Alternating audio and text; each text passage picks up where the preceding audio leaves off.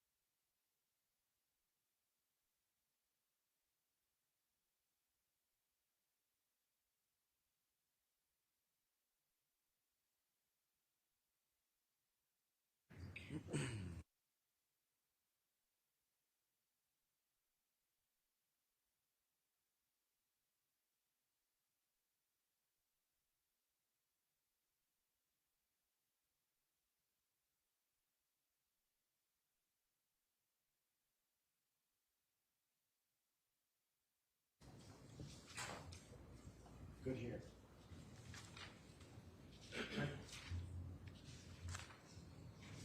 Audio's good? Oh, yeah. Thank you.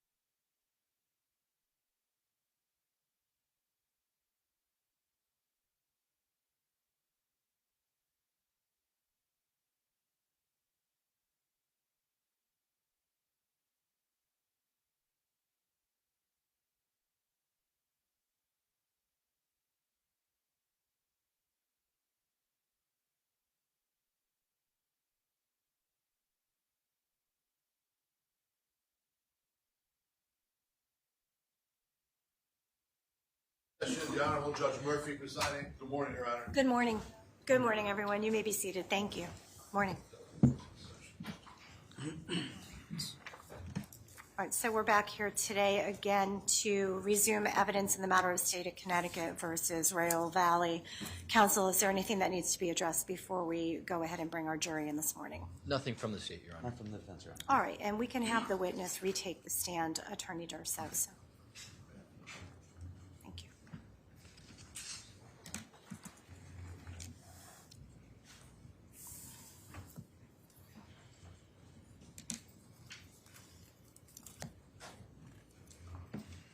Good morning. Please come on up. Have a seat. And, sir, I do want to remind you that you do remain under the obligations of the oath that you took when you first entered the witness box, okay? Yep. Thank you. All right. Mr. Clerk, thank you.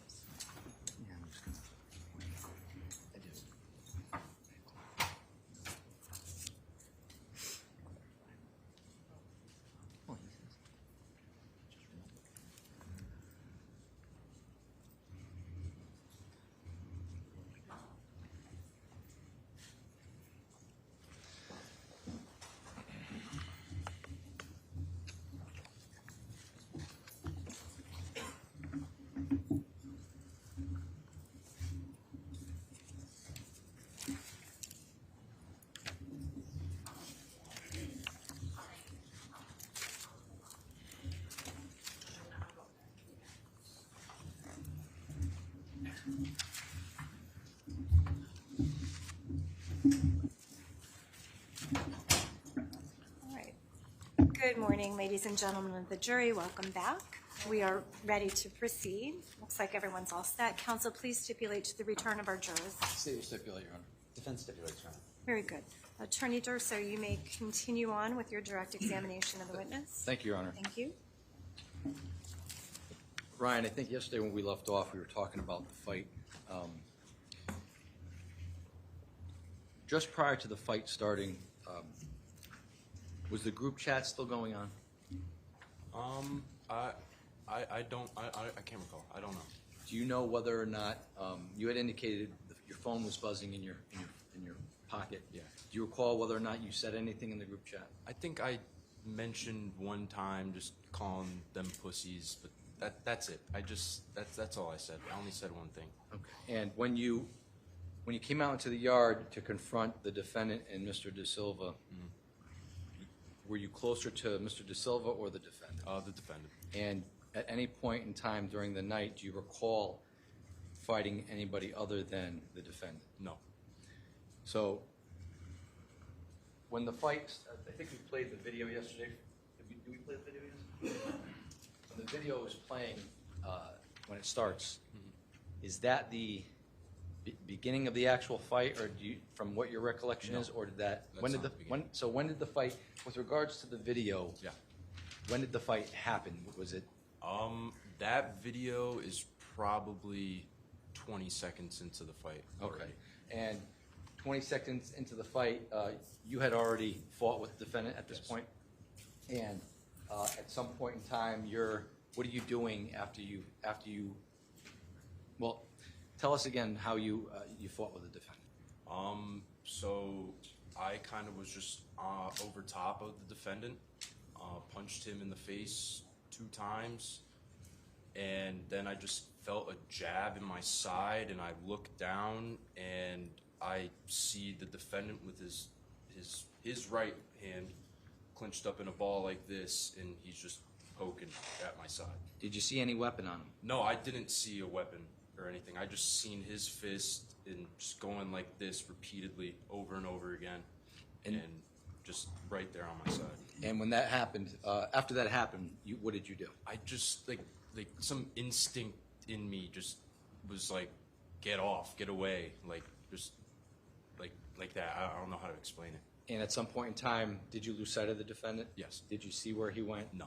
And did you see the defendant after that, before the fight ended? Did you see him after the fight ended? No. At some point in time, do you recall watching the fight with this, Mr. De Silva? Yes.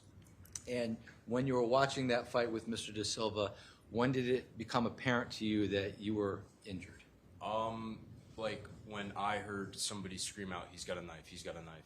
So when you heard that, Yeah. what triggered in your head?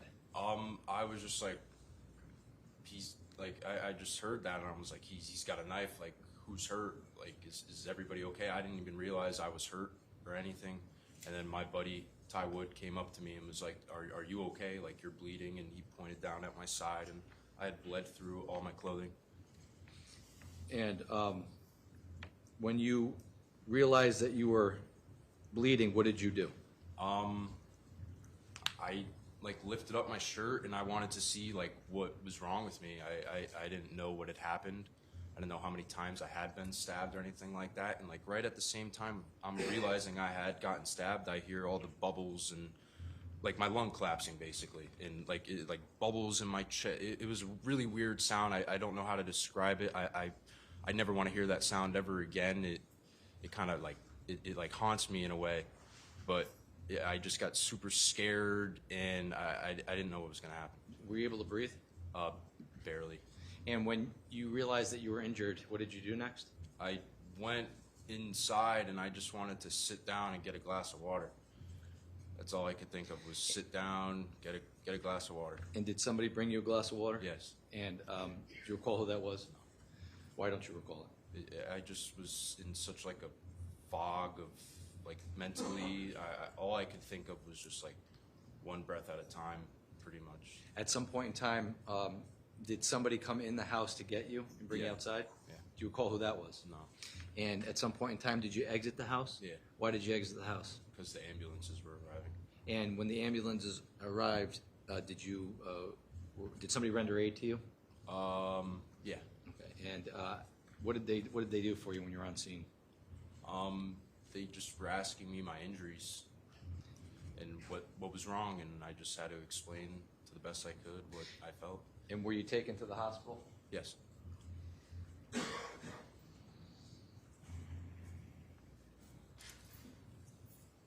So I'm going to show you, we started doing this yesterday, so State's Exhibit 61. Remember seeing this picture yesterday? Yeah. This individual here on the left, do you know who that is? Yeah.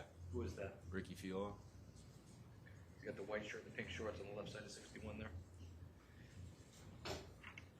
Exhibit 62, do you know who this individual is? That's the defendant. Exhibit 63, I'm going to point this kid here to the left. He appears to be a green sweatshirt, black shorts with white trim. Who's that? That's me. This kid here with the white shirt and the black shorts next to you. Who's Sal Perry. the kid next to him with jeans on with the no shirt on? Do you know who that is? Alex. Alex Bernstein. Yeah. This guy here with the jeans on, the black shirt and the red hat. Do you know who that is? Yeah, Michael Samperi. And this guy here on his knees with what appears to be a shirt pulled up with jeans on. Do you know who that is? Yeah, Jack De Silva. Who's that? Tyler De Silva, I mean. 64.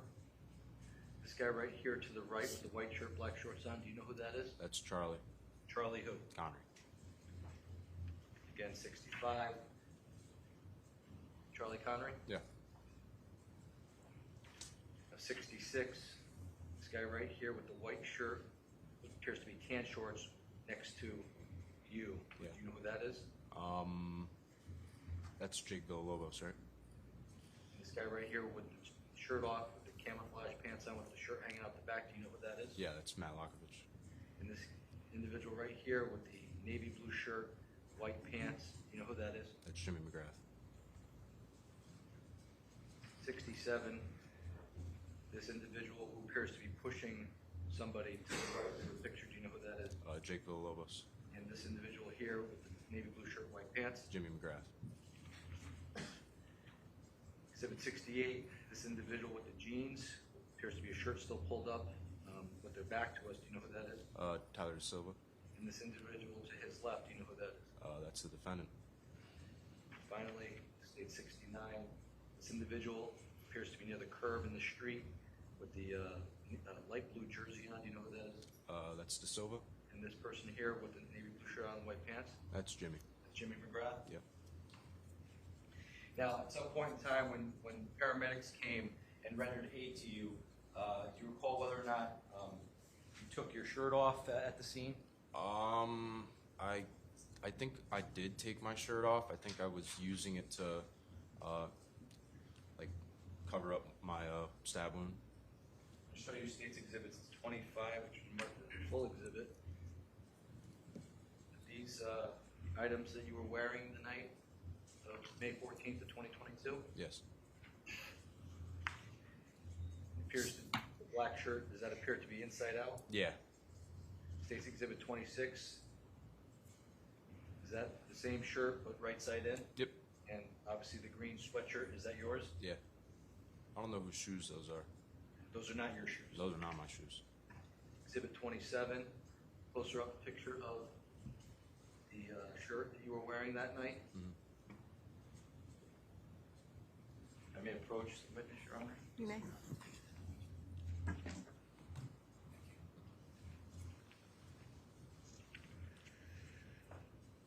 Ryan, you see this defect in the shirt here? Yeah. Is that about where your upper stab wound was? Yes. And is obviously, is this the front of the t-shirt? Yes. And you see this defect here? Yes, I do. Is that the right about where you received your first stab wound? Yes. Your upper chest? Yep. Exhibit 28. Closer version of the t-shirt. Again, is this the defect in the shirt? Is this where one of the stab wounds was? Yes. Exhibit 29. Is this your sweatshirt with the defect in it from the stab wound? Yes, it is.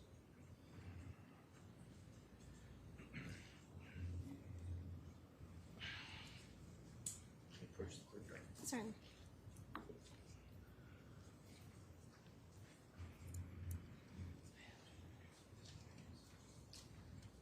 May approach the witness, Your Honor. Of course. Thank you.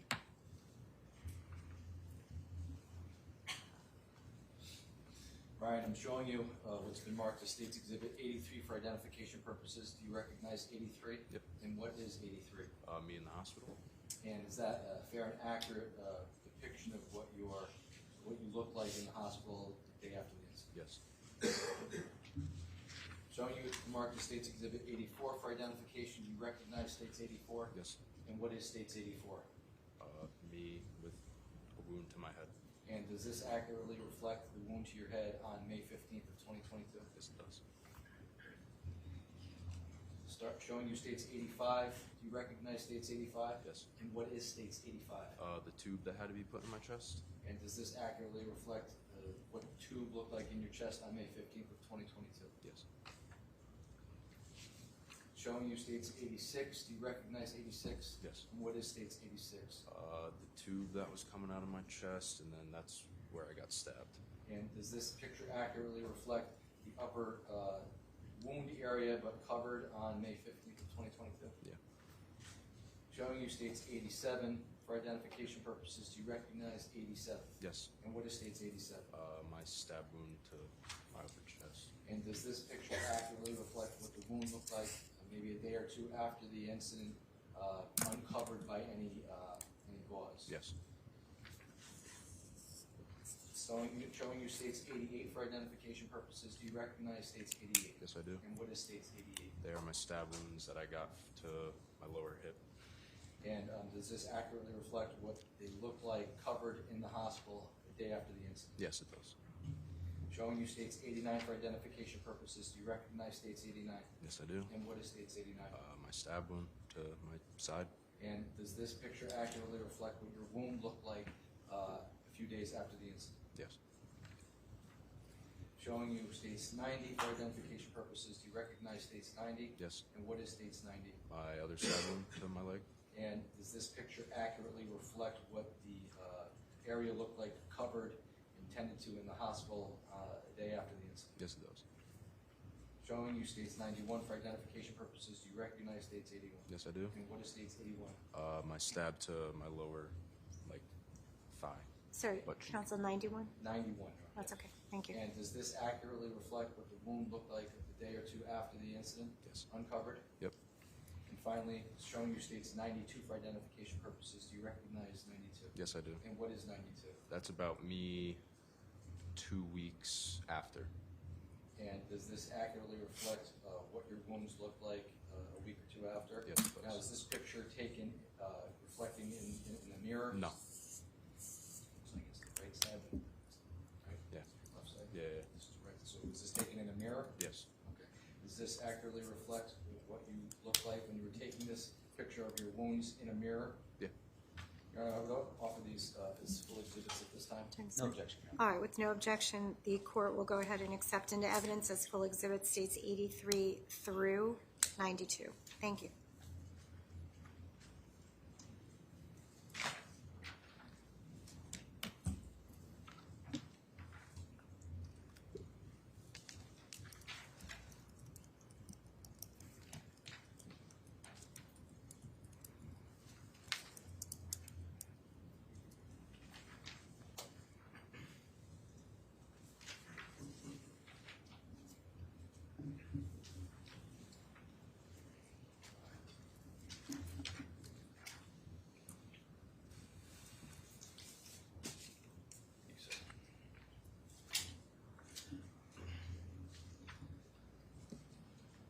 Brian, I'm going to show you states 83. That's now been marked as a full exhibit.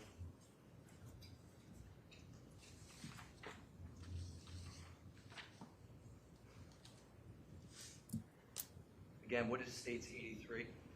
Me in the hospital. Now, these injuries to you, point out, you have, looks like appears you have injuries to your nose, your face area, in your head. Were those injuries caused during the fight at 43 Laurel Glen? No, those were at Lazy Brook. So when you got into the initial fight at Lazy Brook with the defendant and his friends, that's when that happened? Yeah. States 84. This injury here to the top of your head, which looks like the left side of your head. Mm-hmm. Do you know when that injury occurred? That's from Lazy Brook as well. That's also from Lazy Brook, okay. States 85. Can you tell us where States 85 was from? That's the tube that had to be put in my chest Do you know why the tube had to be put in your chest at the hospital? to reinflate my lung. States 86. What are we looking at in States 86? So the gauze is where I was stabbed, and then that is part of the tube that was also coming out of my chest. Okay. And this, obviously, this is the left side of your chest? Yes, sir. And that is where you got your injuries? Yeah, on my left side. States 87. Can you tell us what States 87 is? That would be my stab wound to my upper chest. And this is the stab wound that caused the collapsed lung? Yes, it is. States 88. Can you tell us what we're looking at in States 88? That is my stab wound to my hip. You're around here, Yeah. right? And this is the tube? Yeah, that's the same tube. Okay. States 89. Is this the same wound but uncovered? Yes. This is what, a few days after? Yeah.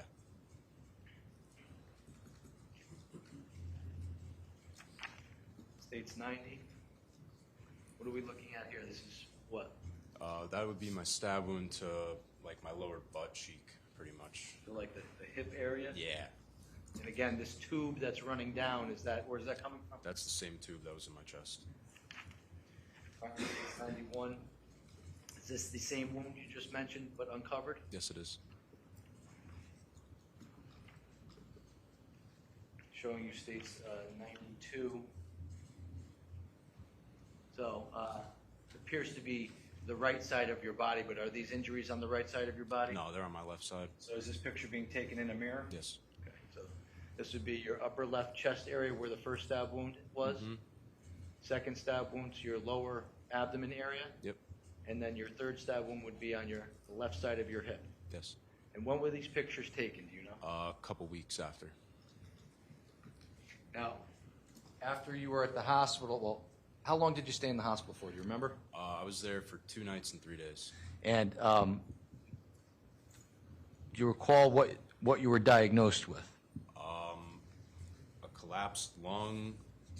I believe I had a fracture in my nose, and some head trauma, and I don't remember everything else.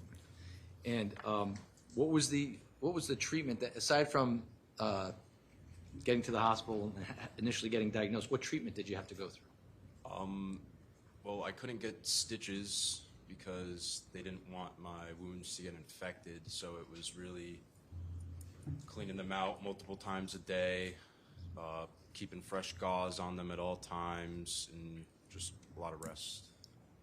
And what has your recovery been like? Physically, they healed up, but mentally, I've never been the same person. Why is that? I can't stop thinking about that night. Like, every single day, multiple times a day, I just think about that night and things that I could have done different, things that anybody could have done different, and I just didn't think things like this happen in the world. I don't know. I didn't know there was people like that out there that really wanted to cause harm. When you were at Laurel Glen that night and those individuals walked on the front lawn and the fight started, did you anticipate the fight being a fist fight? Yes. Did you anticipate there ever being any weapons used? No. Did you have any weapons at Lazy Brook that night with No. you? Did you have any weapons with you at Laurel Glen that night? No. Did Ty Wood have any weapons on him? No. Did anybody near you, did you recall anybody near you when you were face-to-face with the defendant having any weapons? No. No further questions, Your Honor. Thank you. Attorney Smith. Thank you.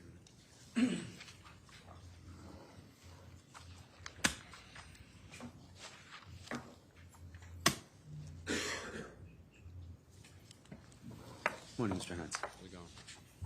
We have never met before, never talked about this case before. Let me go over with you some of your testimony that you've given here.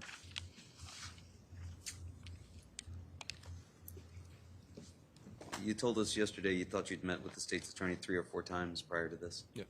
to discuss your testimony here. Yes. You recall that? Mr. Hines, I am going to ask you just to please keep your voice up, okay? Yes, sir. Thank you. And when you're answering, you just have to say either yes or no. The court reporter can't get up on the record, okay? All right. Thank you. Okay. So let's review that evening. You told us that Griffin Marcinzik was a really good friend of yours since childhood, basically, right? No. I moved to Shelton in the winter of when I was in 8th grade. So right about when COVID started, I moved to Shelton. But Griffin was one of the first kids I met, and I became very good friends with him. Okay. So good friends since you moved to Shelton. Yes. And you say that was in the 8th grade? And at this time, May 14th, 2022, you told us that you were ending your sophomore year, so you would have been a rising junior. Yes. And you went over to a friend's house. Was that Natalia Ridzik's house? Yes. And you hung out there at Natalia's, right? Yep. You told us that you were doing some drinking there while you were hanging out. Yes. And that was, you had no more than 2 beers, right? No more than 2 beers. How do you know no more than 2? Because I know it was no more than 2 beers. What makes you so certain about that, no more than 2? Because it was only 2 beers. And that was only in 30 to 40 minutes of being there that you had those 2 beers? Yes. Power drinking that night? I'm sorry? Was that power drinking? Is that I'm fast not for you, or sure was that a what- fairly regular speed to have 2 beers in a 30 to 40 minute period? That's pretty normal. And then you told us that you got invited over to Austin Leifer's house, right? Yes. How did you know Austin? I met him in 8th grade when I moved to Shelton. Also when you moved to Shelton. Yes. Did Austin go to Shelton High School? No, he didn't. Was Austin on the basketball group text chat? I don't recall. And Tanner Chernowski drove you to Austin's house, right? Yes. How did Tanner Chernowski know to take you to Austin Leifer's house? Me and Griffin asked him. And who is Tanner Chernowski to you? Another guy that I met when I first moved to Shelton and became a really good friend of mine. He happens to live not too far from me and hang out. Did you play football with Tanner? No. You played football with Griffin? Yes. Did you play any sports with Tanner? No. He was a couple years older than you. Yes. Did Tanner Chernowski provide you with any of those beers that evening? No. And you said that he drove you over to 5 Lazy Brook, and that was somewhere between 7 or 8 o'clock, right? Yes. And that you got there to the house while it was still daylight, but by the time you left, you would agree it was no longer daylight, right? It was like the evening time, yes. Because we've seen the video of the fight outside of 5 Lazy Brook, and it appears to be pretty dark then. Are you saying that at that point there was still some daylight? Yes, there was still some daylight. And when you showed up, you heard music and noise, and you thought that was a party, so you walked into the garage, right? Yes. And at that point, you still only had the 2 beers? Yes. But you didn't make it into the house, is that fair to say? Yes. You just got into the garage? Yeah. And how many people were in the garage when you got in there? I don't think anybody was in there. Nobody in the garage? No. So as you're going from the garage to the door into the interior of the house, you see some people coming out of the house, right? Yes. And in fact, you came to learn that the party was being shut down or something of that nature, right? Not really that. I just found out after the fact that the people that were coming out that I saw were happening to be getting kicked out at the time. Okay. This wasn't your party, right? No. And so you saw some people coming out of the house, but you don't know why they were coming out of the house? No. In fact, some people thought you hadn't been invited to the party, right? I'm not sure.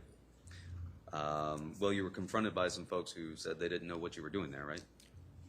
Yeah, but the homeowner invited me and Griffin. Well, not the homeowner, right? Austin doesn't own Homeowner's the son. home, does he, right? And in fact, Madigan was having a party, right? I'm not sure. Well, did you see a number of girls there that evening? Yes. You caught a ride with some of those girls at the end of the evening? Yeah. Did you know that they were all members of the lacrosse team from that school? No. Okay. And you never saw Austin that night, right? No. Because he was outside throwing up and ill from drinking, right? Objection, what I how heard. would he know? Sustained. So hold on a minute, Attorney Smith. Ladies and gentlemen, the jury court's going to strike the the witness's response to that particular question, and I'm going to ask you to not consider the question, and you'll learn that questions are not evidence, okay? So the stricken response, not evidence, not to be considered. You'll hear more about stricken evidence at the end of the evidence, and the question obviously is not to be considered evidence either. Thank you. You didn't see Austin that night, right? No.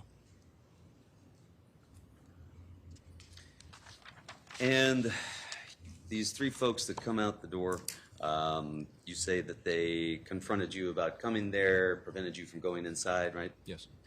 And ultimately, you claim that they didn't care about that, right? What do you mean?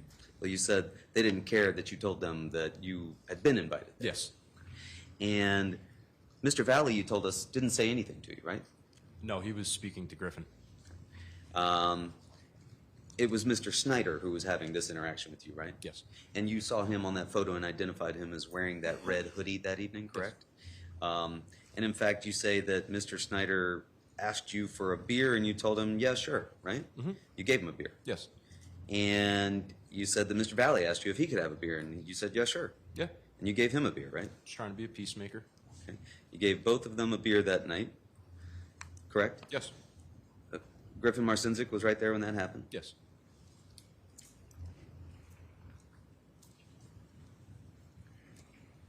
Were you blocking his view so that he couldn't see you give the beers to these 2 people? Griffin? Yes. I'm not sure. Do you recall where Griffin was? I believe he was right next to me. And that wasn't enough for Mr. Snyder, right? He No. decided he was going to grab those beers from you. Yes. Mr. Valle didn't grab the beers from you. No. Mr. De Silva, did you see him? Yes. He didn't say anything to you. No. He didn't grab the beers from you. No. Ultimately, Snyder grabs the beers from you. You said you were trying to be cool and make some friends. Yes. And at that point, you got upset with Snyder, right? Yes. He said you weren't going to stand for this, right? Yes. You were upset at that point, right? I was. I wasn't going to get pushed out and bullied. Sure. You said, "I'll fight you right now for this beer," right? Yes, I did. And you put your hands up to fight. Yes. And y'all make it out into the driveway from the garage, right? And we saw the video there. Yes. And in that video, we see you and Mr. Snyder squared up, right? Yes. And you're circling a little bit for position, right? It's a fight going on, Yeah. right? You're not just standing there toe to toe like we see some old school bare knuckles boxers, right? You're moving around. You're circling. A little bit, yes. You bump into Mr. Valley? No. No, you No. don't bump into Mr. Valley. No, I do not bump into Mr. Valley. Okay. Where was Mr. Valley? He was hiding behind me. Hiding behind you? You could say that, yes. Hiding behind what? Me. Just he was behind me. I He didn't was know he just was there. behind you, Yeah, right? He was- wasn't hiding. Sure. You were aware he was there. No. You knew there was a circle of people around you watching, correct? Yes. And you were circling for position. No. No. No. You were just going to stand still and let Mr. Snyder come towards you. I wouldn't really say it was circling, but it was more of just like a little like get a better position. You could say that, yeah. Right. You're not just going to stand still and let somebody who you've just challenged to a fight just come at you and start throwing blows, right? Well, in all honesty, that was my first fight ever that night. I never had been in a fight before that, so I very well could have been standing right there. I don't have a fighting background. Okay. But you saw the video. Yes. You'd agree you were moving, A little bit, yes. right? You weren't just standing there.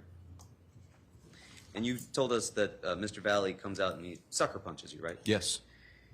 He didn't tackle you. No. He didn't throw any more blows than that, correct? Not that I'm aware of, no. In fact, he moves away from you and gives more space after this interaction, right? What interaction? The interaction where you say he sucker punched you. Yeah. At that point, you come forward and you tackle Mr. Snyder, right? Yes. Get him down on the ground, right? Mm-hmm. You go off the screen, right? We can't see the rest of that as you guys are sort of behind a minivan. And at that point, people come in and they're trying to break it up, right? No, not really. No? No. Well, did you see Emily Robinson in that video coming in? I don't know who that is. Okay. Did you see any of the girls that were there coming in? No. Did you hear any of them? No. Fair to say your attention was focused on Mr. Snyder? Yes. Okay. And Mr. Valley, he had this helmet on, correct? Yes. And he had that helmet on the whole time, right? No. No, you believe he took that helmet off? He did take that helmet off. You believe he took that helmet off? I see it in the video, yes. In the video, you see him take the helmet off? Yes. And what does he do with it? He smashes me in the back of the head with it. And then what does he do with it? Hits me again in the back of the head with it. And then what does he do with it? Not sure. Does he put it back on? I don't know. So it's your testimony, sir, that he takes the helmet off of his head, swings it at you, and hits you with it twice. Yes. And then you're not sure if he puts it back on or not. No, the video's over.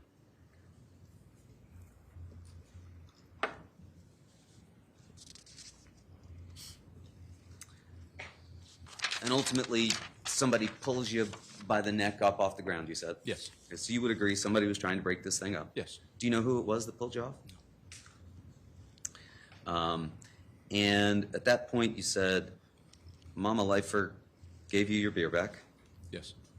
and you guys took off, right? Yep. You and Griffin went down to the end of the driveway, and you got a ride from the girls that we saw in the photograph later, Yes. right? And it appeared that a number of the folks in there, including yourself, were holding blue cans of Bud Light. Do you Yes. recall that? Yes. Would you agree that you were holding a blue can of Bud Light? I believe I had the box in my hand. Okay. A number of the girls were holding what appeared to be blue cans of Bud Light. Correct? Yeah. So y'all were drinking in the car on the way back to where you went, which was back to Ms. Ridzik's house? I don't recall if I was. Okay. There was drinking going on in the car. I'm sure. You Yes. concede that at least. I don't know. I Well, you can't- gave them those Bud Lights, right? I don't recall.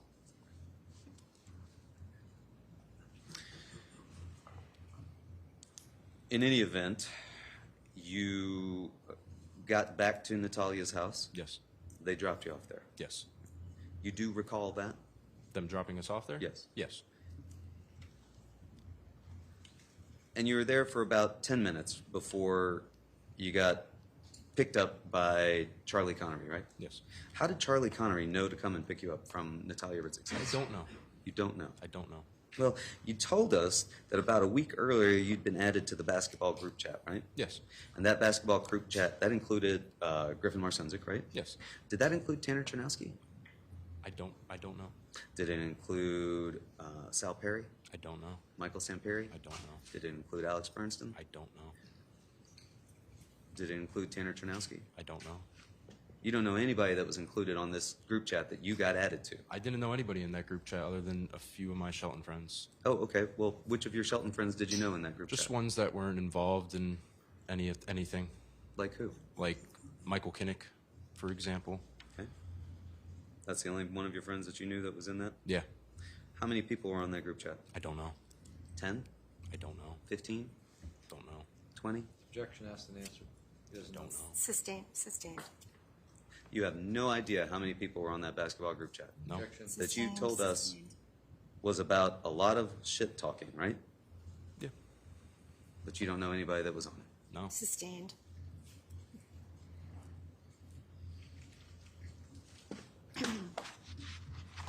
And somehow, Charlie Connery knew to come pick you up at Natalia Ritzik's and take you over to Tyler Rich's house, right? Yep. Had you had plans that night to go to Tyler Rich's house already? No. And along the way, you told Charlie Connery about what had happened at 5 Lazy Brook, right? You already had known. How did he already know? I don't Objection. know. How would he know? Speculation. Sustained. Again.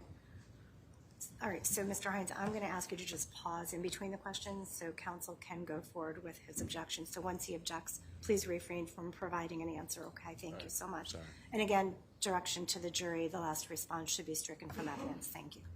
You say he already knew when he came to pick you up about the fight at 5 Lazy Brook. Yes. How did you know that he already knew? Because he asked me about it. He asked you about the fight at Yes. 5 Lazy Brook. Mhm. Okay. And based upon that question, you determined he already knew about it. Yes. Okay. And how long did it take you to get over to Tyler Rich's house? Another 10 minutes? Any drinking along the way? Not that I recall, no.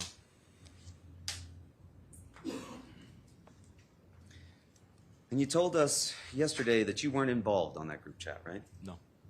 But then you told us today that, in fact, maybe you had sent a message, just one message, right? Yes. What was that message?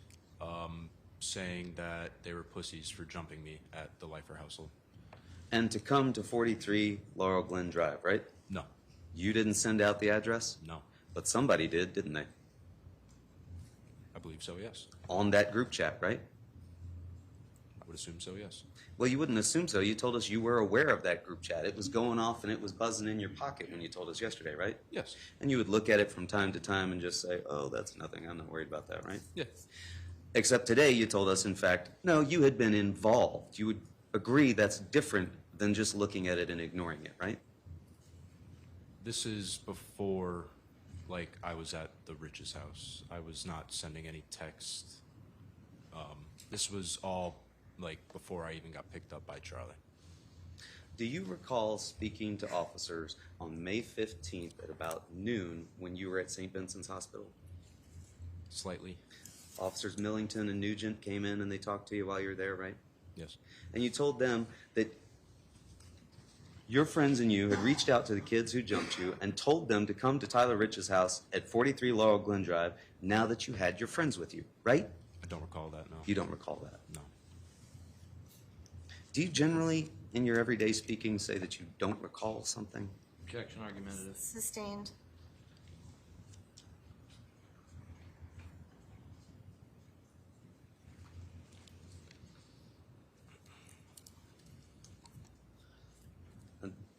Do you recall speaking to detectives on June 9th around 3:30 with your parents at your home, Detectives Iannati and Bango? Somewhat, yes. Do you recall telling them that someone from the Shelton High School group texted the St. Joe's kids and challenged them to show up at 43 Laurel Glen Drive? I do recall that, yes. You do recall that. Yes.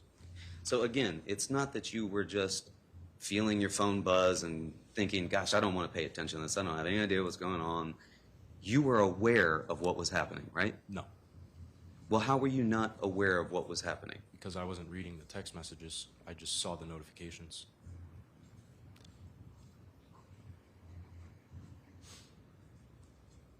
But you texted on that same group chat, right? Hours previously. Hours previously. Yeah. Hours previously, you told these kids that they were pussies, correct? Yes. On this group chat, Yes. correct? What time was that? Around like 8 or 9 o'clock.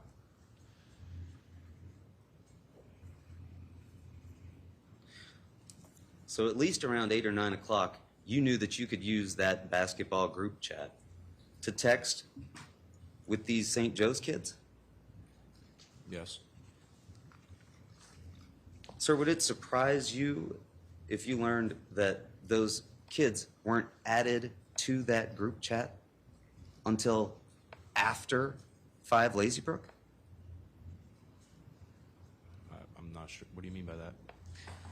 You're telling us that you texted these kids using this basketball group chat between 8 to 9 o'clock, right? I believe so, yes. Told them that they were pussies, right? Yes. But you didn't tell them to come to 43 Laurel Glen Drive because now you had your friends with you. I did not tell them that, no. You didn't tell them that. I did not. Or you don't recall I telling them did that. not tell them that, no. Did somebody tell them that? I'm sure. You know somebody told them that, right? You were part of that group chat. You had to open it up and text on that group chat, right? Not object, Sustained. asked and answered, and it calls for Sustained. speculation. So you would agree that when you texted on that group chat, you would have to open it up. You couldn't just look at the notification, right? No, you can just look at the notification. In order to text something back, I wasn't texting anything back. you were texting on that group chat, right? Beforehand. And in order to text on the group chat, you had to open the group chat, right?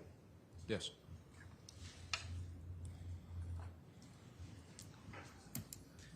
And you were with Griffin Marcinzik, right? Yes. And you could see where Griffin Marcinzik was, right? When? When he was with you in the car? Yes. When he was with you at the Ridzik house? Yes. When he was with you when Charlie Connery came to pick you up? Yes. You were side by side most of the time, right? No.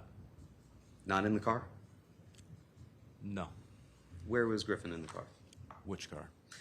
Well, where was Griffin in Charlie Connery's car? I don't know. Where were you? In the back seat? You couldn't see Griffin texting? No. Did you see him with his phone out? Yes. Did you see him with his phone open? I don't know. You don't know. No. You think he just had his phone out in his hand, but you saw that, but you don't know if it was open or not? I'm not sure, no. What'd you see him doing with the phone when you saw him with it? I don't know. What were y'all talking about on the way there Just what had happened. with Charlie? Like in Charlie's car? Yes. Yeah. So it's you, Charlie, and Griffin in the car, right? Yes. And you guys are talking about what happened at 5 Lazy Brook? Objection, asked and answered. Yes. I'll allow it. Go ahead. And you're talking about what is going to happen next when you get to Tyler Rich's house, right? No. No. And there's no talk about payback or anything like that, right? No.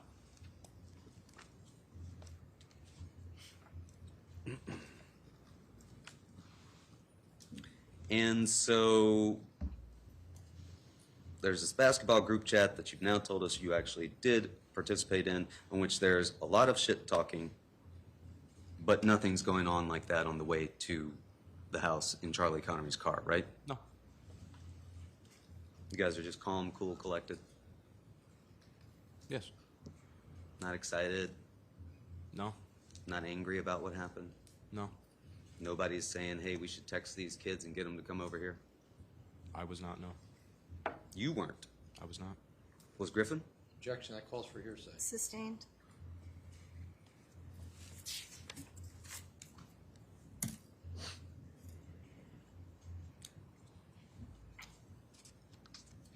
You told us yesterday that when you got to Tyler Rich's house, everybody already knew about what had happened at 5 Lazy Brook, right? Yes. How many people were there when you got to the house? 20 or 30. And you told us yesterday you didn't really care, though, right? No. You didn't really care. Why did you text these guys and tell them that they were pussies?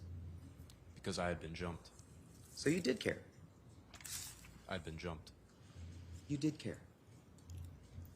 Not really. No. Not really. Didn't anger you? No. Didn't upset you? No. Didn't make you want payback? No. You went to school with Tyler Rich? Yes. You played football with Tyler Rich? Yes. He was a couple years older than you? Yes. And he was the captain of the football team for 1 year while you were there? Yes. You'd been to his house before? Yes. You knew to go in through the Bilko doors on the side, right? Yes. You knew when you got there that there was going to be some drinking going on? Yes. And you said that people were coming up to you and questioning you, and they already knew about what had happened, right? Yes. Who came up to you and questioned you about it? I don't recall. Well, you told us yesterday Jimmy McGrath was one of the first ones to come up to you, right? He was one of the people that did come up to me. And he came up to you and asked you about what happened at 5 Lazy Brook, Yes. right? And he was interested in what had happened at 5 Lazy Brook, right? I think that calls for speculation. Sustained. Did his demeanor and his questioning indicate to you that he was interested in what had happened at 5 Lazy Brook? Yes. Did it indicate to you that he was concerned about what had happened at 5 Lazy Brook? No. He wasn't concerned. No. He just wanted to hear what happened. So it didn't indicate to you that he was excited in any way about it? No. Didn't indicate in any way that he was upset about it? No. Didn't indicate in any way to you that he was angry about it? No. He's just calm, cool, collected. First thing he asked you was, hey, what happened at 5 Lazy Brook? Pretty much, yes. Calls for hearsay. I'll allow it. Do you remember anybody other than Jimmy McGrath coming up to you and asking you about it? No. But everybody there already knew, you told us, right? Yes. So you would agree that it was more than just Jimmy McGrath who came up to you and asked you about it, right? Certainly, yes. And in fact, there was some conversation that occurred, right? With? Everybody that was there yesterday. Conversation, hanging out, people drinking. Yes. And one of the main topics of conversation was what had happened to you at 5 Lazy Brook. Yes. You told us you only drank one beer at that time, right? Yes. How do you know it was only one beer? Because it was only one beer? You recall that? Yes. And people were planning to reach out to these kids and ask them to come over to 43 Laurel Glen Drive, right? I believe so. You know so, right? Because your phone's buzzing and going off and people are talking about it. And there's talk about getting these kids over there, isn't there? I'm not sure. Okay.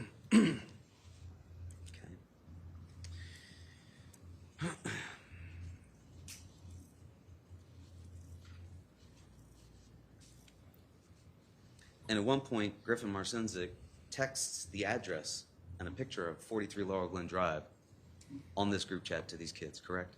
I don't know.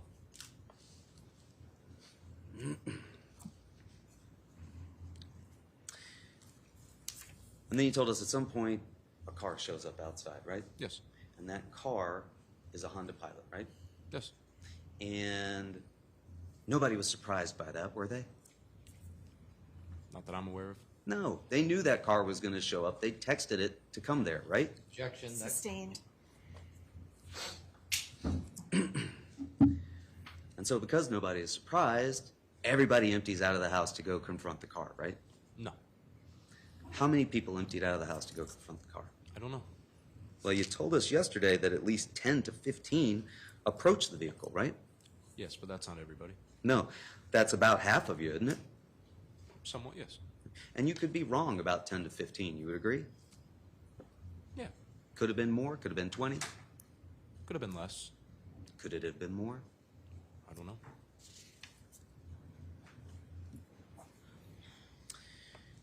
And you told us yesterday that the car parked right in front of the drive, right?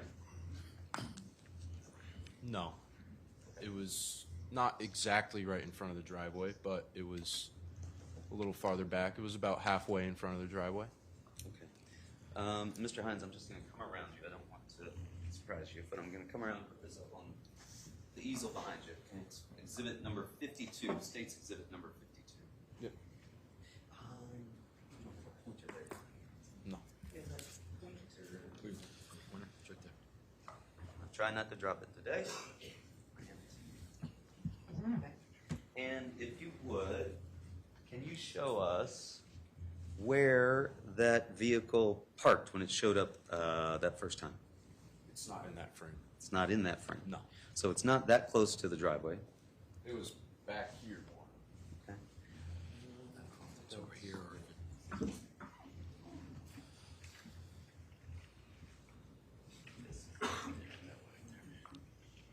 All right. We are going to use State's Exhibit 49. Just move all these off. There we go. Big step. Can you see State's Exhibit 49 on your screen there? Yep. Okay. Looking at that, do you see the driveway in front of 43 Lower Glen? Yes, I do. Do you see the what looks like some sort of pathway down to the house across the street? Yes. Okay. And do you see the corner of the intersection of Adams and Laurel Glen Drive? Yes, I do. And do you see what appears to be a sewer or drainage grate there? Yes. Okay. And do you see across the street on the other side of Laurel Glen from 43 sort of area of large trees there? Yes. Okay. Now that we've oriented ourselves, can you describe for us where that vehicle parked when it first showed? More near the bushes across the street. More near these, would you agree maybe these are trees given their apparent height? Yes. So you think that the vehicle parked more near trees on the opposite side of Laurel Glen Drive?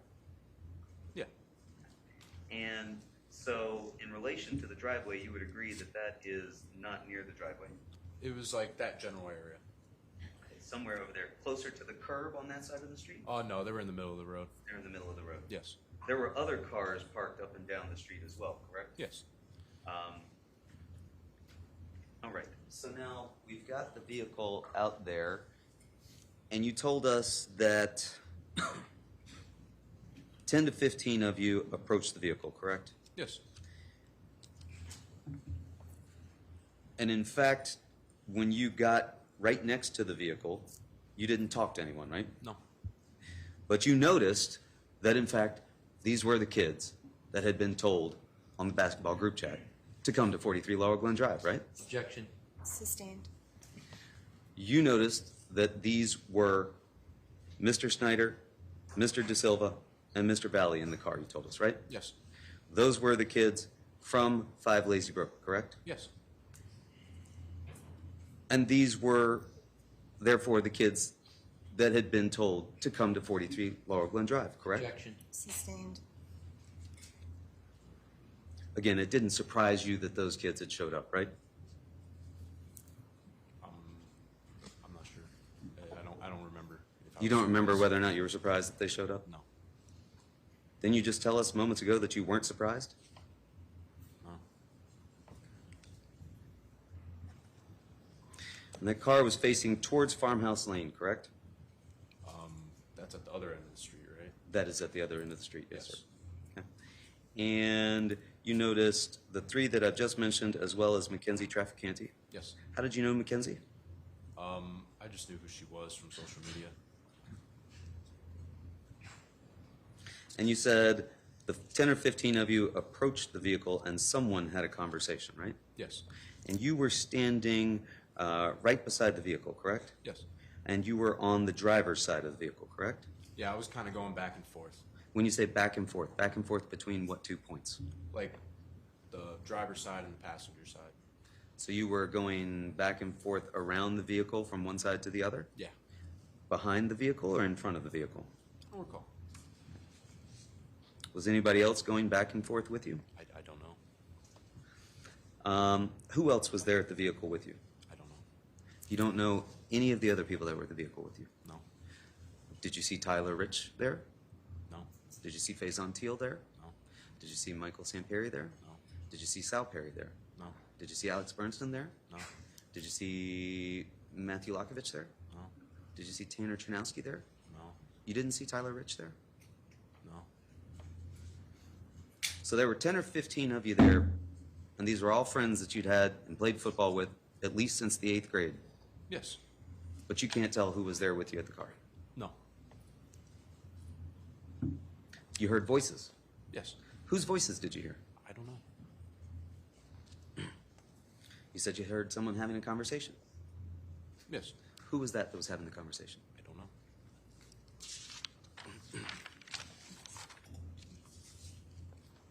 Well, you said that initially that conversation was normal, right? Yes.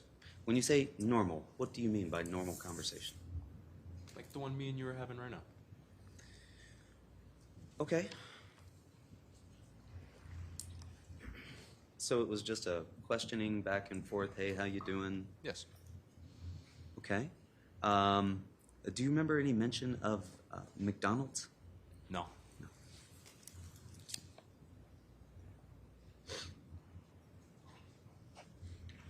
You didn't think this was an Uber that had showed up to deliver something, right? No. And you can't tell us who was having this conversation, but it seemed to be a normal conversation. Is that fair to say? Yes. Right. And then you said, then it became aggressive, right? Yes. It didn't just get aggressive, right? What do you mean by that? Somebody did something for it to become aggressive, for it to change, right? I'm not sure. Okay. Did you see Tyler Rich reach inside the front driver's side window? No. Did you see Tyler Rich put his body halfway into the front driver's side window? No. Did you see Aiden King at the car? No.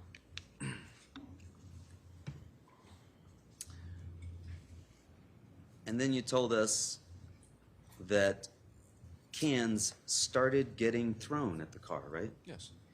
Again, sir, they didn't just start getting thrown, right? Yes. No. Somebody threw something, right? They threw a can, yes. Yes. It didn't just start from nothing, right? I don't know. Well, you've described it as cans just started getting thrown at the car. From what I was aware of, yes, that's what had happened. But then you told us that you threw a can at the car. Yes, I did. So it didn't just start getting thrown, you threw a can at the car. I didn't start throwing the cans. Okay, you joined in of the throwing of the cans. Yes, I did. You would agree that it was other people, not some anonymous entity that was throwing cans at the vehicle, right? Yes. And those people that were throwing cans at the vehicle were aggressive. Would you agree? They were aggressive, you said? Yes. Sure. That's an aggressive act, right? Yeah. What would you expect the response to be to a can being thrown? I'm not sure. Object, that calls for speculation. Sustained. What did you intend to happen when you threw the can at the car? For my can to hit the car? You wanted those kids to get out of the car, right? No. You heard somebody say, leave or get out. No. You didn't want them to get out of the car. I didn't hear them say that. I didn't want them to get out of the car. I didn't care if they got out of the car. You didn't want them to get out of the car. You didn't care if they got out of the car. So why'd you throw the can at the car? I just wanted to throw the can at the car. Is that a normal thing for you to want to do? No. Why did you want to throw a can at that car? I just saw other people doing it. Do you generally just do what you see other people doing, even if it's criminal? No. But in this instance, something about the occasion made you want to do that. Yes. What was it about the occasion that made you want to do that?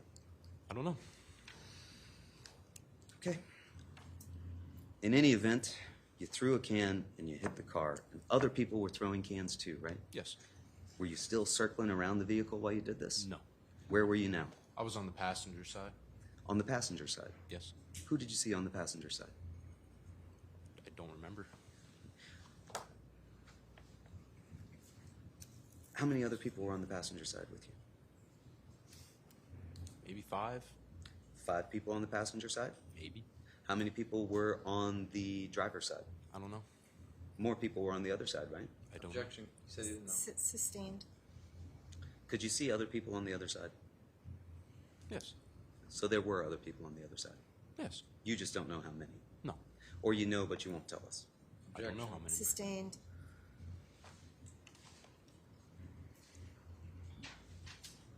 You never saw Tyler Rich on the driver's side of the vehicle.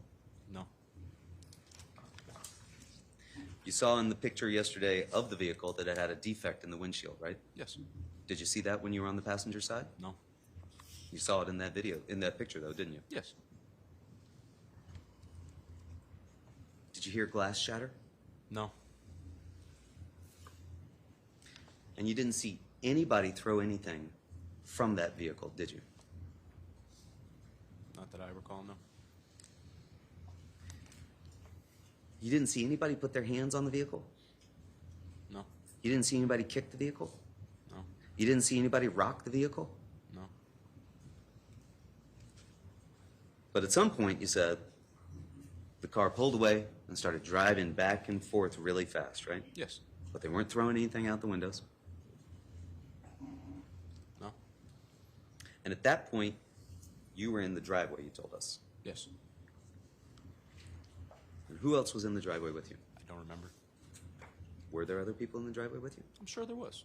Was Faison Teal in the driveway? I don't know. Was Tyler Rich in the driveway? I don't know. Can you tell us anybody who was in the driveway with you? No.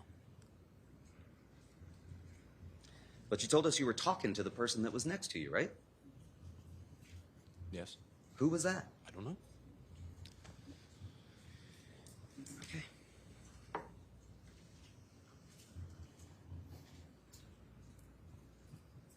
And you said at some point you do remember that the car stopped at the corner near Farmhouse Lane and Laurel Glen Drive, right? Yes. Where were you standing at that point? When it stopped, Yes. I believe I was in the driveway still.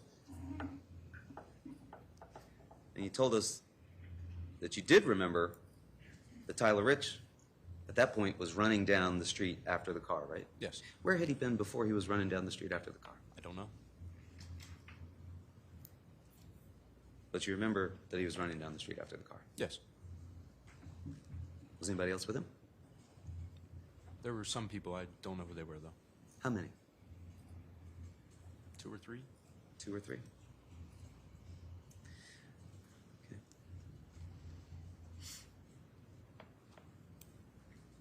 And you told us that you walked halfway down there by yourself, right? Yes. You weren't with Tyler Rich. No. You weren't with Faison Teal. No. You weren't with Enrique Fiola. No.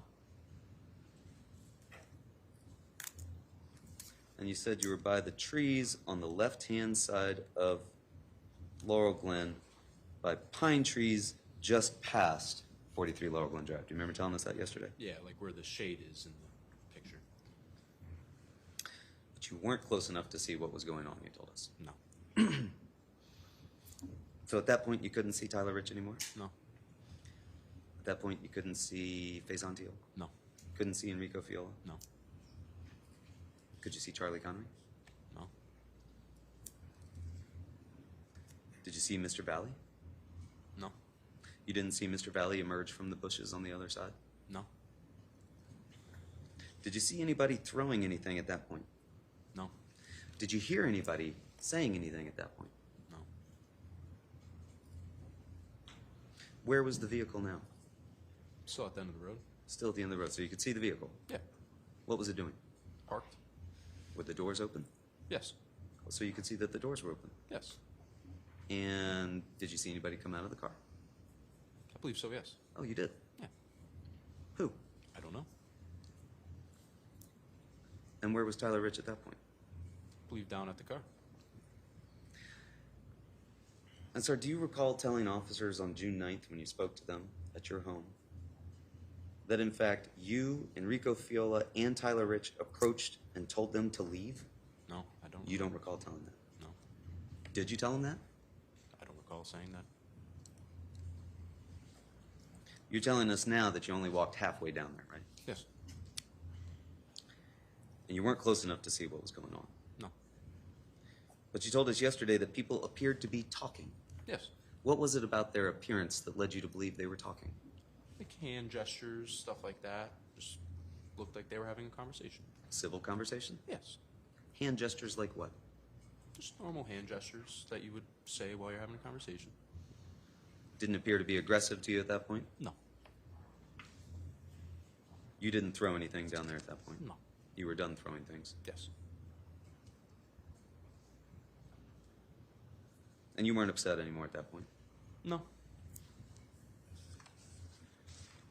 And you watched that for 30 seconds before you went back to the house, correct? Yes. Through the Bilko doors, correct? Yes. Back inside to Tyler Rich's. Yes.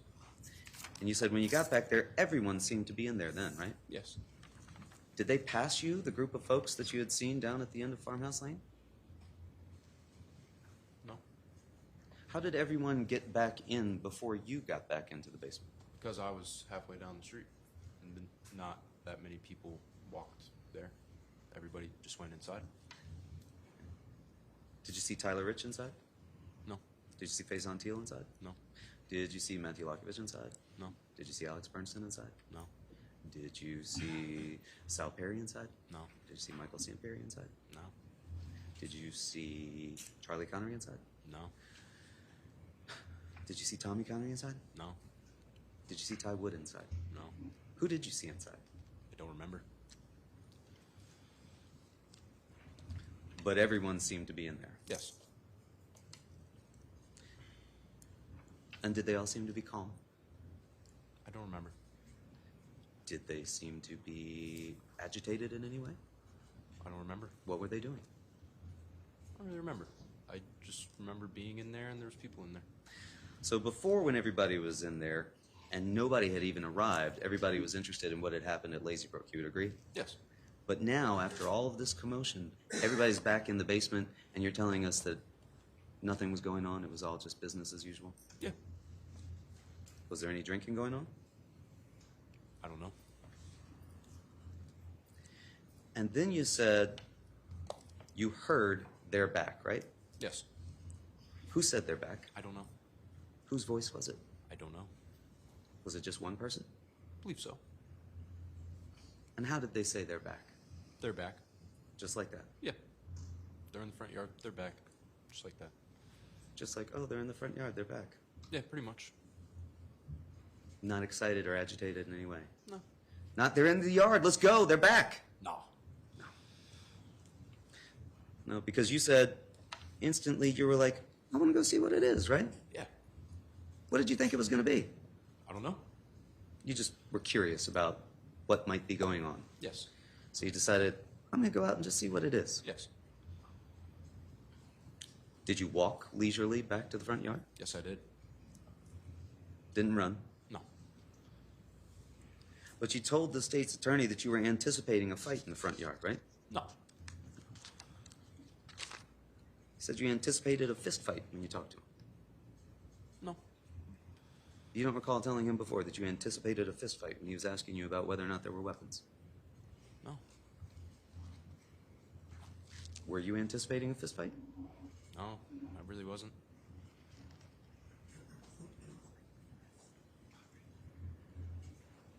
So the truth of the matter is, when you walked out there, Yeah. you were anticipating a fight because you wanted payback for 5 Lazy Brook, right? No, I just walked out there to see who was out there. Well, you'd heard they're back, right? Yes. That's what drew your attention to going out there, right? Yes. You thought they're back meant you were going to see the kids in the pilot again, right? Most likely, yes. The kids that you had thrown the can at before, right? Yeah. But you didn't want payback. No. You weren't anticipating a fight. No. You didn't think, man, I've got 20 of my buddies from the Shelton High football team here. We got pretty good odds on our side. No. You were just curious. Yes.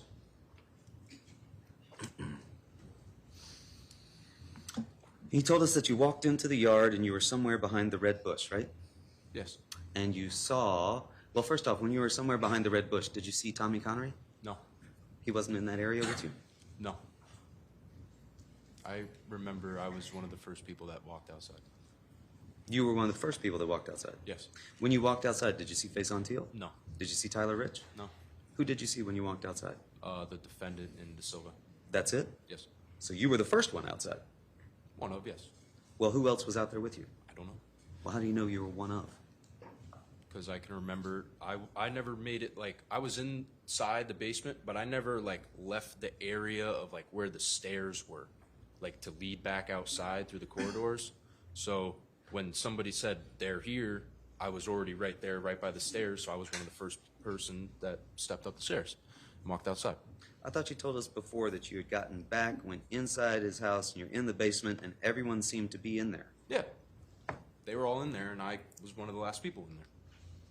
So now you're saying you didn't get into the basement, you were still on the stairs. No, I was in there. I was just next to the stairs, like at the bottom of the steps, you can say. The person who said they're back, were they inside or outside? I don't know. And you came back up the stairs and you went and you stood behind the red bush and you just saw these two people in the yard. Yes. Okay. Do you see the exhibit behind you, sir? Yes, I do. Do you still have the pointer with the little red tip on it? I do. Okay. Can you show us where you saw the two individuals? They were right about in this area. Okay. So they're back by the red bush. Yes. Okay. Beside the black truck? Yeah. In front of the cement square?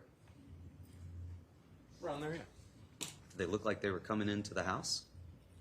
I don't know. That's the same path that people take to get to the Bilko doors, right? Yes. Where was Mr. De Silva?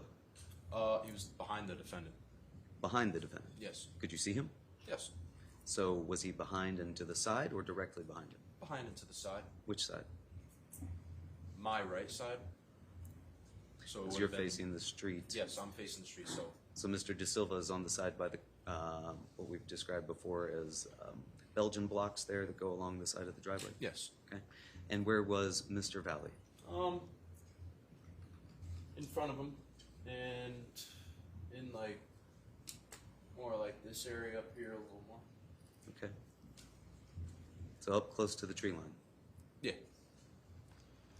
And you were one of the first ones out, you told us. Yes. And you didn't see anything in Mr. De Silva's hands? No. Didn't see anything in Mr. Valle's hands? No. You didn't have a knife out that he was flashing around and saying, who wants some? No. In fact, he wasn't talking to you, right? Who? Mr. Valle. About.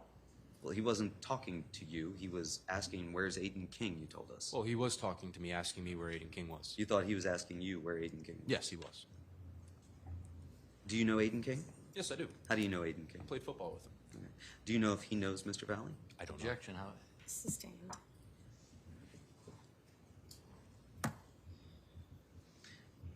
And you said that you interacted with them, right? Yes. And what did that interaction involve? The defendant walked up with like his shirt up over his head, like trying to hide his face almost, and he was saying, "Where's Aiden King? Where's Aiden King? Where's Aiden King?" Just repeatedly over and over again. And by this time, it was me, Ty Wood, and Nikki DeJesus all next to each other, and we're like, "Don't worry about it. Like, it doesn't matter where he is." And I pulled the shirt off of his head, and I was questioning him, saying, like, "What are you doing with that on your head? Why are you wearing a shirt on your head? You look So stupid." you reached out and you put hands on Mr. Valle. No, I just kind of went like that. Because he had his shirt up on his head, so I just pulled it down. Shirt was on his head. Yes. You reached out and touched the shirt, Yes. but that's not you putting hands on Mr. Valle. Not in a physical way, no. You thought you were straightening his shirt out for him, making sure he looked okay to his Yeah, tie. I mean, I never really seen people put their shirt up on their head like that before. I didn't know what he meant by it. You didn't tell him, Aiden, I don't know where Aiden is. Yeah, I did say that. Oh, you did? I don't know where Aiden is. Okay. I thought you told him, don't worry about it, I'm right here. Pretty much, yes. So that's not, I don't know where Aiden is, right? I said all of it, yes. You said, I'm right here. I believe so, yes. Indicating to him that you were the person he needed to deal with, right? No. I was just the person in front of him. The tip of the spear, so to speak. What do you mean by that? Well, you were the first one that was confronting him, right? Yeah, you can say that. And you told us that at this point, you know that you had been joined by at least 2 others that you've identified to us, right? Yes. And that was Ty Wood? Yes. And who was the other person? Nicky Jesus. Okay. Can you show us on that exhibit behind you there where they were? Right next to me? Yes. So, like, right in this area.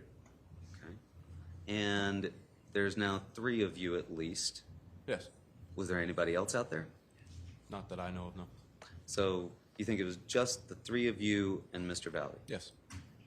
You weren't aware that other people had started to come out of the house? No. Could you hear other people? No. What was Mr. De Silva doing? I don't know. He was kind of just standing behind and to the right. I wasn't really paying attention to him. Like, after I took off the defendant's shirt off of his head, I was really just locked in, staring him right in the eyes. I wasn't worried about Mr. De Silva. You were staring him right in the eyes? Yes.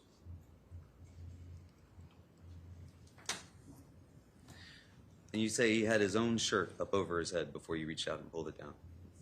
Were you standing in such a way that you were blocking anybody else's view from seeing Mr. Valle? Objection, how would he know? Sustained. You said after you pulled his shirt off of his head that he got crazy and started freaking out, right? Yes. Became very argumentative. Yes. Asked you, why'd you take his shirt off his head? Yes. Asked you, what are you doing touching me? No.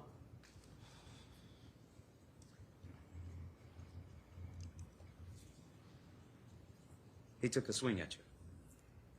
Who? Mr. Valle. No. No? No. You didn't see him take a swing or flinch? Oh, he was flinching the whole time. He was flinching the whole time. Yeah. Because there were, by your account, 3 people that were facing him. Yes. Did you become aware at some point that there were more than just 3 of you out there? No. You never became aware that there was more than 3 of you out there? Well, after I had gotten up from the altercation I had with the defendant. You said that at least you, Nicky DeJesus, and Ty Wood are talking shit back and forth, right? Yes. And that lasted, you said, for 30 to 45 seconds. Probably yes. And you were challenging him to fight, right? No. What were you saying? Just talking shit. And that shit talk didn't involve any challenge to fight? No, that's not, like, no, that's not at all. None of us really were saying that at all. Nobody was saying. The shit talk let's just fight. involved what? Insulting his clothing? You could say that, yes.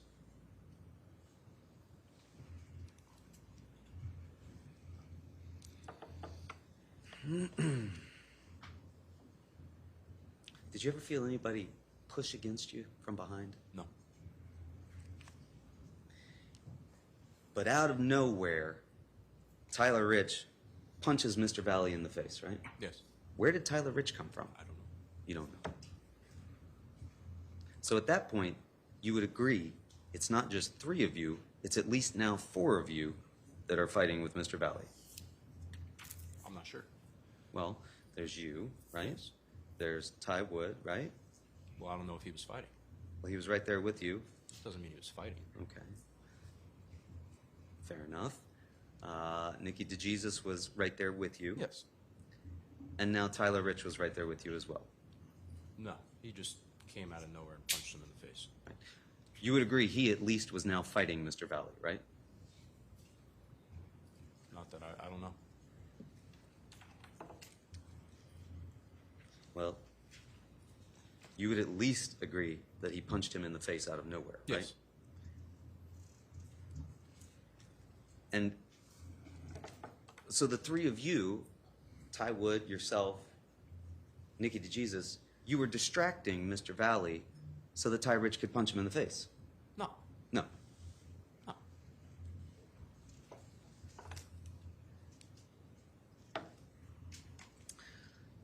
But after Tyler Rich punched him in the face, you backed off, right? And you were like, oh, Tyler Rich has got this. No. No. You went forward, you got on top of Mr. Valle, and you told us that you punched him at least twice in the face, right? Yes. In fact, people crowded forward at that point, right? I'm not sure. You're not sure. I just know of my actions.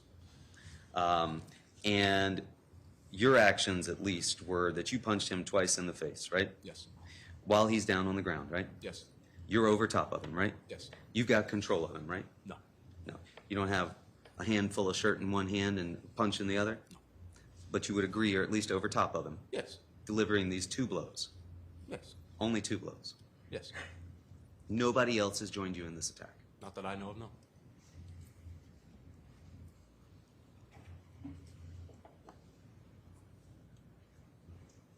And the crowd didn't push forward. I don't know what the crowd did. Crowd didn't swarm around. I don't know. You heard screaming. Yeah. You heard yelling. Yeah. You heard somebody say, "Yes, sir." No. You saw it in the video, at least? Yeah. That was Tanner Chernowski Yes. filming this, right?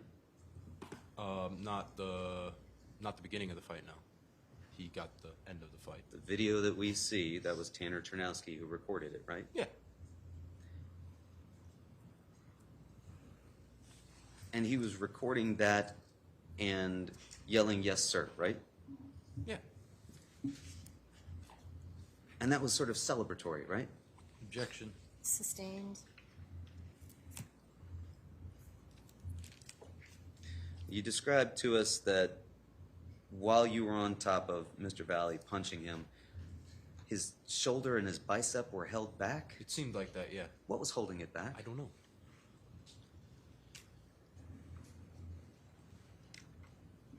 And you could see his fist, right? Yes. And at some point, you got off of him and walked away, right?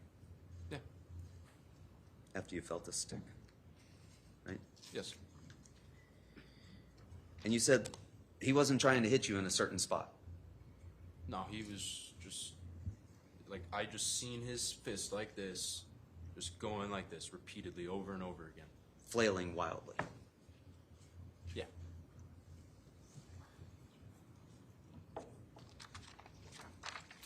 And your injuries, sir, start sort of at the middle of your body and make their way down and to the backside, right? So yeah, my first one is up more near my armpit, then one's down more by my hip, and then the other one is like my mid thigh. Where was Tommy Connery at that point? I don't know. Didn't see Tommy Connery?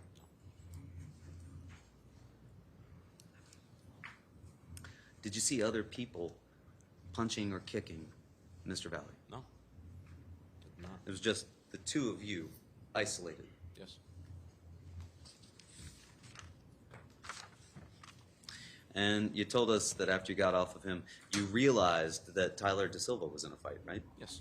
And that he was fighting with his own group of people, right? Yes. And how many people were fighting with him? Looked like 2 or 3. 2 or 3? Yeah. You did not engage with Tyler De Silva, right? No, I did not. You didn't throw any punches or throw any kicks at Tyler De Silva? No.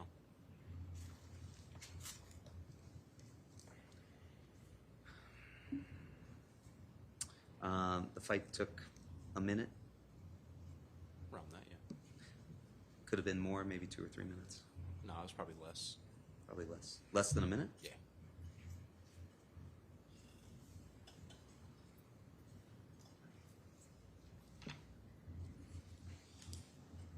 You said you only watched the fight with Tyler De Silva, but you agree that other people were throwing punches and blows at Mr. De Silva, right? Yes.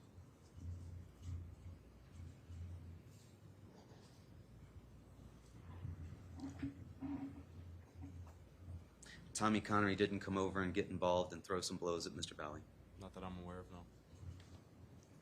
Didn't jump in the middle and separate you? I don't remember that, no. Did you see Charlie Connery? No.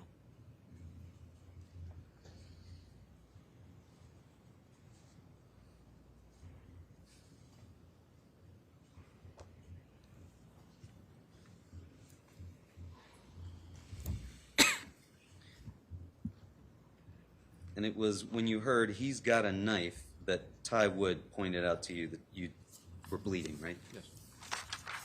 And where was Ty Wood at that point? He was like right next to me, And where were you? right next to him. And could you show us where that was on the exhibit behind you? Okay. So by that point, you had moved away from where you were originally when you started with Mr. Valle, correct? In fact, when this original interaction or confrontation occurs, it was where you've described as being by the red bush, over by the tree line and the black truck, right? Yeah. How did you get from there over to by the tree where you've just pointed to? I walked. The fight itself with Mr. Valle, you say, all occurred over where the initial confrontation took place? Yes.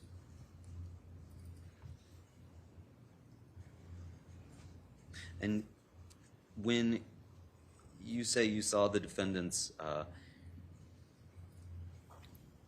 fist clenched with something in it that you now believe was a knife, that was his right hand, correct? Yeah, it was his right hand.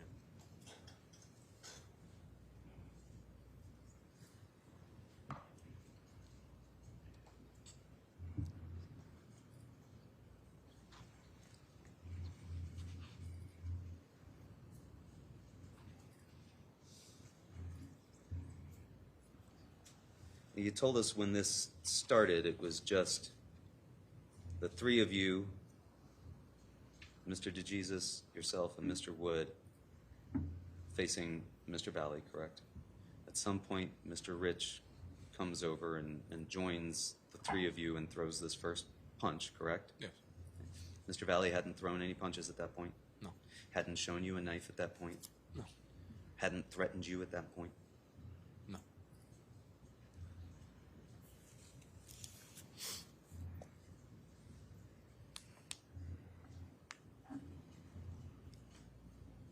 And you would agree, would you not, that at least in the video, there are well more than 3 kids involved with fighting? Fighting who? Fighting with whoever is out there. There's more than 3 kids that are out there fighting, right? I don't object. That's confusing. Sustained. You would agree that in the video, we see more than 3 kids on the video, correct? Yeah. That it was a chaotic scene, right? Of course. That people were rolling around and it was hard to tell who was where, right? Sure. Yeah.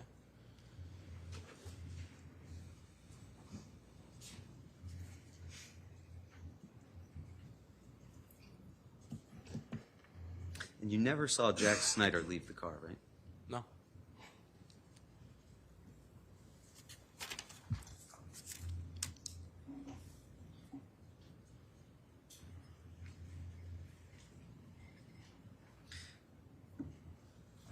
And after you backed off of Raul Valle, you could see that he was still fighting with some of the other Shelton High kids, right? Oh, I have no idea. You don't recall any of that? I don't know. After you backed off of him, you don't recall anything about what else was going on with Mr. Valle? No. But you do recall that you saw Mr. De Silva fighting? Yeah, like I got up and I immediately like turned around and I see what's going on with De Silva. And you just watched? Yes. Didn't throw any kicks? No. Didn't throw any punches? No. Didn't get involved in any way with... No. And that night you were wearing the green hoodie, Yes. black shorts, and the white trim? Yes.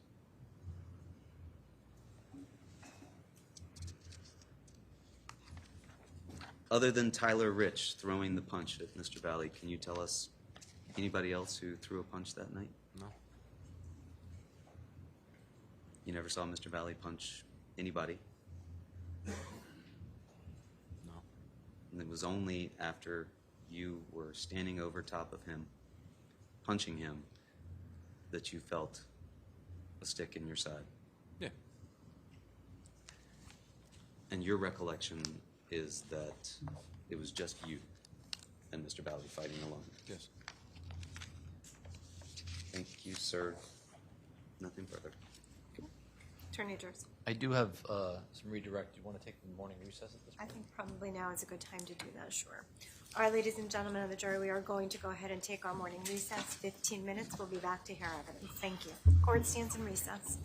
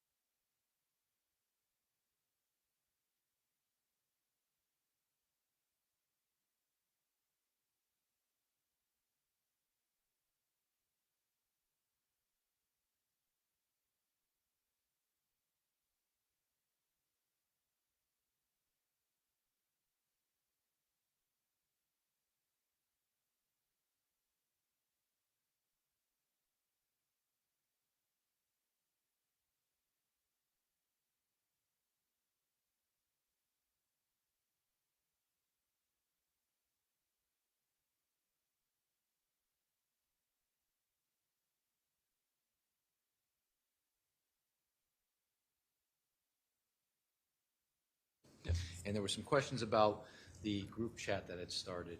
And my question to you is, at what point after the fight at Laserbrook did you even participate in the group chat? I really didn't. I think maybe in that car ride back to Natalia's house, I might have said something, but after that, I didn't say anything. So it wouldn't have been when you got to Tyler Rich's house? No. Okay. And when you got to Tyler Rich's house, you said you were just getting notifications in your pocket? Yeah, I And was. you would look at it and put it back? Yeah. And when you get notifications, can you read what they say if you just pick it up and look at it? If like my phone is unlocked, yes. But if it's locked, what does it look like? It just says like an iMessage notification. Okay. And you didn't participate in that group messaging once you were at Tyler Rich's house? No.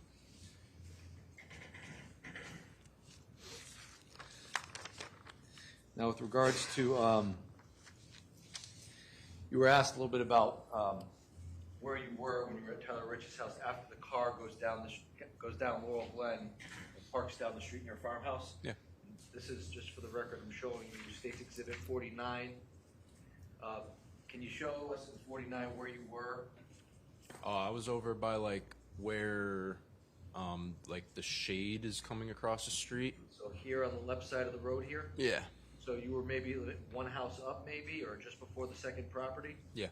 And would you agree with me that Farmhouse Road is somewhere down in this area up here? Yes. Okay, so I'm directing my pen somewhere near the intersection of Farmhouse Road and Laurel Glen, Your Honor, at the top of 49. All right, so noted. And when you were in that area, you indicated you couldn't hear what was being said. No. And could you see people down the road? Yes. And you indicated that you knew Tyler Rich went down the road? Yes. Did you know anybody else from your friends that went down the road? No. But it was more than one person? Yes. And when Tyler Rich went down the road, how long would you say you watched what was going on down the road? Maximum a minute. Okay. And at some point in time, did you turn around and walk back to the house? Yeah. So in that minute, when you were watching what was happening down the road, you saw people talking? Yeah. Did you see any fighting going on down the road? No. Now, when you got back to the house, got back to Tyler Rich's house, you said you were in the basement area, but that included, in your mind, the stairway? Yeah, I was right next to the stairs. So were you at the top of the stairs or were you at the bottom? I'm at the bottom of the stairs, but like right at the bottom of the stairs. And when you're at the bottom of the stairs, are there other people in the basement? Yeah. And what's happening in the basement? Just people hanging out there. Just hanging out. Yeah. And do you recall every single person that was in the basement at that given time? No. Why don't you recall who was in the basement? I just knew they were my friends. Some of your friends included the names that we mentioned during your testimony today and yesterday? Yeah. At some point in time, you heard they're back, Yeah. and you go back outside. You're Yes. one of the first people outside? Yes. And when you're outside, you walk up to the defendant, Yes. and at some point in time, you have a conversation with the defendant, you pull Yes. the shirt off? Yes. How long would you say that interaction happened before you noticed Tyler Rich punch the defendant in the face? A minute. Okay. And when before the punch, did you anticipate that there was going to be a fight, a physical fight? No. When the punch happens, is that when the fight starts? Yes. And when the fight starts, my question to you is, how soon after when that punch is thrown from Tyler Rich, when you're on top of the defendant, do you feel pain in your side? No more than 30 seconds. No more than 30 seconds? No more. Could it have been more? Could it have been less? Less. So you punch him twice and then you feel pain? Yeah.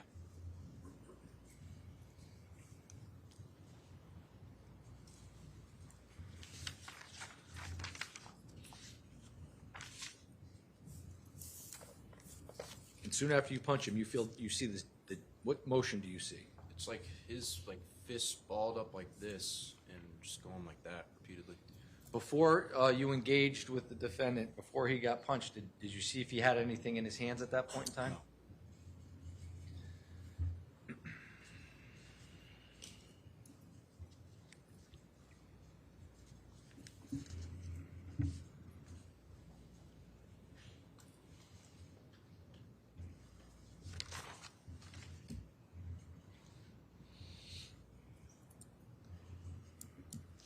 I have no further questions, thank you. Any cross? Briefly, Your Honor. Okay. Said before Tyler Rich threw that punch, you never anticipated a fight, right? No. And you told us that how soon after was it when this fight broke out that you started to feel the pain, and you said that that was 30 seconds, right? Yes. And then the state's attorney asked you, could have been more, right? Yeah, he did say that. And you said, no, less, right? Yes. And in fact, you would agree that it's always less. It could never have been a longer period of time when you've been asked on a series of questions about how long something lasted, right? I'm going to object because it's argumentative. I'm going to sustain the objection on that. It mischaracterizes and it's argumentative. Thank you. Couldn't have been any longer than 30 seconds. No.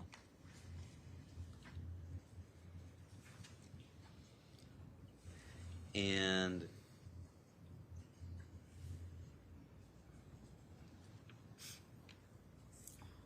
you told us yesterday that you didn't participate in any of that group chat, but now you've said maybe in that car ride is when you admit you sent at least one text, right? Yeah. And you didn't participate in that at all at Tyler Rich's house, right? No. You told us you didn't see anything in Mr. Valle's hands, correct? When No. he was standing there facing you? I was not looking at his hands. Well, you reached out and you pulled the shirt off of him, you claim, correct? Yes. He didn't punch you at that point. No, He he just didn't- got, like, super upset. He didn't shove you at that point. No. He didn't touch you in any way. No. He didn't show you a knife. No. He didn't say, hey, I've got a knife, I'm going to cut you. No.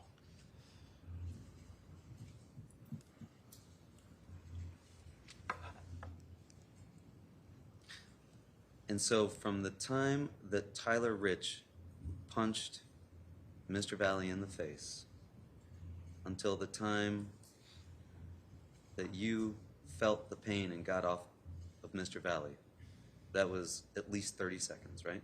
Yeah. 30 seconds, you're standing over him, punching him in the face only 2 times. Yes. Nobody else has joined in with you. Not that I'm aware of, no. Nothing further. Nothing further, Your Honor. All right. Mr. Hines, you're dismissed. Thank you. Thank you. Please watch your step as you exit the witness stand. Have a good day. Thank you.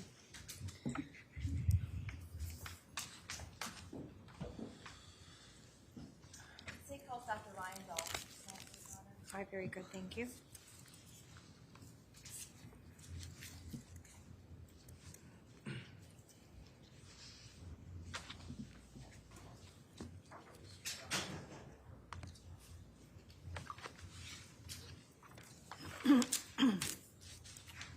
Good morning.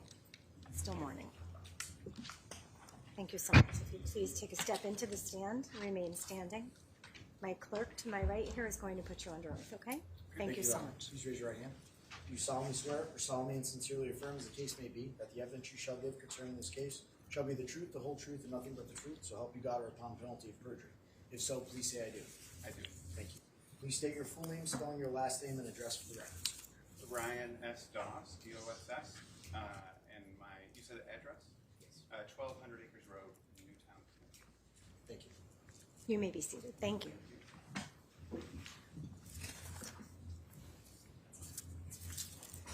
You may proceed. Good. Almost afternoon, Dr. Doss. How are you today? I'm doing well, thank you. Good. And Dr. Doss, it's a little bit difficult for everyone to hear in this courtroom. The acoustics are rough. So if you could just keep your voice up as much as possible and sit as close to the microphone as you can. Okay. Okay, Dr. Doss, where are you currently employed? St. Vincent's Medical Center in Bridgeport. And how long have you been employed at St. Vincent's? I think 8 years. And is there a particular branch of medicine in which you specialize in? Emergency medicine. And is there a particular department that you work in at St. Vincent's Medical Center? Just the emergency department. And please tell members of the jury your educational background, including any degrees you hold. I have a medical degree, of course, and a history and philosophy of science degree from undergraduate school. And where did you attend school? University of Washington in Seattle, and then Ross University for medical school. And your residency was done? Detroit Receiving Hospital. And your work experience. Please tell the members of the jury where you've worked. First Detroit Receiving Hospital, and then I worked in a small hospital in Georgia, and then a hospital in New Zealand for about a year, and after that returned to this country, and I've been at St. Vincent's ever since. And what are your duties working at St. Vincent's? I'm one of the attendings in the emergency department, so it's seeing patients that are presenting there and managing the physician's assistants who also work in the emergency department. How many attendings are in the ER at St. Vincent's, approximately? At a given time, there would be 3 or 4. In total, I think there are, it's going to be maybe 12 employed there. Probably more, but I'm not good at keeping track of that. So any given time on a night that you're working, there's about 3 or 4 of you attending? Yes. And have you ever testified in court before today? No. Do you have any teaching responsibilities? Yes, we teach the internal medicine residents that rotate through the emergency department, so they get work experience there, and medical students from Quinnipiac that come there too. You had also mentioned physician's assistants. Do you supervise them or oversee them? Yes. And please explain in that capacity. So they are employed there as fairly independent providers. They see patients on their own, but also work directly with the attendings and what we call staff patients with the attendings, meaning if they describe to the attending what's going on and make sure the plan is appropriate and do some of the procedures to take some of the workload off of the attendings, like laceration repairs and things. What would determine whether or not you do a procedure or a physician's assistant does a procedure? A variety of things. Generally, how critical is the situation, how potentially dangerous is the procedure, and for things that are immediately life-threatening, intubations, meaning, taking over someone's breathing and such, is generally something the attending would do. In back of May of 2022, did you work in the emergency room department at St. Vincent's Medical Center? Yes. And on any given day or night, how many patients did you see? Typically about 16 to 20 per shift. And that was you personally? Yes. Directing your attention specifically to Sunday, May 15th of 2022, do you recall working in the ER at St. Vincent's Medical Center? Yes. And did there come a time when you examined a patient by the name of Ryan Hines? Yes. And did you have an opportunity to review Ryan Hines' medical records before coming to court today? Yes. May I approach counsel, Your Honor? Thank you.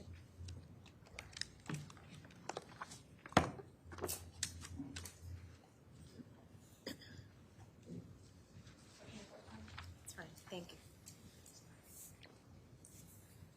Thank you. Dr. Dahl, showing you what's marked as states 93 for ID purposes. And please look at these documents. Do you recognize that document? Yes. And what do you recognize that document as? The medical record for Ryan Hines. And is it in the regular course of St. Vincent's Medical Center to prepare such a document such as the one you see present here? Yes. And is it the regular course of business for nurses and doctors to maintain such records at St. Vincent's Medical Center? Yes. And is it procedure for doctors and nurses to record such things on such a document accurately at or around the time that a patient is seen? Yes. And is this documentation certified? Yes. I would ask that it be marked as a full exhibit. Attorney Smith, any objection? No objection, Your Honor. All right, court will go ahead and accept into evidence as full states 93.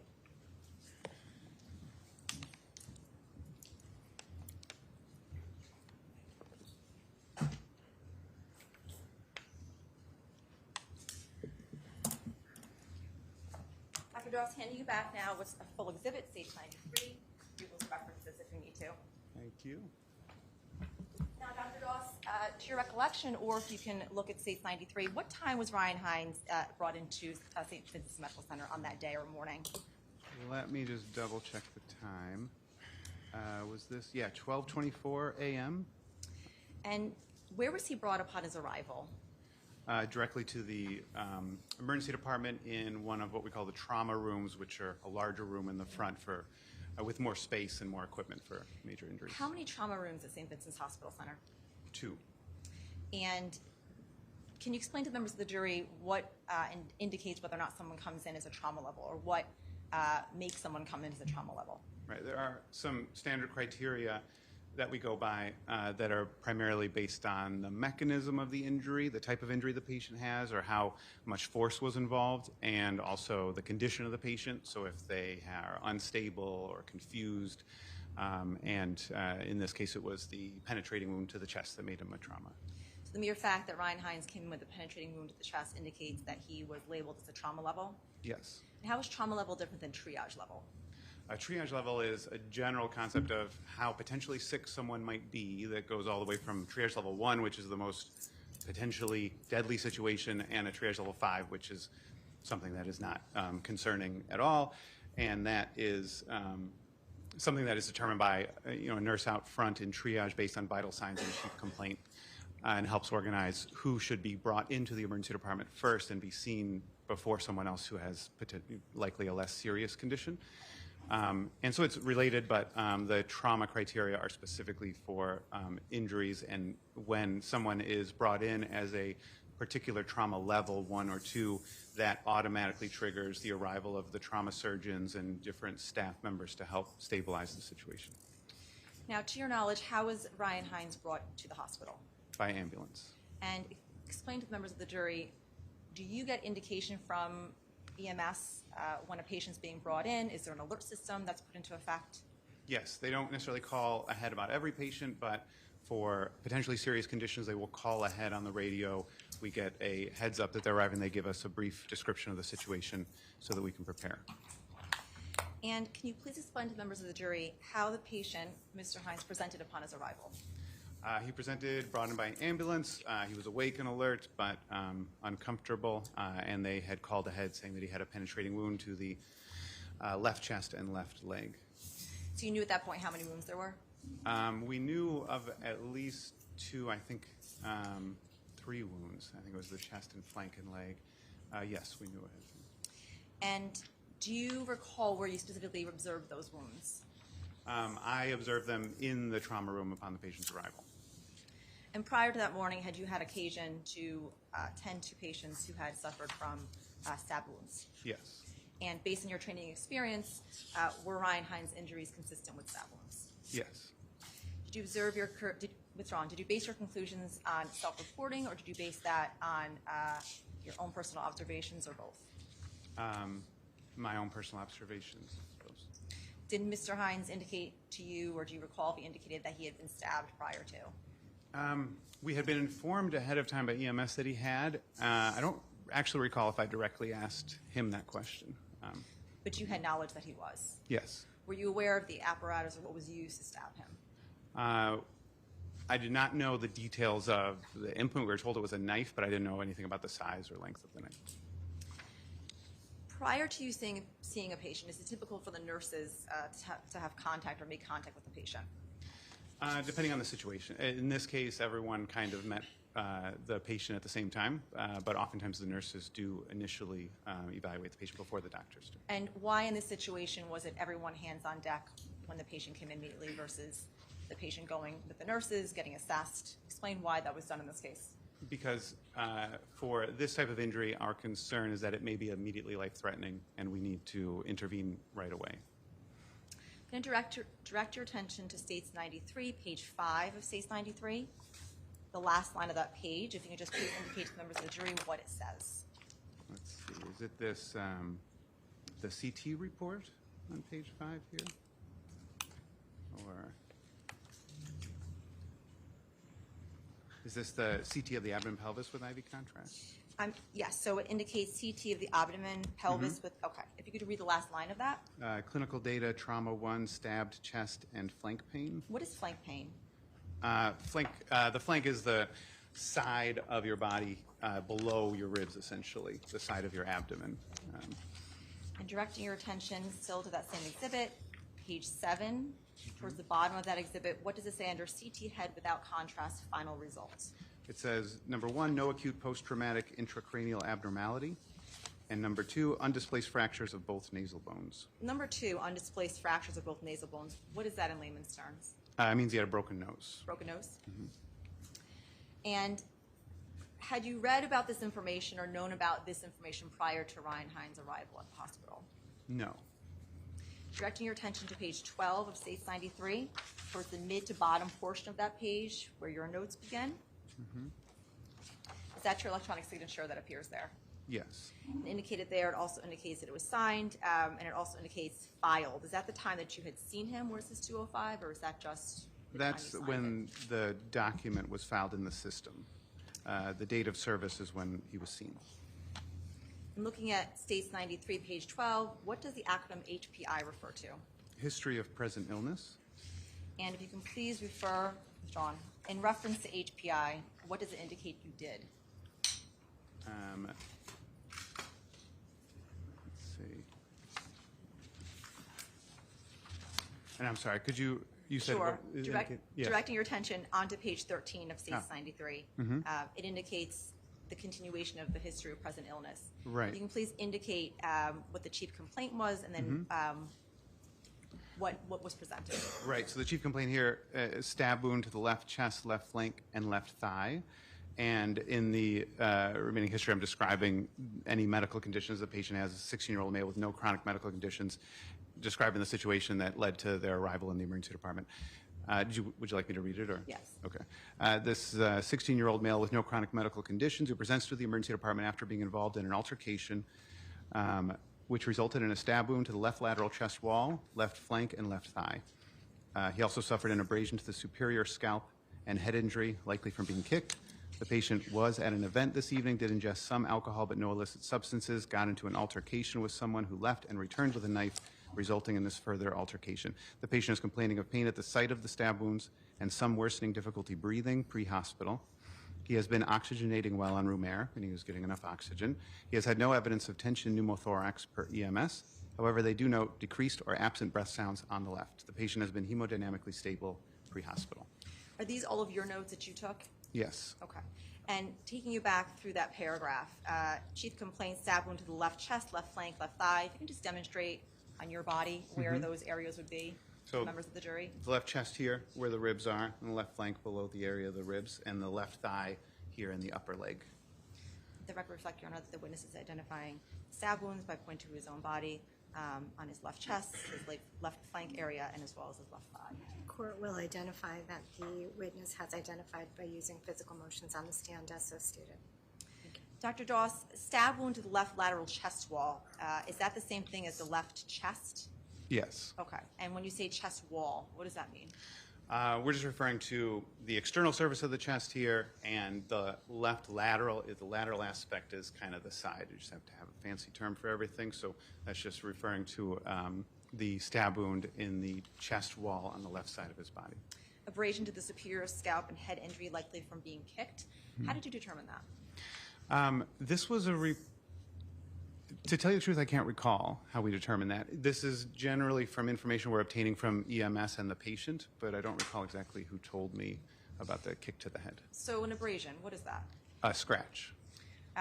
Is it something that's deeper than a paper cut, for instance? No, it's probably about the same depth. Generally, when we're talking about abrasions, thinking more, not such a simple little linear scratch, but kind of when a larger area of the skin is damaged and abraded, we call it, just scraped. Could it produce bleeding? Yes. Okay. And so you're saying likely being kicked, that could have been self-reporting or like you said from EMS? Yes.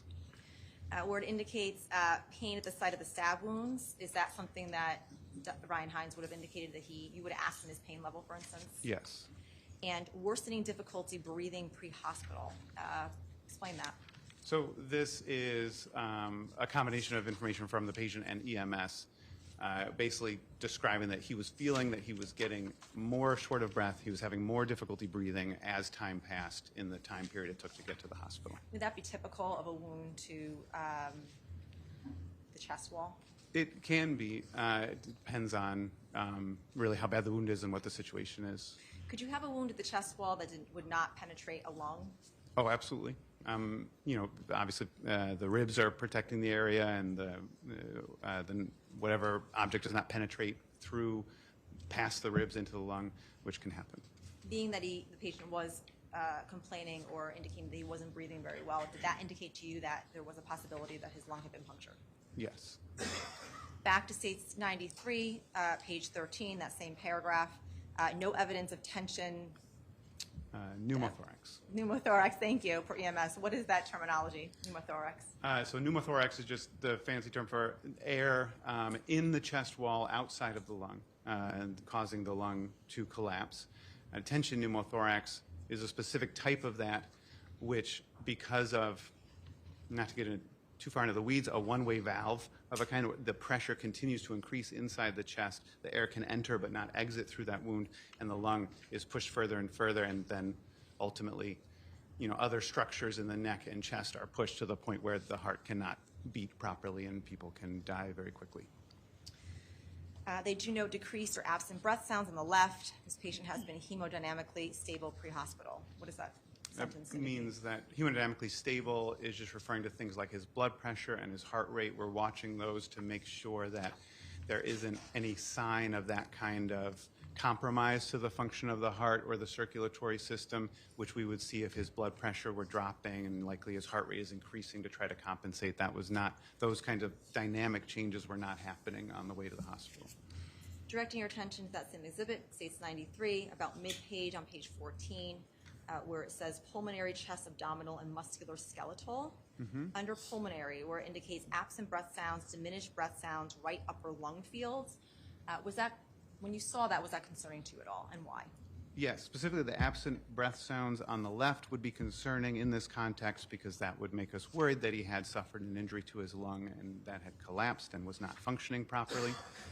The diminished breath sounds in the right upper lung field are relatively nonspecific, just meaning that we're not hearing quite as well in this area, so we need to make sure that that's okay as well. And you had indicated earlier that a certain condition can occur if left unattended. If you explain what that condition is and why that would be something that would be life-threatening.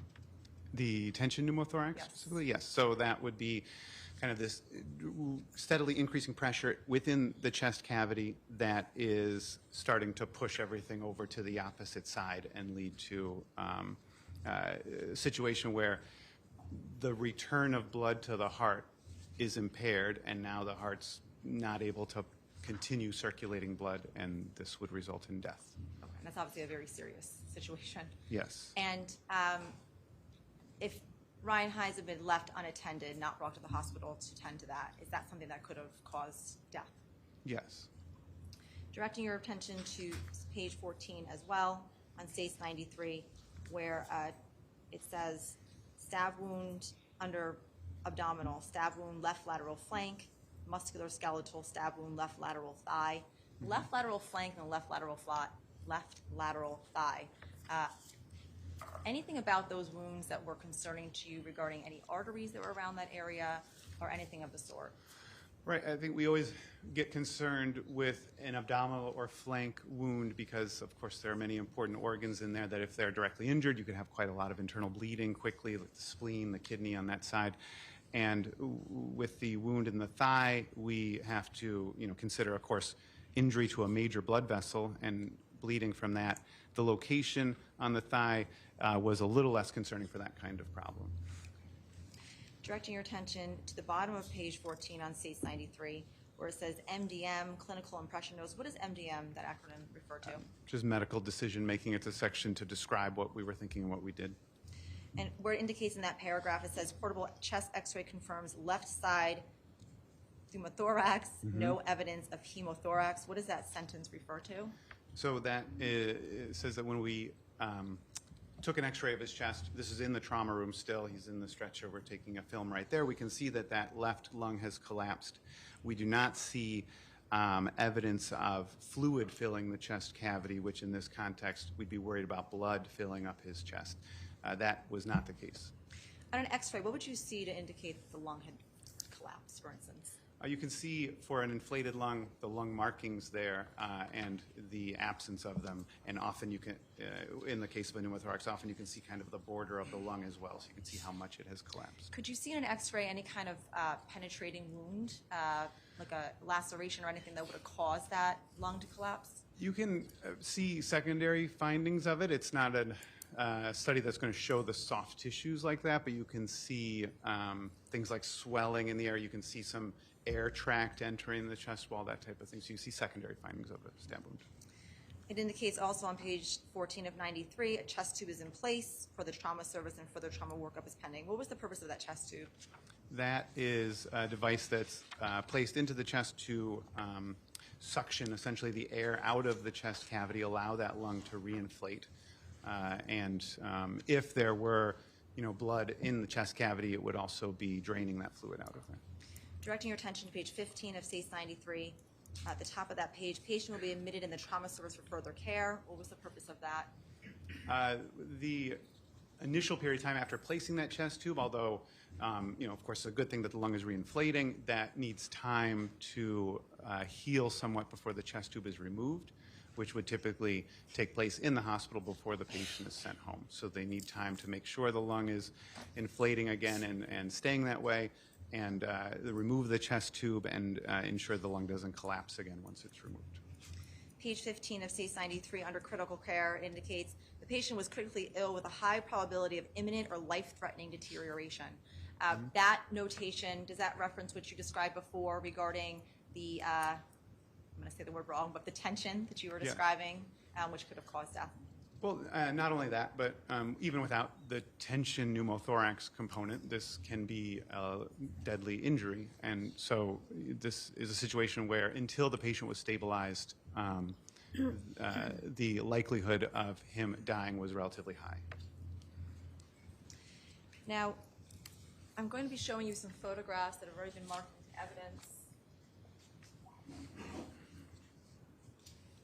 Showing you what's been marked as SACE 84. The screen in front of you, you can just reference that, or you can look up here. Do you see that on your screen? Yes. Okay. What would you describe that as? This is the abrasion to the scalp, as mentioned. And showing you SACE 83. All right. Specifically towards the hairline there. Is that Right. the same abrasion that you're describing? Yes, it is. And showing you what's been marked as SACE 85. Are you able to identify what this is and describe to the jury what the purpose of that would be? This is that chest tube that was mentioned. There are different types of these and different sizes. This is a device that's placed in the front of the chest, and a relatively smaller size, which is mainly meant to pull air out of the chest rather than fluid. And does that go directly into the wound? No, it goes elsewhere in the chest wall in between the ribs in a way that is designed to be at a certain angle so that when the tube is removed, that space closes on its own immediately. Showing you SACE 86. And if this is the wrong orientation, I can certainly flip it. So, are you able to see, is this the right rotation? Do you need me to? I think so. It's just the angle's a bit up. I think this is the left side. Yes, this is the left side of the patient's chest. So in this photograph, the way we have it oriented, his head would be up at the top, off the side of the screen. Okay. And this tube that you see pictured on SACE, apologize, 86, is that connected to that port you just indicated? Yes, that's the chest tube. Okay. And this gauze here with the tape, what is that over? I think that is over the stab wound itself. Showing you SACE 87. Flip that for you. There we go. What is this a photograph of? That is the photograph of the stab wound to the chest wall. That's the wound that punctured the lung? Yes. And showing you SACE 89. What is that a photograph of, Dr. Doss? And that's the stab wound to the left flank. Left flank? Mm-hmm. And showing you SACE 91. What is that a photograph of? That's the stab wound to the left thigh. Okay, and that's obviously a different stab wound than the left flank stab wound you just indicated. Yes. And finally, SACE 92. Would you agree with me that these are photographs of all the puncture wounds that Ryan Hines suffered? Yes. Okay. And the one at the top of SACE 92, this would be the left flank. Oh, no, that's the left lateral chest. And the left flank is the one below that. Thank you Next for one, correcting me. No problem. Left flank is the one below, mid-exhibit, and then the last stab wound is to the, what did you refer to that as? The thigh. Thigh. Thank you. Directing your attention back to States 93, page 20, where it says underneath H and P encounter notes. What does that mean, H and P encounter notes? So this is the history and physical that's written by the trauma service. And encounter notes is just a general term for notes we took regarding this encounter with the patient. And that was a physician's assistant that took those notes, if you can see. Yes, it looks like it was Matei Manea. Where it indicates a 16M, is that 16-year-old male? Yes. Okay, stabbed in left chest, mid-ax line with about a 4/5 intercostal, left flank, left lateral hip. What does that mean? So he's describing the location of these stab wounds. That left chest mid-ax line is an abbreviation for mid-axillary line, and the axilla is the armpit, so the middle of the armpit, basically a line drawn from the armpit down, and then the other two stab wounds. Hemodynamically stable with mild tachycardia, left pneumothorax without significant hemo. What does that mean? He's abbreviating hemothorax there. So he's saying there is the collapse of the lung on the left without blood collected in the chest wall. And the hemodynamically stable means his blood pressure has been steady, but his heart rate is fast, probably compensating for the injuries. Is it safe to say that the physician's assistant also tended to the wounds of Mr. Hines? So where it says place a 14 French pigtail cath anterior second intercostal space, what does that mean? So that's this chest tube. When they say pigtail catheter, it's a kind of catheter that is built to twist in there so it's not directly puncturing anything else. And this is describing where that was placed. It was the anterior, the front of the chest, in the second intercostal space, and they're just counting down the second rib and that space in below the rib. Is that what we saw in the photographs that were just depicted? Yes. And adequate re-expansion of the lung, mild air leak. Is that something that repairs on its own? Yes, they monitor that. When this chest tube is hooked up, it's connected to a kind of suction device, and they're monitoring that pressure over time, and that air leak typically would get better as the wound heals. It also indicates washed out stab wounds small enough that will heal by secondary intention to avoid closing and having infection. What does that mean?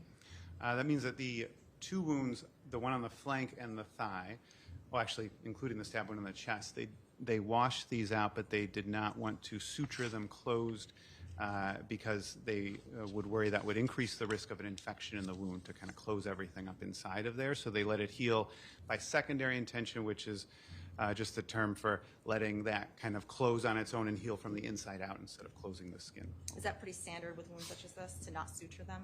Yes.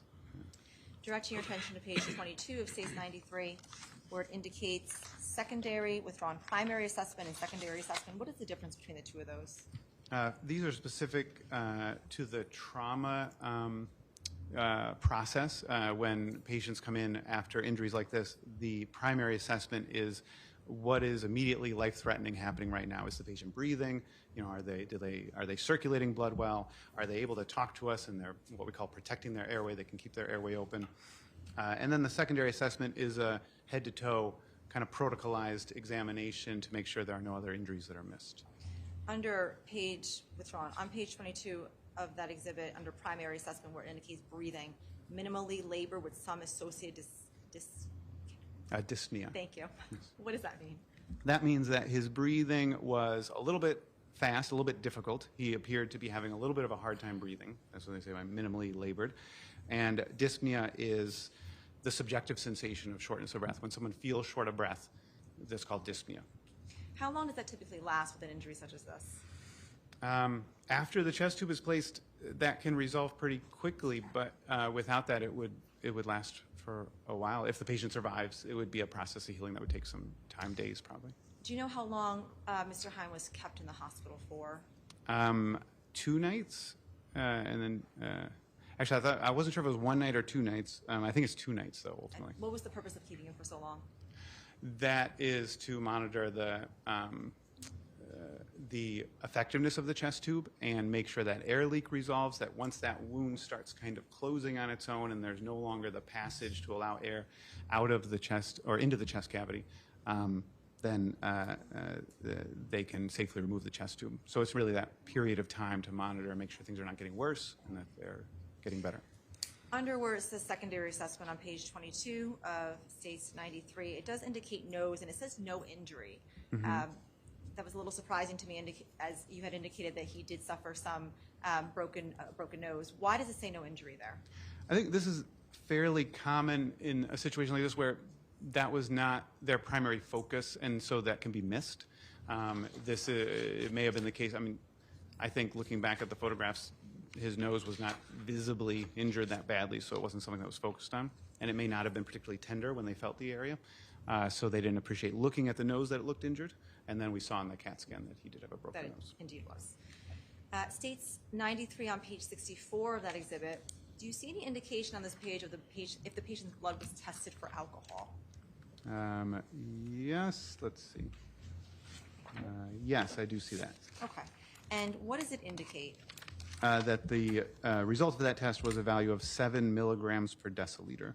What does that mean in BAC terms, in blood alcohol Right. content, if you can convert that? For the state of Connecticut, I think the legal limit of driving is if you blow a .08 on the breathalyzer, that would be an 80 on this measurement, so 80. So this is like a .007 or something. 0.007. Right, yes. Now, based on your expertise with the fact that Ryan Hines had a .007 BAC level, will that have affected his injuries, the way he was treated in any way? No, I mean, it would really just indicate that he had something to drink earlier in the night, but this was not a level of alcohol that would have caused his injuries to be more complicated or caused him to really be intoxicated. Clinically, we say, like not, visibly intoxicated, that kind of thing. Thank you, Dr. Doss. I have no further questions, Your Honor. Thank you. Thank you. Attorney Smith, come on up.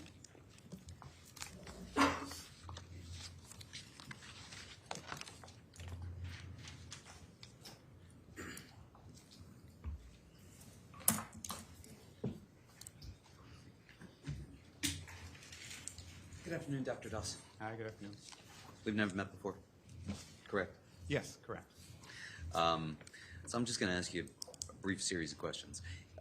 You said as far as the nose, no injury. That could have been because it didn't appear to be visibly injured, correct? Yes, correct. Sorry, the head nods aren't caught by the court Right. reporter. Have you ever testified before in court? No. Oh, okay. So the court reporter here has got to hear a yes or a no, so if you could just do that for us. Got it. Okay. Yes.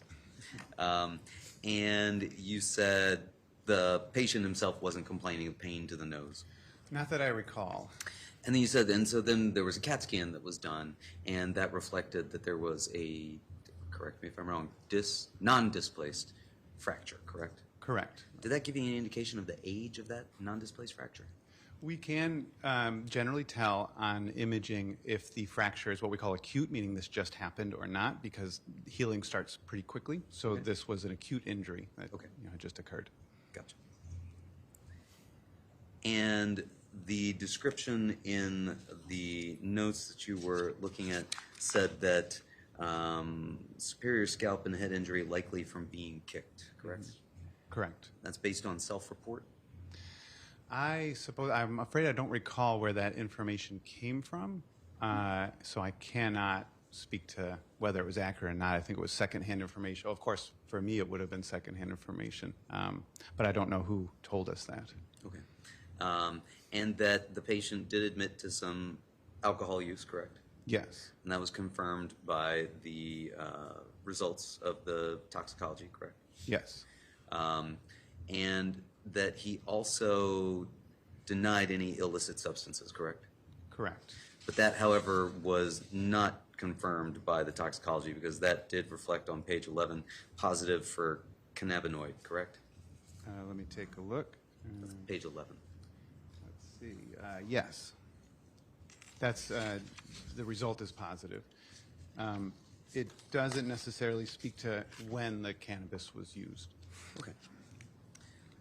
All right. And so You've told us today what you did as far as treating him for his wounds, correct? Yes. But you couldn't tell us or help this jury if what they wanted to know was why what had happened to him that evening, correct? Correct. Thank you. Nothing further. Any redirect? Nothing further. All right, thank you. You're dismissed from the witness stand. Thank you. Please watch your step as you exit. And did you have medical? Did you have an exhibit up there? I do. I'll take it. Thank you so much. I appreciate that. Thank you, Judge. You're welcome. May we approach, Your Honor? Certainly.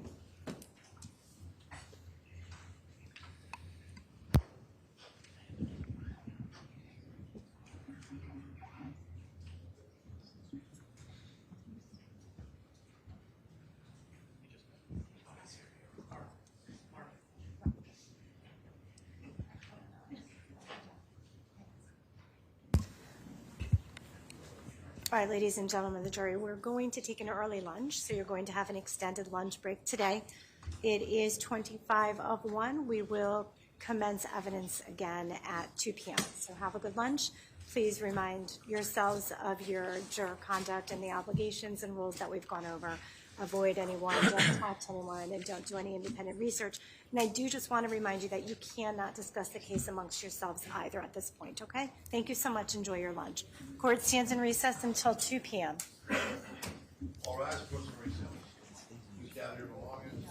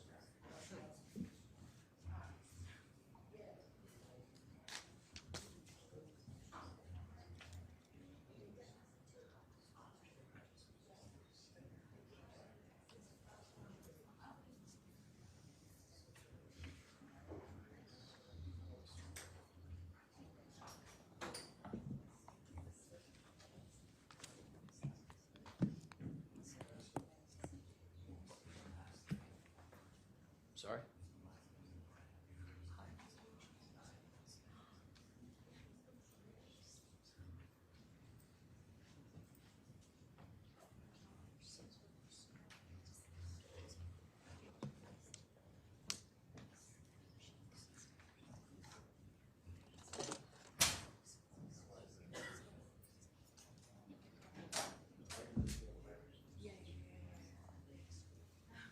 Thank you.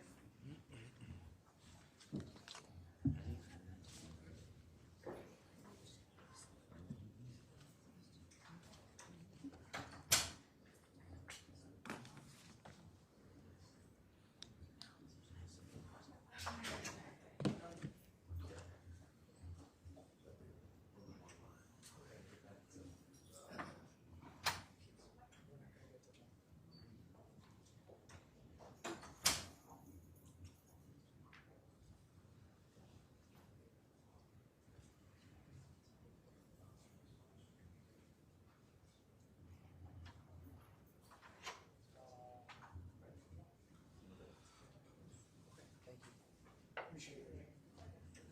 All right, so. Okay.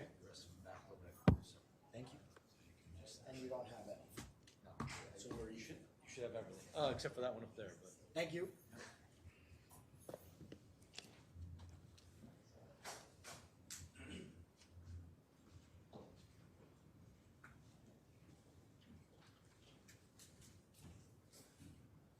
Kevin, do you think that's going to get used again? I'll just leave it there. Probably, because we got Demetrios and the two of the kids that were in the car coming. Okay. See you after lunch, buddy. All right, man. Have a great lunch. And sorry for your loss, by the way. All right, thanks, man. Life goes on. Trial doesn't stop, man. Yeah.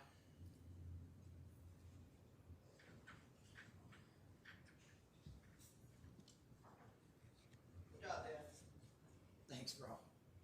Yeah, the marshals, they take them to the thing, they escort them to the back. They don't have to do it. All right.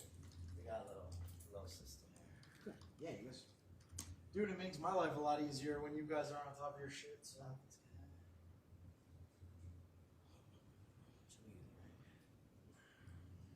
So you got how many they have? One more? They have one more witness? State? For today? Yeah. No, I thought there was two more, but I don't know. I could be wrong.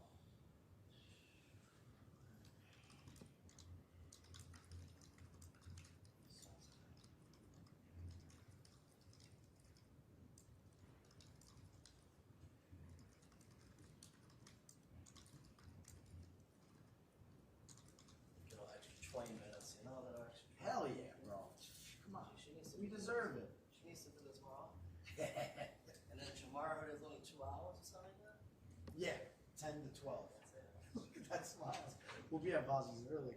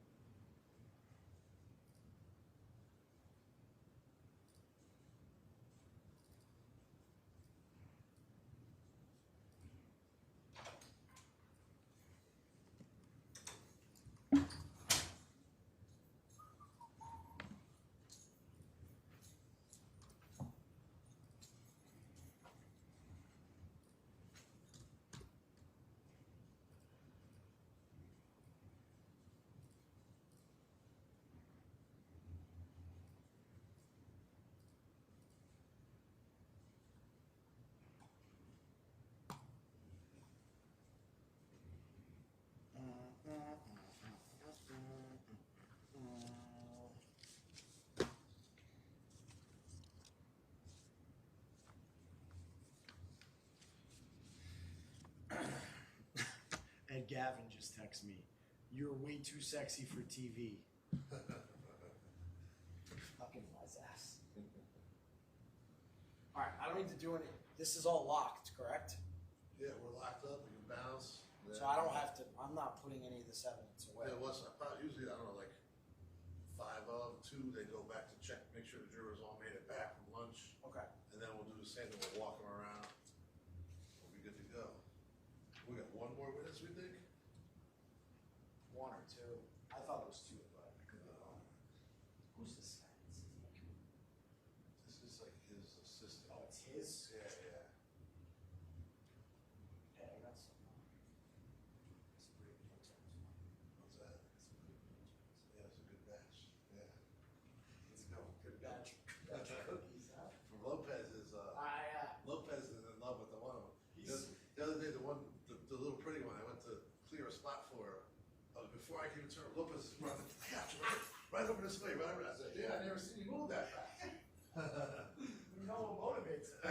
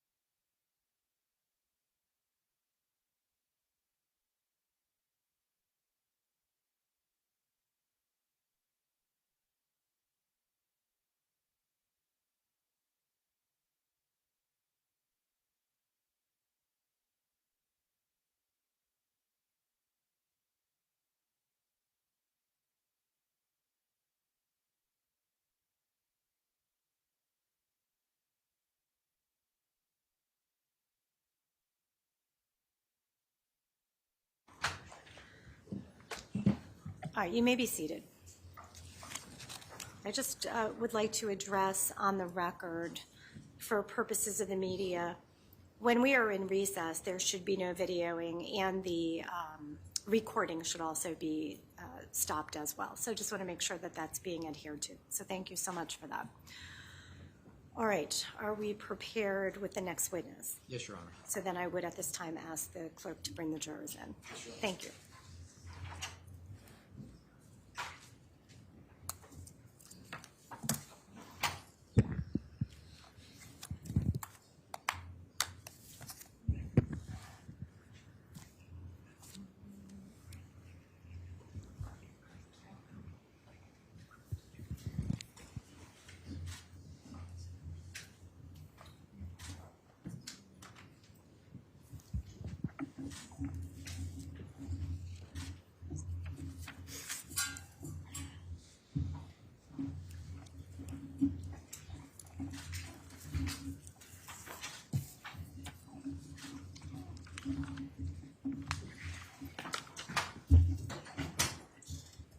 All right, welcome back, ladies and gentlemen. Hope you enjoyed your lunch.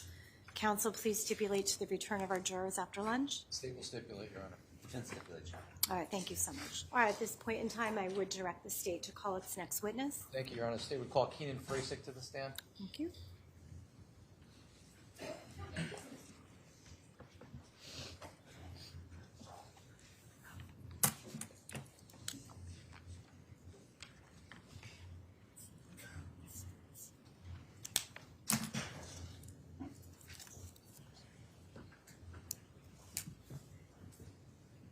Good afternoon.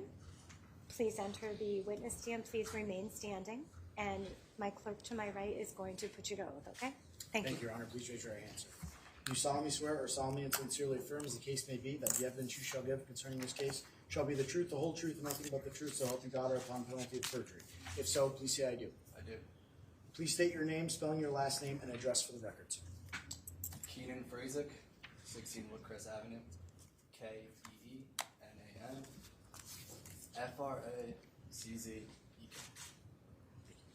You may be seated. Thank you. Good afternoon, Keenan. Good afternoon. Can you just do us a favor, sit close to that microphone. The acoustics in here are pretty bad, so the jury needs to hear what you have to say, okay? Keenan, how old are you? I am 20 years old. And do you go to school? I do. Where do you go to Central school? Connecticut State University. And what are you studying? Nursing. And are you working for the summer? I am. What are you doing? I'm working part-time at Bass Pro Shops and doing lawn work. You know why you're here today? I do. Why are you here today? To say my part in what happened leading up to and after the event. Are you nervous to be here today? Sure am. I want to direct your attention to May 14th of 2022. How old were you back then? 16. And did you go to school? I did. Where did you go to school? St. Joseph High School. And what year were you? I was in my sophomore year. So you were a rising junior? Yes. And are you familiar with an individual by the name of Jack Snyder? I am. How are you familiar with Jack Snyder? Schoolmate. At St. Joe's? Yes. Are you familiar with an individual by the name of Tyler DeSilva? I am. And how are you familiar with him? Schoolmate at St. Joe's. And are you familiar with an individual by the name of Raul Valle? I am. And how are you familiar with him? Schoolmate at St. Joe's. Does he have a nickname? He does. And what is his nickname? He was called Lido. And is the defendant, is Raul present in courtroom today? He is. And what is he wearing? Blue suit. And can you please point him out for the record?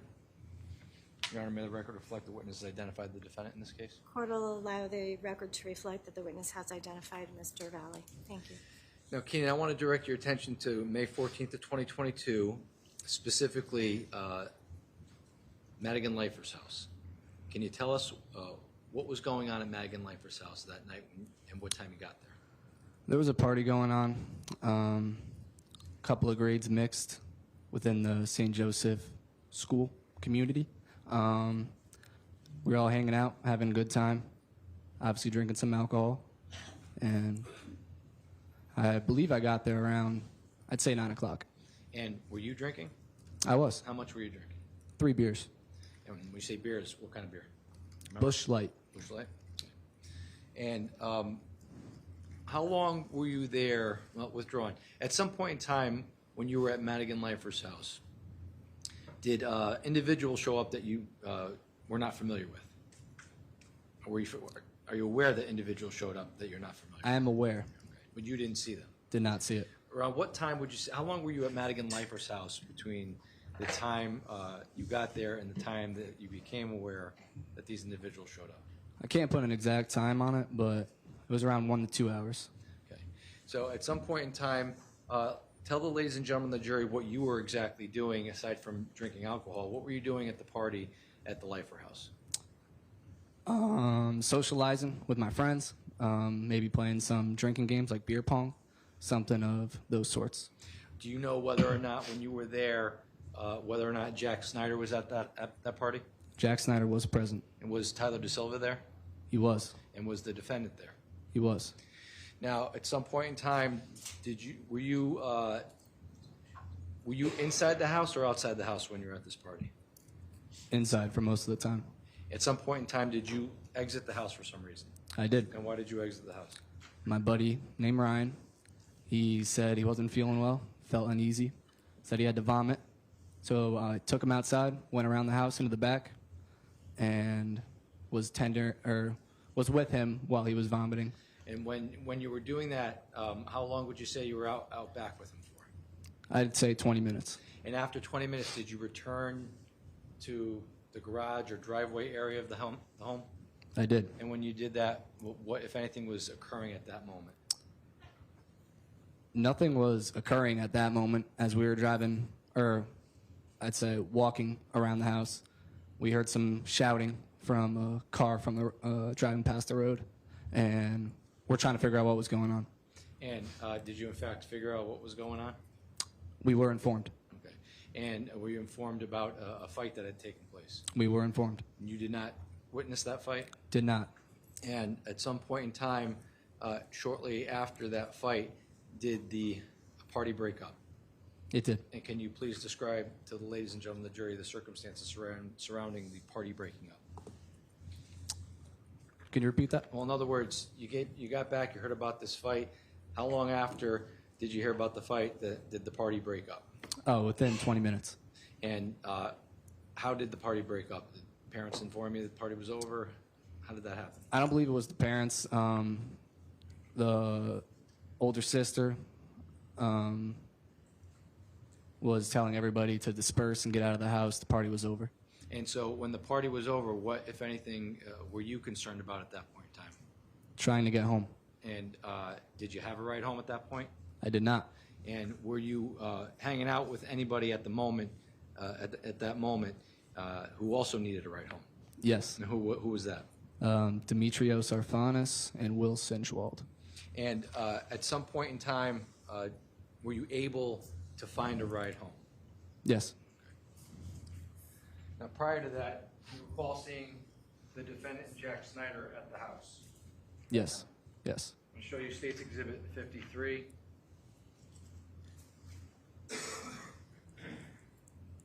Can you identify the people in State's 53? This person in the red? Jack Snyder. And how about this person here with the helmet on? Raul Valle. The defendant? Yes. Now, at some point in time, you were able to find a ride from Lazy Brook?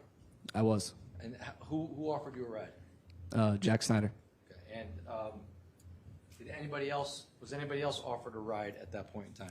Yes, Demetrios Arfanis was. He was planning from the beginning of the night to sleep over at my house after the party. And Will Sinchwald. And at some point in time, did you get into Jack's car? Yes. Show you States 30. You recognize States 30? That was the vehicle. That's Jack's car? Yes. And when you got into that vehicle, who else got into the vehicle with you? Jack Snyder was driving his car. Tyler DeSilva, Lido Valley, or Raul Valle, Demetrios, myself, Will Sinchwald, and Mackenzie Traficante. Now, how do you know all those people? We all went to school together at St. Joe's. You were all St. Joe students? Yes. Now, when you left Lazy Brook in Jack's car, did you know where you were headed? We were going to Trumbull High Why were you going there? to figure out where we were going to go after, whether it was a different party, hang out at somebody else's house. It was kind of just like a middle grounds almost to figure out where we were going to go next. And did you, in fact, at some point get to Trumbull High School? We did. And when you got there, did you guys discuss what to do next? Not really. When we got to Trumbull High, we met up with some other females that were at the party, and the whole group of people were split up, and Lito, Jack, and Tyler were talking amongst themselves, and I was talking to a different group of individuals, and so I had my own separate conversation. So were you close enough where you could hear what the defendant was talking about with Jack and Tyler? No. How long would you say you were at Trumbull High School for? I'd give it 20 minutes. Okay. And when you were at Trumbull High School, did you have anything to drink between the time you left Lazy Brook and the time you got to Trumbull High School? No. Did you have anything to drink when you were at Trumbull High School? No. Now, after about 20 minutes, did you all get back into Jack's car? We did. And why did you do that? Because everything was wrapped up and thought we were going home. You thought you were going home? Yes. And did you leave Trumbull High School? We did. And when you left Trumbull High School, where were you headed? Did you think you were going home? I thought we were heading home to my house with Demetrios. At what point in time did you realize you weren't heading home? So when we got out of Trumbull High, we took a right, and we were supposed to take a right, the next right, back into Trumbull, but we took a left into Shelton, and that's how I knew we were not going to my house. And what town do you live in? Trumbull. So when you took the left to go into Shelton, was there any talk about where you're going? Drop me home, anything like that? I assumed that we were dropping Mackenzie off because I knew she was from Shelton, but didn't know what part, didn't know where she lived. At some point in time, did you pull up on a house in Shelton? We did. And do you recall what house that was? The estate of Tyler Rich. Show you states 9. Is that the house that you guys pulled up to? Yes. Show you states 49. Again, aerial view, is that the Tyler Rich house that you pulled up to? Yes. Can you tell us in states 49 where exactly you guys pulled up, if you can recall? I can't exactly recall the road we came in on. I knew we were facing the direction of a cul-de-sac, and we were right in front of the driveway, and drove by, turned around at the cul-de-sac, and then went back towards the driveway. And at some point in time, prior to arriving at Tyler Rich's house, were you aware of a group chat that was going on between some of your friends and some of the Shelton High School kids? After the fact, I know about it now. I was not a part of that group chat, and there was no talk about that group chat, so no, I was not informed. At some point in time when you pulled up to Tyler Rich's house, did you witness anybody exit that house? When we initially drove by, Sure. there were people outside. And at some point in time, when you stopped in front of the house, did people approach the car? After we turned around in the cul-de-sac, and we got surrounded by people. And how many people would you say, were outside at any given time? At least 20. At least 20. And when they surrounded the car, can you tell us a little bit about how that interaction initially took place? So initially, we got surrounded, and no, I believe they were on one side of the car, and What side of the car were they on? the driver's side, and everything was cordial at first, and then someone from the back shouted something, and then Jack Snyder replied back, and then things started getting out of hand, and the car got surrounded. And when you say that things got out of hand, what kind of things were happening? The tensions were escalating. And when you say tensions, were people arguing? They were. At some point in time, did anything happen where, was anything thrown at the car, or did anybody touch the car? Yes, things were thrown, and the people were on the back of the car bouncing on the rear bumpers. People were outside the passenger window, the back seat windows, banging on the windows. And when that happened, what, if anything, happened next with regards to the car? With regards to the car, things were just getting way too out of hand. I was pretty scared at the moment, and then I don't remember who shouted, but someone said go, and Jack Snyder hit the gas pedal, and we went. And when you went, where did you go? We went down the road, about 2-3 houses, but they were pretty spread out. And in States 49, can you see where you went down the road? Yes, towards the top of the image. So somewhere in this area here? Yes. If the record can reflect, I'm pointing on the left side of on the right side of the picture towards the top of Laurel Glen. We're just before the intersection of Farmhouse Road and Laurel Glen. Court will allow the record to reflect that. Thank you. And when the car went up that way, what, if anything, happened when you were up there?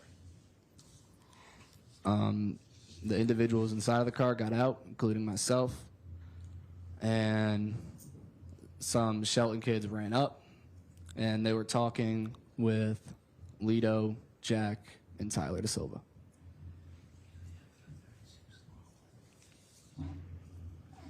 And who, if you can recall, who exactly got out of the car at that moment? I don't remember.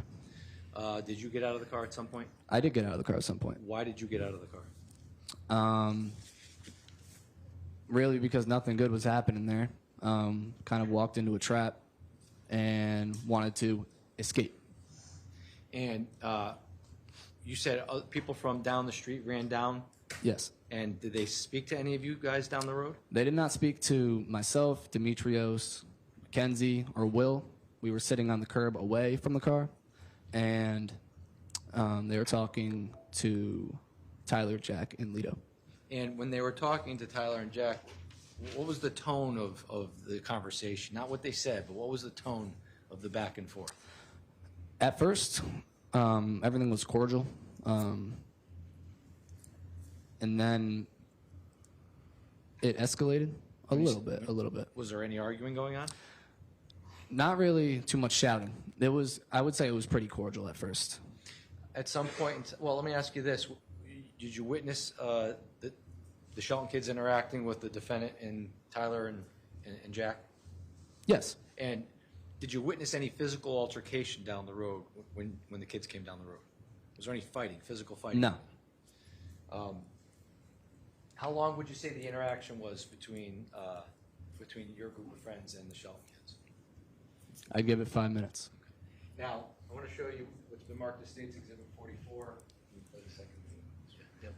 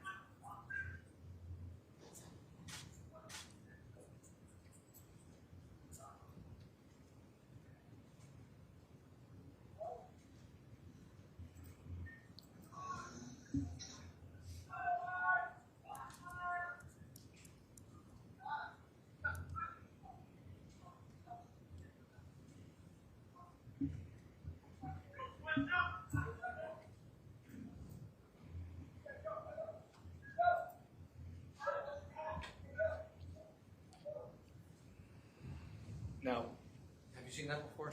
I have. You've seen that in my office? Yes. Now, do you know whether or not that part of the video happens before you get out of the car or after you get out of the car? I believe it happened before.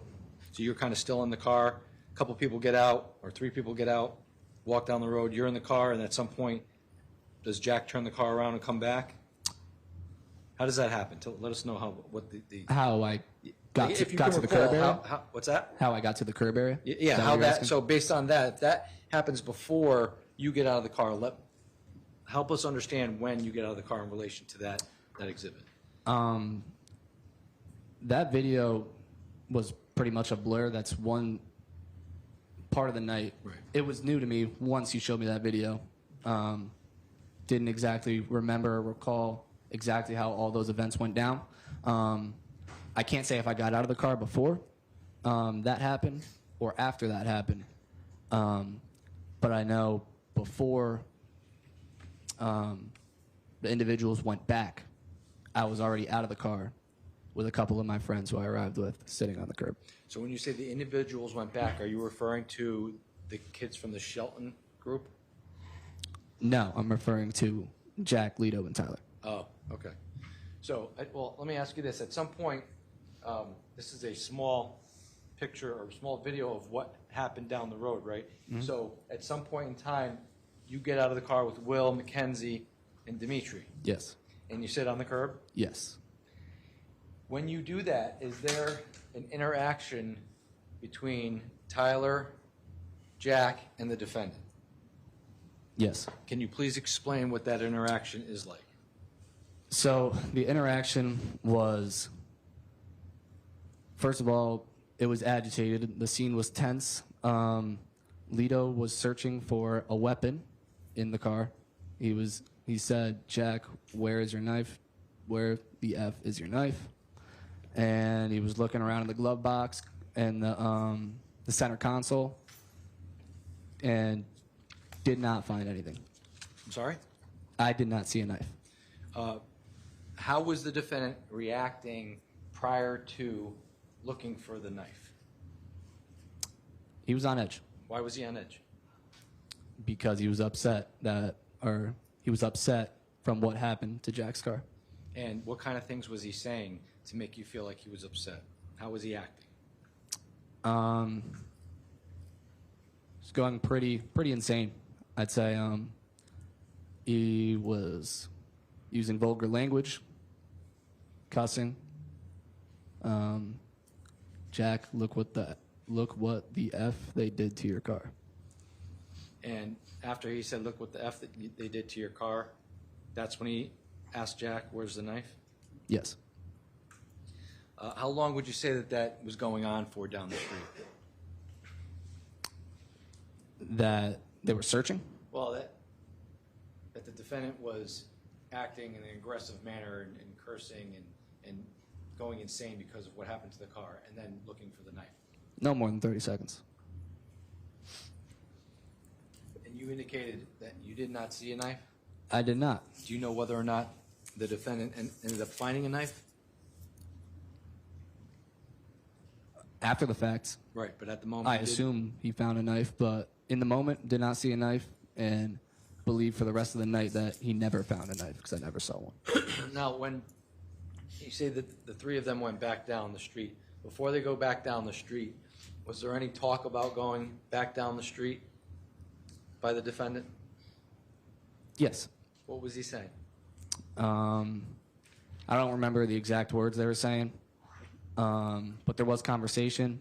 I was too far away to hear the exact words, and they got back in and drove down. Now, not telling us what either Jack or Tyler said, did any of those two individuals try to talk the defendant out of going back down the street? Tyler did. Now, at some point in time, you indicate that the car leaves to go down the street. Yes. Do you see who gets in Jack's car before going down the street? Yes. Who? Jack was driving, and Lito, and Tyler Silva. And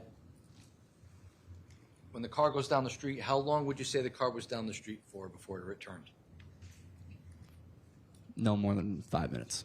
And when it was down the street, what if anything did you hear when it was down the street? So it went down the street, and the four of us were talking amongst ourselves, trying to really figure out what was going on. and how we ended up in the situation. And they drove down, and you can kind of hear the tire screech a little bit, and so you know the car is stopping. And you can't see it, but you could hear it. One, because we were far away. Two, because it was dark. Three, there might have been something obstructing our view. You hear a lot of yelling, but it wasn't high-pitched yelling, which came next. It was more of a rowdy yelling, shouting, and then eventually it turned into a very high-pitched scream. And after about 5 minutes of the yelling and then high-pitched screaming, did you witness the car return? Yes. And when the car returned, were you able to witness what Tyler De Silva looked like? Yes. And what did he look like? He was bleeding a lot, bruised everywhere. I asked him a simple question, and I didn't really get an answer, so he was just about unconscious. And were you able to witness what the defendant looked like? Yes. And how did the defendant appear to you? Shocked. He had like a shocked look on his face. Didn't look as battered as Tyler De Silva was, nowhere near. But I wasn't inspecting him. Now, at some point in time, when you, Will, Dimitri, and Mackenzie were waiting down the road, were you able to make arrangements to get another ride home? Yes. How did that come about? So once we were sitting on the curb, Carolyn, who was Will's girlfriend at the time, was picking him up. So Will was getting his ride home. And by the time the car returned before I saw Tyler and Lito after what happened, Will was already gone. His girlfriend picked him up. So he was gone. It was just me, Demetrios, and Mackenzie. And Mackenzie asked us if we needed a ride, and her sister could bring us home. And did you, in fact, get into the car with Mackenzie? We did.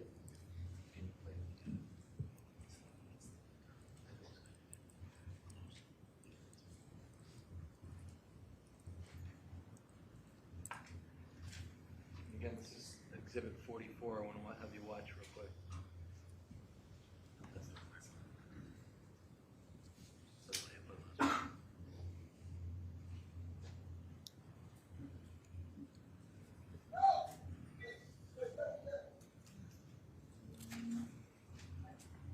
Is that Jack's car taken off? Yes. And these individuals in the road getting into the car here, that's you and... Myself, Mackenzie, and Demetrios.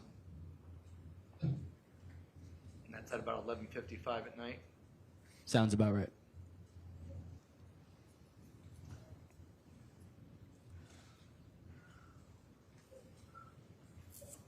You hear the high-pitched screaming in the background? Did you hear that? I did not hear it.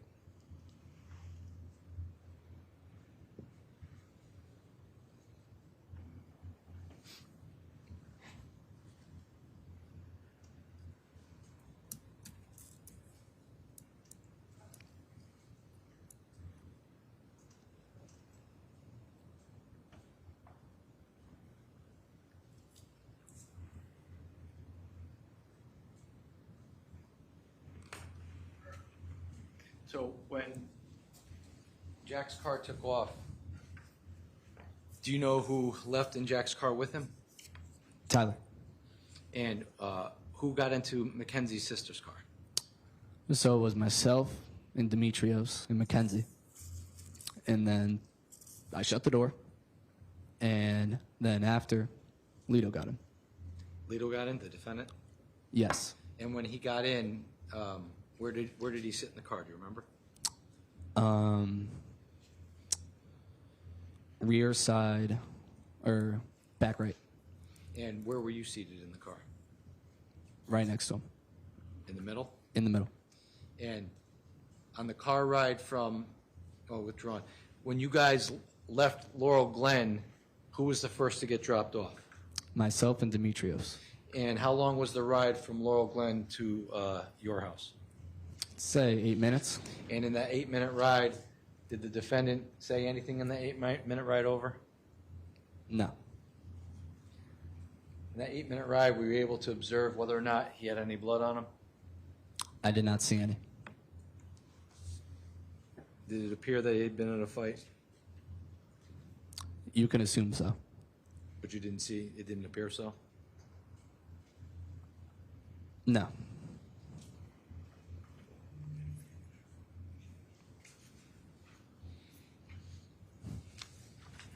No further questions, Your Honor. Thank you. Okay.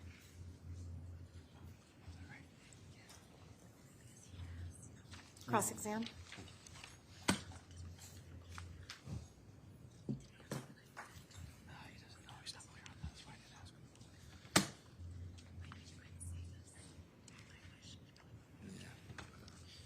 Good afternoon, Mr. Frasek. Good afternoon. We've never met before. Nice to meet you. We've never met before. True. Okay. You're nervous today. Of course. First time testifying in court. It is. Just going to go over with you some of your testimony, okay? Sounds good. Now, in this case, this isn't the first time that you've spoken about this particular matter, right? No. You mentioned you've met with the state's attorney a few times, correct? Correct. He showed you some videos, correct? Correct. He showed you these 2 videos that we saw today, correct? Correct. Have you also seen another video of the fight that took place in the front of Laurel Glen Drive? No. You've never seen the fight where Tyler De Silva is down on the ground? No. Are you aware that such a video exists? I've heard chat about it. And in your case, you spoke, you gave 2 statements, right? You spoke with Detectives Iannotti and Nugent on May 16th, Sounds right. and again with Detective Bengo and McPadden on September 1st, correct? Yes. You were telling us about being at 5 Lazy Brook Road earlier. Do you recall that? Yes. And you were invited to that party by whom? I don't recall whom, but friends. Did you see Austin Leifer there? I did. And what was Austin Leifer doing while you were there? Drinking like everybody else. And you told us that you had gone outside with somebody that was ill and throwing up. Do you remember that? I do. Was that Austin Leifer? No. Did you see Austin Leifer while you were outside? No. And you told us that you were there around 1 to 2 hours before these other kids who you said were uninvited arrived, correct? Sounds about right. And you were there for 1 to 2 hours, as well as Mr. Snyder and Mr. Valle and Mr. De Silva? We were there roughly the same amount of time. You didn't see anybody try to kick them out of that party? Please rephrase that. So you didn't see anybody try to tell them to leave that party while you were there for that 1 to 2 hours, did you? You're talking about the defendant? Yes, and Mr. No. Snyder and Mr. De Silva. Well, once the party ended, that's when everybody in a whole was asked to leave. Everybody was kicked out at that point. Yes. Yes. But before that, No. you didn't see anybody tell them that they had to leave. No. And you saw a photograph earlier that states Exhibit 53. You see that? Can you see that on your screen there? No. No. we have to hear just this. No, it's Herbie.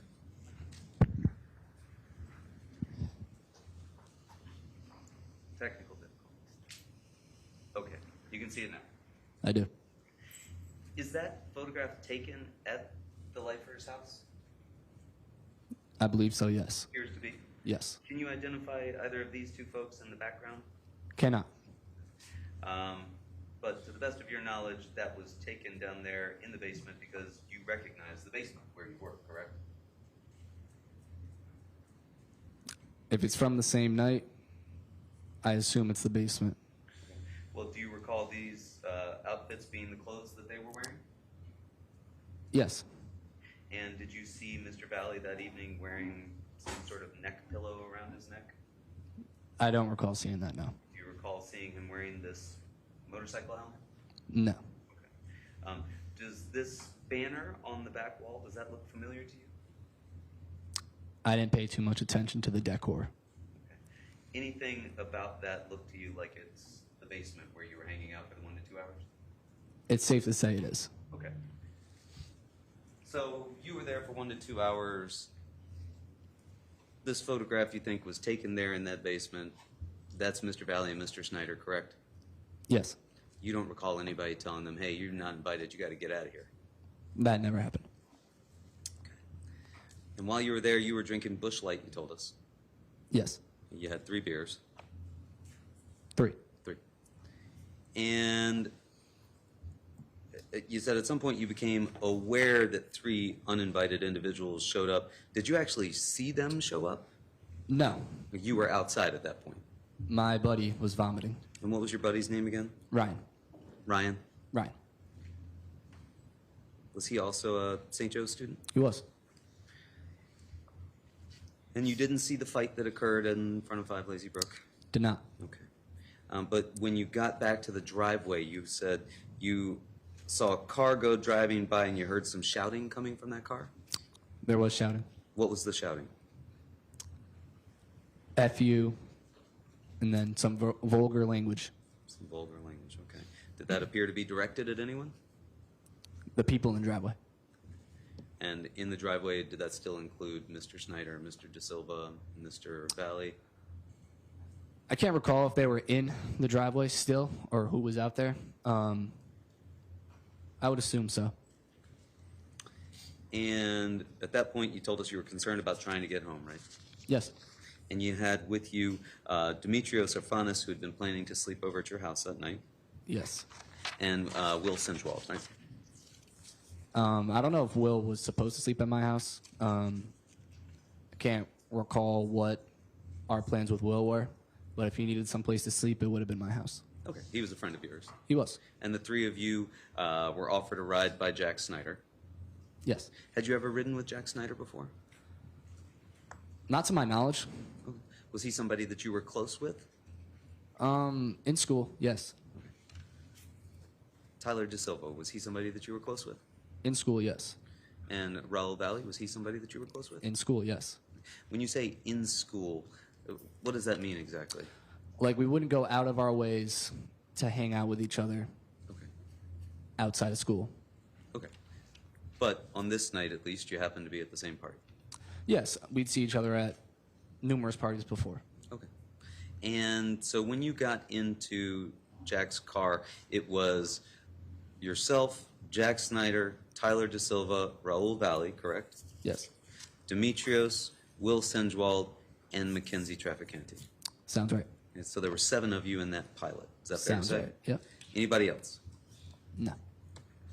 And when you were in the car, what did it sound like in the car? There was no music played. No music playing? No. So you could hear everybody talking? No. Okay. Where were you seated? In the back. In the back as far as the trunk area, or in the back as far as the row Not of in the seats? trunk area. So the In- row of in the seats seating. directly behind the seating. passenger and the driver. Yes.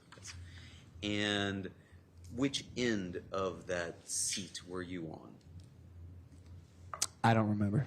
Were you by a door? I don't remember. I was in the back row of seats. Who were you sitting beside? I don't remember. I just remember Jack was driving, and the 6 other individuals, including myself, were in the car. Do you remember Demetrios being in the trunk area? That I do remember. Okay, why do you remember that in particular?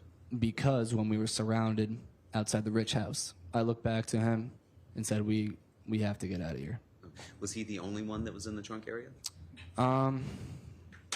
Will Sinchwald could have been, but he was in the car. And you were shown a photograph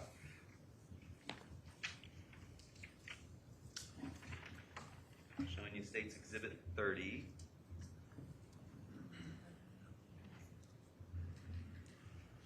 I'm trying to show you State's Exhibit 30. There we go. And you identify that as the vehicle that you were riding in, correct? It was a Honda Pilot. And when you got in the vehicle that night, it did not have this shattered windshield, did it? When I initially got in, When you initially got it. it did not. And you told us that you went over to Trumbull High School at that point, right? We did. And you met up with some girls there, you said. Yes. Were those also girls from the party that you had just been at? Yes. Okay. How did you know to meet up with them there at Trumbull High School? Outside the Lifer household, everybody was piling into cars to try to find rides home, and we ended up mutually going to Trumbull High. Okay. Was that a sort of known meetup spot? No. You saw two other folks there that night too, right? Not just the girls. There was a car with two gentlemen in it, right? Yes. Do you remember who they were? Yes. Who was that? I know one of them was in there, Shane Shane. Kocher. Coach. And was one of them Mike Bagley? Sounds about right. Okay. And they were in a white BMW? Yes. And how do you know those two individuals? I grew up with them. Were they also students at St. Joe's? They were students at Trumbull High School. Okay, they were students at Trumbull High. The other two girls, though, they were students at St. Joe's. Which girls are you referring to? The two girls that you met at Trumbull High School. I believe so, yes. And when you got to Trumbull High School, did you tell us that everybody got out of the car? Mostly everybody got out of the car. Can't exactly remember how it all happened, but people were scattered. Okay. And how long did the ride from 5 Lazy Brook to Trumbull High School take? A few minutes. 3 or 4, 5 or 6? 5 or 6. 5 or 6 minutes. No drinking in the car on the way there. No. Was there alcohol in the car? There could have been. I don't recall. You didn't see anybody drinking? No. You didn't drink yourself? No. And you said you stayed there for about 20 minutes, right? Sounds about right, yes. And then you got back into Jack's car and you thought that you were going home to your house, right? Yes. Because Jack had told you that he was going to be your ride home, right? Because my ride, when I got to the Lifer household, left. So I didn't have a ride. Jack said he could bring me home. Okay. And everybody got back into the car at that point, right? The 7 individuals that were in the car leaving the Lifer household got back in the car. Okay. And nobody said where you were going at that point. You just told us you assumed that you were going home, right? I assumed I was going home with Demetrios and Will, or maybe Will was getting dropped off after. My house, compared to everybody else, is the closest to Trumbull High, so I assumed I was going home first. Gotcha. Nobody said, hey, we're going somewhere else, right? Not that I remember. And I think you told us that you, while you were there, well, who were you talking to while you were outside of the car at Trumbull High School? I can't recall everybody I talked to, or even who I talked to. It just wasn't, I wasn't talking to Lito, Jack, and Tyler. Okay. So you said they were somewhere among themselves? That sounds right. Did you see them, or you just assumed that? It was safe to assume. Okay. So you didn't see them? I saw that they weren't with me. Well, So that means they have to be together. okay. But you didn't actually see them together, is what I'm asking. I wasn't focusing my attention on them. I understand that. You were talking to other people. Yes. I'm just saying, you assumed that they were somewhere together, but you didn't actually see them somewhere together, did you? They were at the car. Oh, you saw them at the car? Yeah. Where were they at the car? I can't recall if they were inside or outside, but I was not near the car, so I wasn't with them. So you don't have a clear recollection of seeing them together at the car, right? Yes. Okay. That's, yes, you don't have a clear recollection, right? Please please repeat that? You said yes, and it was either you do have a clear recollection of them being at the car, or you don't have a clear recollection. Yes, I have a clear recollection they were at the car. You have a clear recollection And I now was of not seeing with them. them at the car. Yes. You just said that they could have been in the car, they could have been out of the car. They Were could they have in the been. car or out of It's- the car? It's been 3 years. I'm sorry? It's been 3 years. I understand that, sir. I'm just asking you what your recollection is. You said they could have been in the car, they could have been out of the car. Now you're telling me you have a clear recollection. Were they in the car? Were they out of the car? I guess my recollection's not clear enough. They were around the car. Okay. And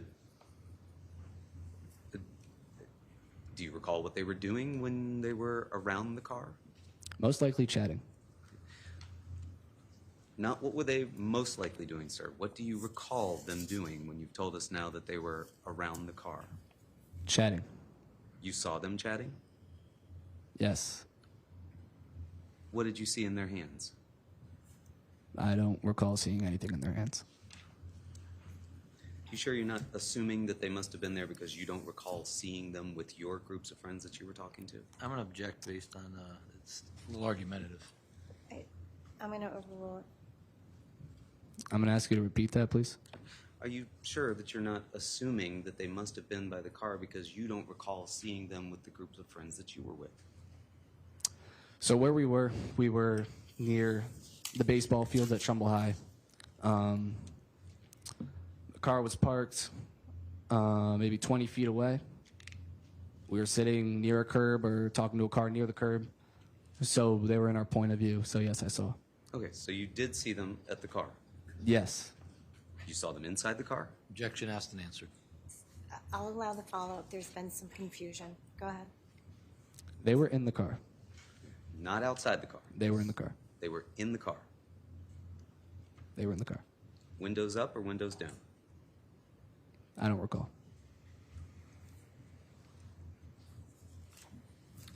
And when you left the parking lot at Trumbull High School, you said you knew that you weren't going to your house because the car took a left to Shelton, right? Yes, And you live in Trumbull. I do.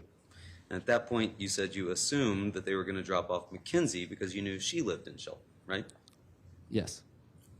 And nobody said, hey, we're leaving right now and we're going somewhere, correct? No, nobody said that.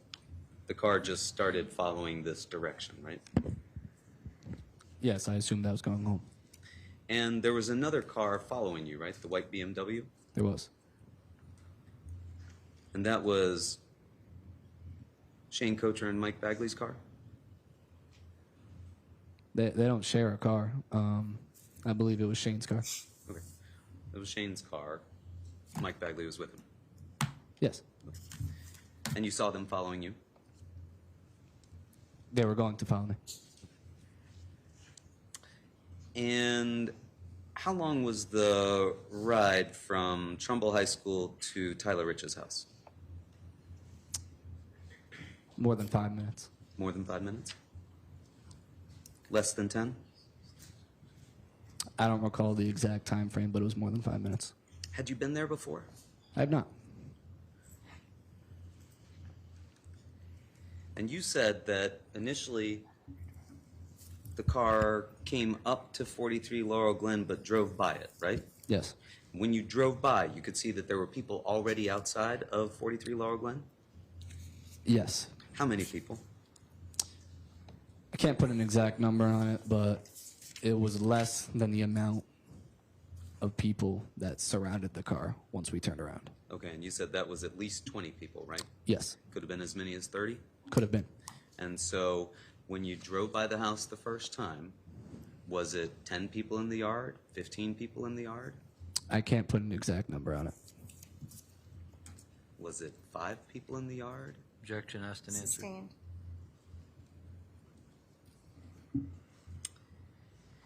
You drove by, you saw these people in the yard, and then the car turned around at the cul-de-sac. Was that down at Farmhouse Lane where the car stopped later on?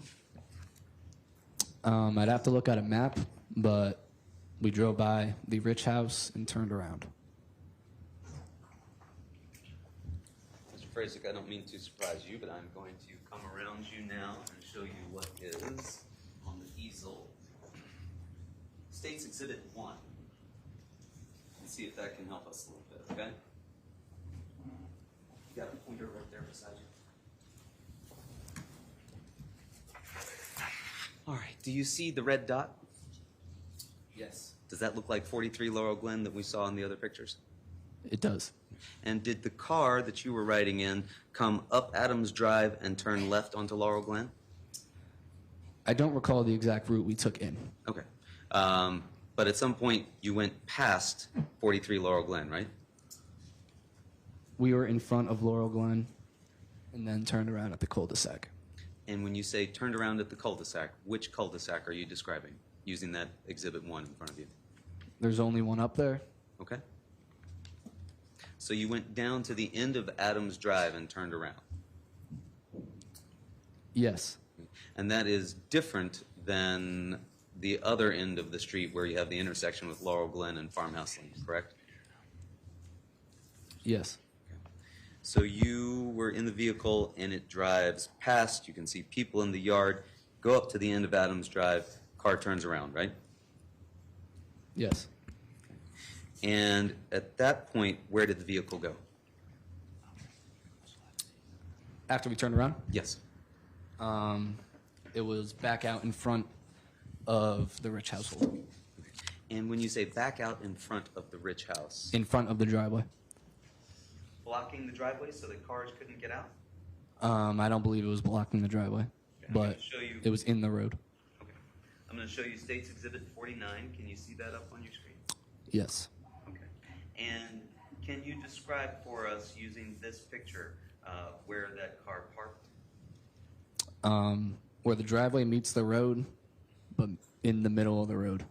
In the middle of the road. It was not in the driveway. Not in the driveway. Yes.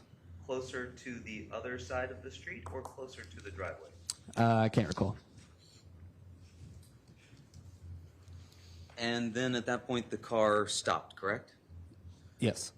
And you said that at least 20 people surrounded the car, right? Not at first. Okay. They were on the driver's side. Okay. How many people were there at first on the driver's side? Under 20. Under 20. Yes. More than 10? Yes.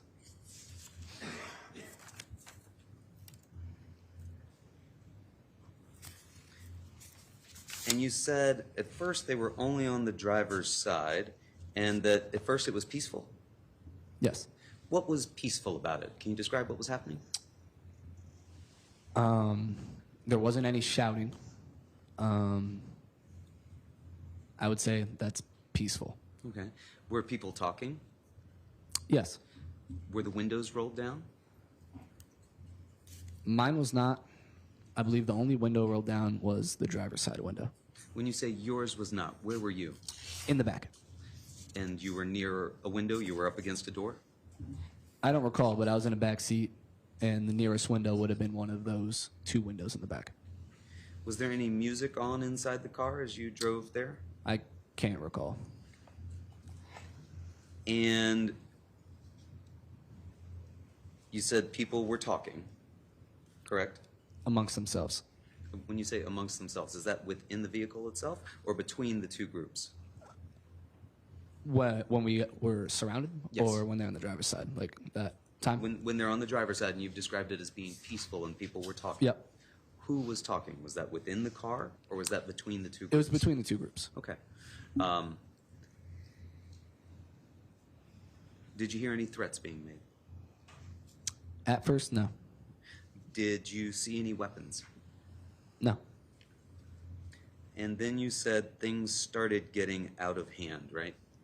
Sounds right. You described tensions were escalating, right? Sounds right. And was Mr. Valle uttering threats at that point? I can't recall Mr. Valle talking at that point. You don't recall Mr. Valle talking to any of the people outside the vehicle, is that fair to say? Fair. And do you recall where Ms. Trafficante was? Can't recall. She was in the car. She was in the car. She was. Was she sitting on Mr. Valle's lap?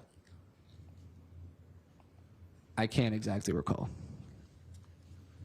Your attention was directed to the people outside the vehicle that were becoming more aggressive. Is that fair to say? Yes. And you've described that things were being thrown at the vehicle. Things were thrown. Do you know what was being thrown? Objects. What kind of objects? Hard objects. Hard objects. Do you know, can you describe any of those objects? I can't. How did you know they were hard objects? Because they made a loud sound. As they hit the car. Yes. Did you hear glass shatter? I did not. You said that people were on the back of the car? Yes. Like on the bumper? On the bumper. Standing on it? Standing on the bumper. Bouncing up and down? Bouncing up and down. You could feel that inside the vehicle? If someone's bouncing on the bumper, the car bounces. So How yes. many people were on the back? I can't put a number on it. More than one? I can't remember. I'll allow. You can't put a number on it. No. There were people on the passenger side as well at this point? Once things got out of hand, yes. Once things got out of hand, as you've described it, in fact, the car was completely surrounded, right? People on all sides. Yes. At least 20 people at that point. Yes. Could have been more. Could have. And you said you were pretty scared. I was. What did you think those people were going to do to the car? Objection calls for speculation. Sustained. What was scary about that to you? You're 7 people trapped inside a car. People banging on it, throwing things at it, bouncing the car. You weren't driving the car, right? No. You had no ability to make that car move, did you? Did not. Why didn't you just get out the door and walk away from the vehicle at that point? Because there was an individual right outside my window, And what was that individual right outside your window doing? banging on the car. Banging on the door? Yes. How many people were on the passenger side at that point?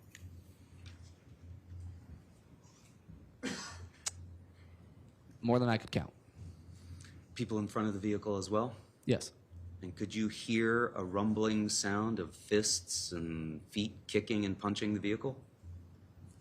I wouldn't call it rumbling. I can't remember the exact sound, but you could definitely hear the car being hit. Did anybody get on the front of the car and bounce up and down like they did on the back?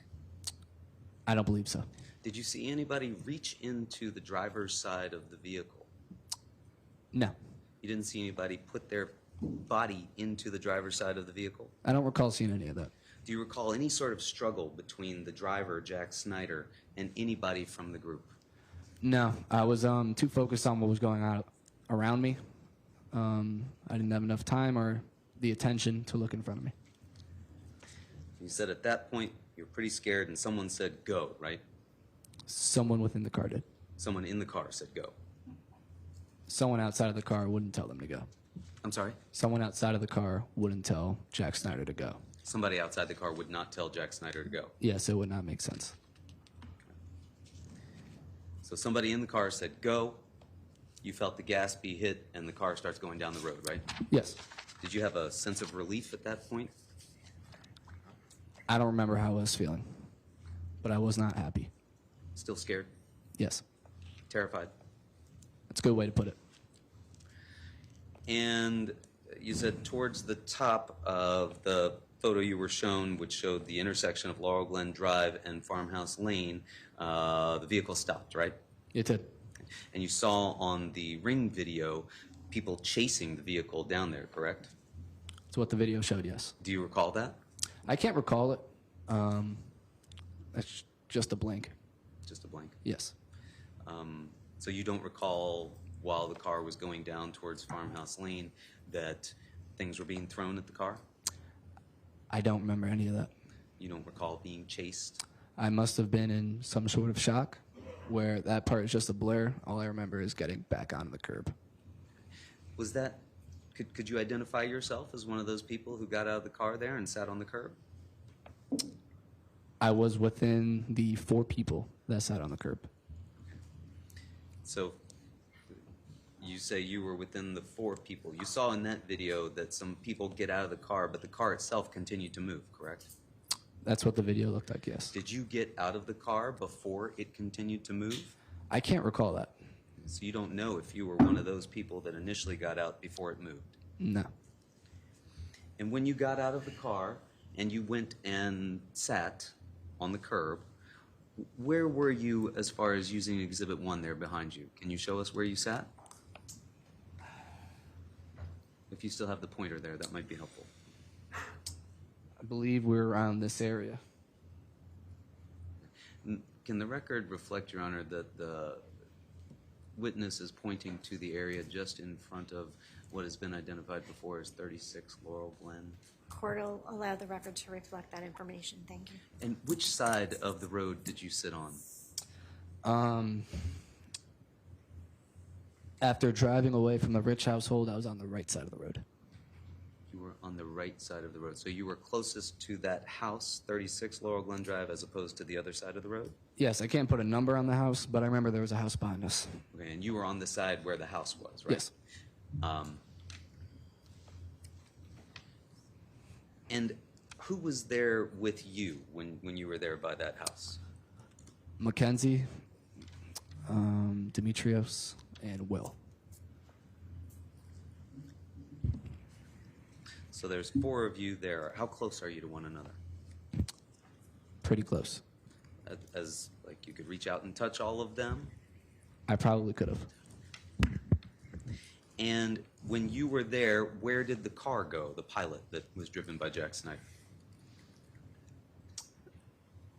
It went back towards the Rich household. I'm sorry? It went back towards the Rich household. So immediately after you got out, the car turned around and went back? The car was stationary. So the car was stationary. Where was it when you were sitting on the curb? I can't recall how far away it was, but it was within view. It was within view? Yes, it was. Can you point out on Exhibit 1 there where that car was? I cannot. You can't. No. Do you see the intersection there on Laurel Glen and Farmhouse Lane? I do. Was it at the intersection? I can't recall. So you don't know if it was beyond that intersection? I can't recall. You can't recall how far away that car was? No. And while you were sitting on the curb, you told us that the cars moved some distance away, but you can't tell us how far away it was. But you did see some Shelton High kids come running up from the direction of 43 Laurel Glen. You recall that? Yes. How many kids were coming running up? Can't put an exact number on it. I'd say less than 5. Less than 5.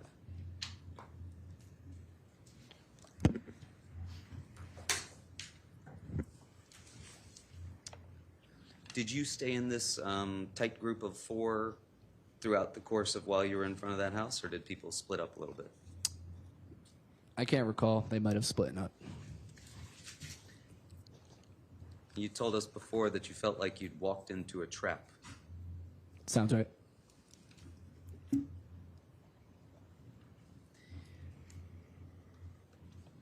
And you said that you were sitting on the curb away from the car and you couldn't hear what was being said between the Shelton High kids and the other kids from St. Joe's, right? I couldn't hear the exact words. You could obviously hear that they're talking. Can't make out the words. But yes, they were talking. You said at first everything was cordial, right? It was. And then it escalated, It did. but you couldn't hear what was being said. No, And the car was still stationary at that point? it was. You don't know how far away it was? Nope. You didn't see any fighting going on between those groups? I did not. Did you ever see Mr. Valle over, if you're looking at Exhibit 1, just before the house where you've described yourself as sitting, you see there's an area where there are some woods or some bushes there? Yes. Did you ever see Mr. Valle in that area? If you don't mind, are you talking about this area over here? No, sir. Remember where you described yourself as being? Okay, and look, if you would, just before that house, on the same side where you've described yourself as sitting. Sorry, just that. There we go. See that area of bushes? Yes. Did you ever see Mr. Valle over there? No.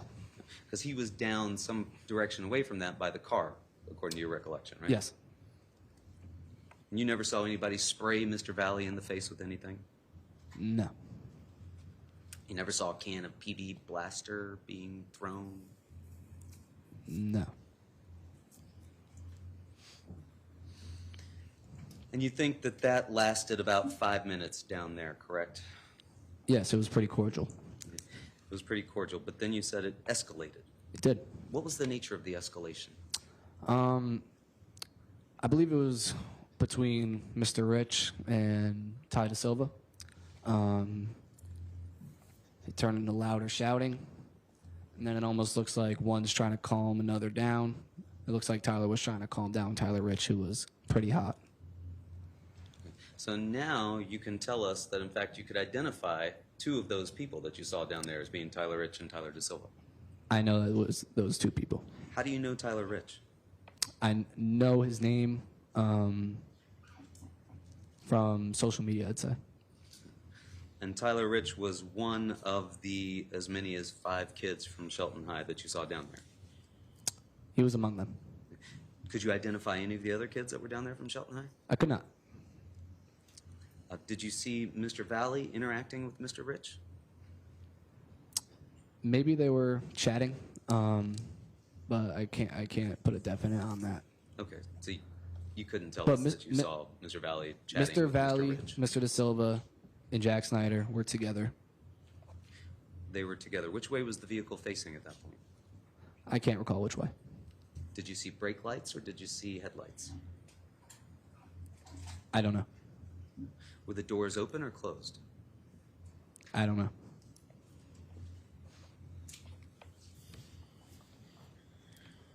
You saw Mr. Valle, Mr. DeSilva, and Mr. Snyder all outside of the car together. All 3 of them were outside the car. Which side of the car were they on? I can't tell you that. Were they moving around from place to place? I don't remember.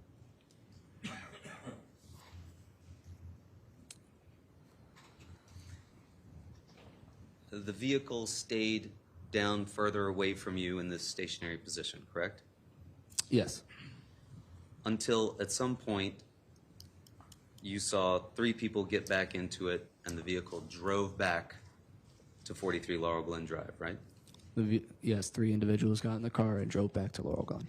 And you, Mackenzie, Demetrius, and Will were still on the curb in that same spot.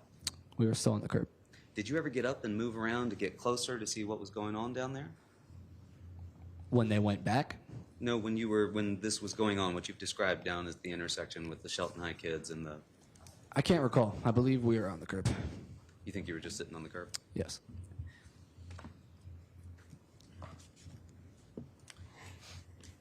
And then you said you heard Mr. Valle say to Jack Snyder, "Where's your knife? Where the fuck is your knife?" Right? That did happen. That's the only thing that you heard while you were seeing this interaction go on, that you told us you could not see or hear what else was going on? No, you didn't ask me when I heard about the knife. Okay. It was, I can't put an exact time frame on it, but it was when I was either in the car or just outside the car, but it happened before the 3 of them went back, and it happened after the 7 of us arrived initially on Laurel Glen. Sometime between the time that you first got there and were surrounded Yes. and the time that they went back to the house, Yes. that's as close as you can tell us when you claim to have heard this. Yes.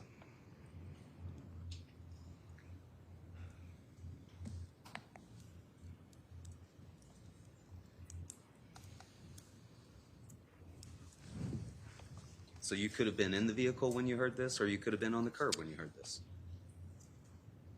I don't think I was on the curb because I saw with my eyes he was looking in the glove compartment and the center console. Mr. Valle was seated in the back seat. I don't know. Well, sir, who was driving the car? Jack Snyder. And Tyler DeSilva was the front passenger, was he not? He could have been. I don't remember.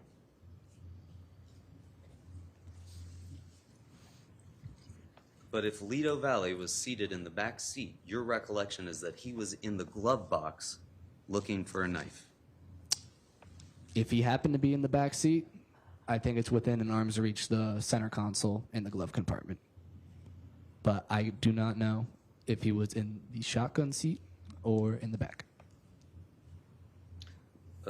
This Honda Pilot, do you recall it being, the interior being somehow different than the typical car where the glove box is right in front of the passenger? Can you repeat that? Sure.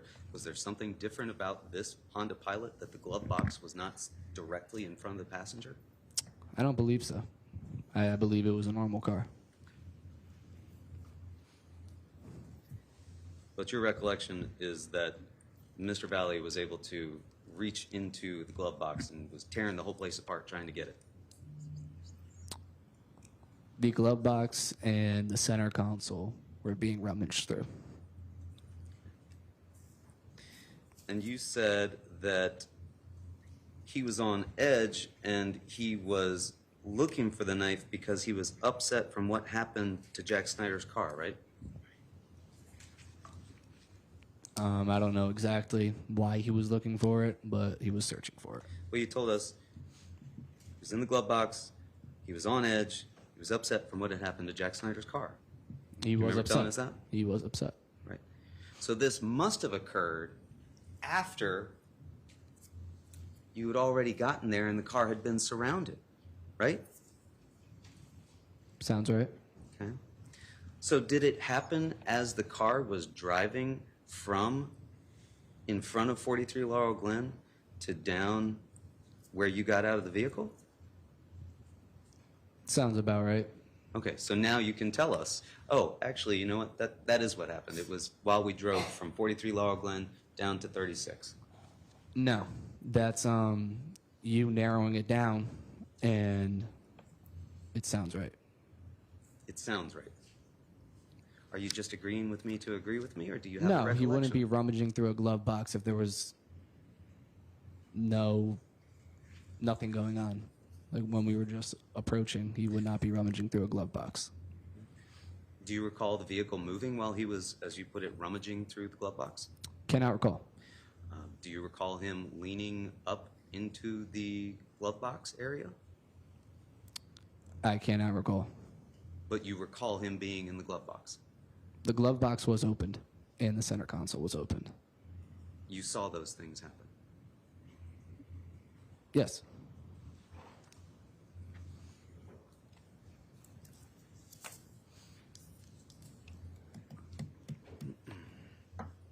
Okay. Did you see Mr. Snyder pull the knife out of the console? No. Did you ever see Mr. Snyder with the knife? No, I never saw a knife. You never saw the knife? Never saw a knife.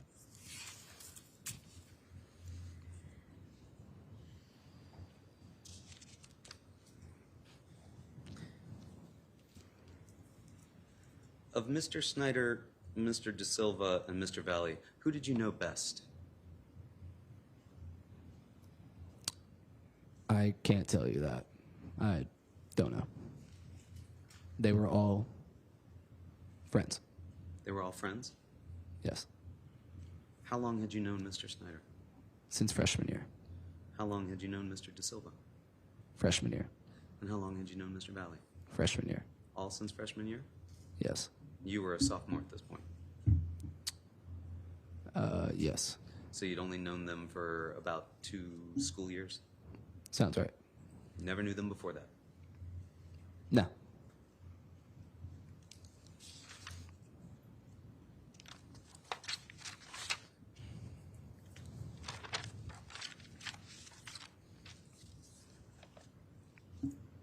And you're certain that this occurred while you were in the vehicle? I said in or around. In or around? Yes, I could have been just outside the vehicle, but I was able to see it. So when you say in or around, you mean you might have been in the vehicle and you saw him going into the glove box, or you might have been outside the vehicle on the curb and you saw him go in the glove box? No. Okay. I was not on the curb when this occurred. You're sure of that now? Yes. What do you mean when you say around the vehicle? Within 2 feet outside the car. So you were outside the car, possibly? I said I could not recall whether I was inside or outside. And you were within 2 feet. You couldn't tell us how far away that car was before.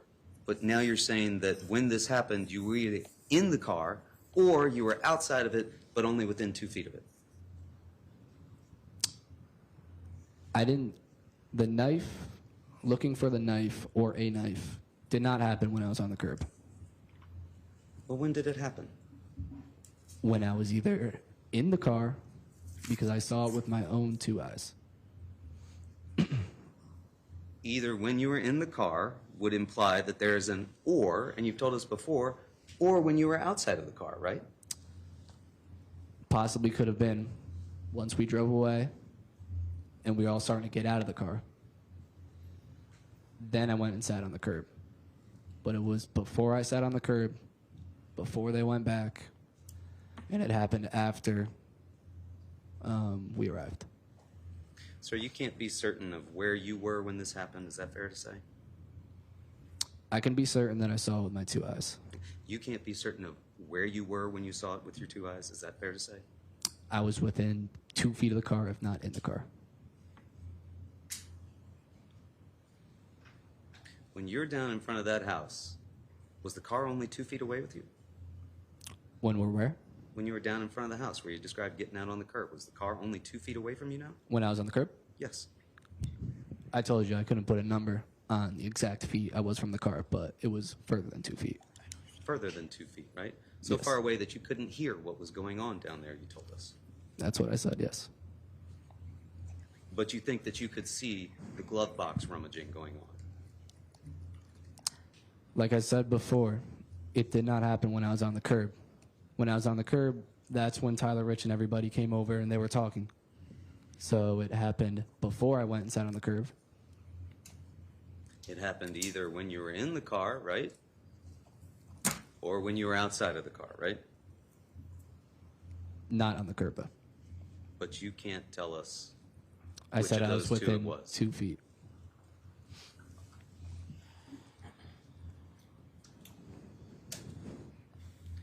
And in fact, you told us you never saw a knife that night, right? Never saw one. But you heard about it afterwards, right? What do you mean by that? Well, you told us afterwards you came to learn that there was a claim of a knife being involved, right? When the police contacted me, yes. Ah, so the police told you, hey, there was a knife involved, right? Objections to what the police told them. Sustained. You learned from the police that they thought there was a knife involved, right? Objection to. Sustained. That's when I got clarification. Okay.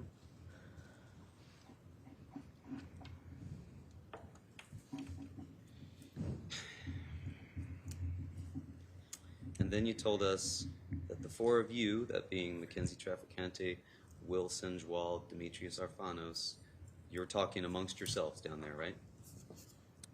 The vehicle left. Yes. You could not see the car, but you could hear some yelling going on, correct? Correct. You heard a high-pitched scream, you told us, correct? Correct. And then the car returned, right? It did. And at that point, you were how far away from the vehicle? We got up and approached the vehicle. Okay. And so you were close enough that you could see that Tyler DeSilva was bleeding, right? Yes. Bleeding a lot, you said, right? Profusely. Bruised everywhere, right? Sounds right. And I think you described him as being just about unconscious, right? That's what I said. And you said you could also see Mr. Valle? I could see him. I Where was was he? not. I was not inspecting him Where was he? in the car. Where? I can't tell you exactly. You don't know if he was in the passenger side or in the back seat? I know Tyler DeSilva was in the back seat. Tyler DeSilva was in the back seat. Yes. You don't know where you saw Mr. Valle? No. Could have been in the back seat? Could have. Could have been in the passenger seat? He could have. Could have been driving? No. No. Who was driving? Jack Snyder. The whole time, right? I did not go down there and see what happened, but it's safe to assume so, yes. You didn't see anybody else drive that vehicle that night, right? No, That was Jack Snyder's car, right? it was. And you said that Mr. Valle looked shocked, correct? Yes. You said he did not look as battered as Mr. DeSilva, I did say that. but he looked battered. He didn't look as bad as Mr. De Silva, but it also looks like he didn't, like nothing happened to him. Like he looked like he was in a fight. Looked like he was in a fight. Looked like he'd been punched in the face. I can't tell if he was punched in the face. I was not inspecting him like that. When you say he looked like he'd been in a fight, what do you mean? Shocked, exhausted, could have been bruising. But my attention was more towards Mr. De Silva. You heard Mr. Valle say that he was on his back, I did. that he'd been on the I ground. object. That's calls for hearsay. It's a late objection, but as to what the defendant said, This is what Mr. De Silva said? It's No, Your Honor, this is what Mr. Valle Mr. said. Valle said. it's hearsay. It is hearsay. It's, Yes, It's that'd be a stricken. statement of the defendant's. it's your client's statement. It's not opposition. I'll sustain the objection based on the hearsay. Ask that it be stricken from the record, please. Court will strike it from the record.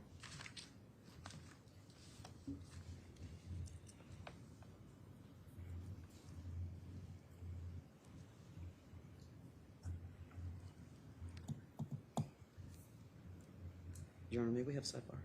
Certainly.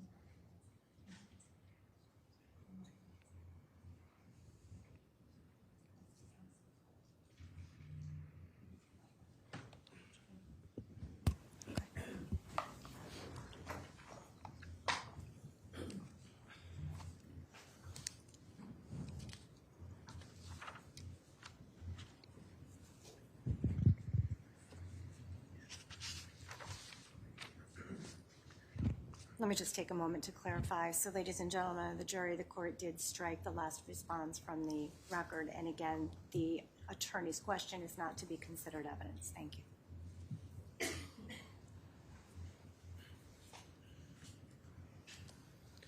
You described him as being not as battered as Mr. De Silva, but you admit you weren't inspecting him, so to speak. Yes. At that point, Mr. Senjwald got a ride from Carolyn Takis, Yes. and Madison Traficante came to pick you up, correct? Yes, simultaneously. It was about an 8-minute ride to your home, right? Sounds about right, yes. And you were sitting right beside Mr. Valle, correct? I was. Were you inspecting him at that point? No.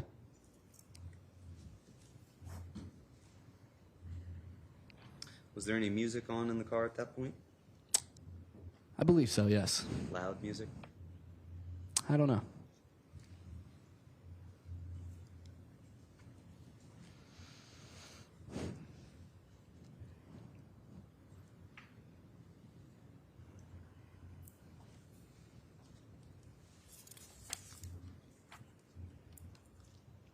Do you recall when you spoke to officers about this before, telling them that you did not hear any comments about a knife when they drove down the road and everyone exited the vehicle?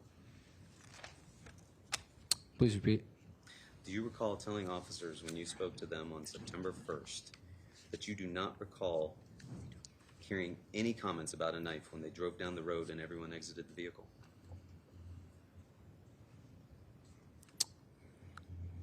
I'm not too sure what you're talking about.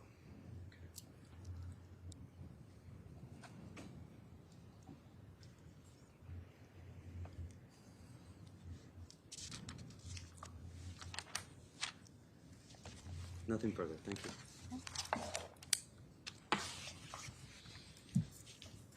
Keenan, counsel just asked you a little bit about when the car goes down the street, people are getting out. There's this moment where you say you get out of the car and then you go sit by the curb. So I just want to make sure that we're all on the same page. Car goes down the street. At what moment when the car goes down the street after the incident in front of 43 Laurel Glen do you do you hear the defendant ask Jack, "Where's the knife? Let me get the knife"? Objection, Your Honor, asked and answered. Well, this is redirect, so overruled. Can you repeat that, please? At what point do you hear in the timeline, right? To the Yep. best of your recollection, when you drive down the street towards Farmhouse Road, you say you get out of the car at some point, and then you're close to the car, and you sit on the curb. But do you hear the defendant ask for the knife as you're getting out of the car, and then you go sit at the curb, or do you go sit at the curb and then come back closer to the car and hear the defendant ask for the knife? It was before I sat on the curb. So when you drive down the street, there's a conversation between the defendant and Jack Snyder where the defendant asks him for the knife prior to you getting out, or just as you're getting out of the car. Yes, it was prior. And when you get out of the car, after you hear that, when do you observe him looking inside the car for the knife? It was prior to myself and others sitting on the curb. And at some point after you witness him looking for the knife in the car, is that when you go sit by the curb? Yes, it was after. And when you're sitting by the curb, I think you indicated you were sitting on the curb on the, if I may approach, Your Honor. Did you indicate you were sitting on the curb, this is States 1, in front of what has been referred to as 36 Laurel Glen? You were somewhere in this area here after that conversation occurred between the defendant and Jack Snyder? Yes, I believe so. So if the record can reflect, I'm referring to the area in front of 36 Laurel Glen on the right side of the road. Record can reflect. So at some point in time,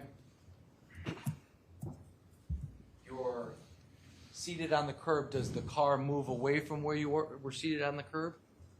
The car does move away. How far away does it move? Well, it eventually went back. And Okay. So when the car is in that area where you're seated, is it facing Farmhouse Road at this point, or is it facing Laurel Glen? I mean, facing Adams? I can't exactly recall which way it was facing. But at some point, the car Turned around. It must have turned The around. defendant, Jack, and Tyler get in that car, turns around, and maybe goes back to 43 Laurel Glen? They did go back. So to the best of your recollection, the defendant asking for the knife happens after the incident in front of 43 Laurel Glen, but before they go back to 43 Laurel Glen. And 43 Laurel Glen is the Rich household, correct? Yes. Yes. So the next thing I think you said on cross-examination that when counsel asked you, when did Lido ask for the knife, you said it happened before I went and sat on the curb and before Tyler Rich came over to talk. Is that right? Do you recall when the series of events? Yes. That's when it happened? Before Tyler Rich came down the street? Before there was No, that? it was before they went back and after the car got surrounded Okay. outside the Rich household. That's the best you can recall? That is the best I can work with. All right. Thank you. I have no further questions. Anything further by the defense?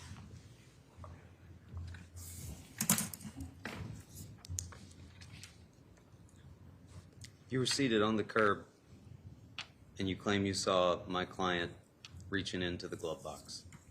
Not when I was on the curb. Not when you were on the curb. I just explained I wasn't on the curb. You were in the car when you saw him reaching in the glove box. I was within 2 feet, if not in the car, because I saw it with my own 2 eyes. You weren't on the curb. You weren't in the car. I could have been in the car. You could have been in the car. You could have been out of the car. I saw it with my own 2 eyes and heard it. What did you see with your own 2 eyes? The glove box and center console opened and rummaged through. Was the defendant in the car or out of the car? In the car. Where was he seated? I told you I don't remember.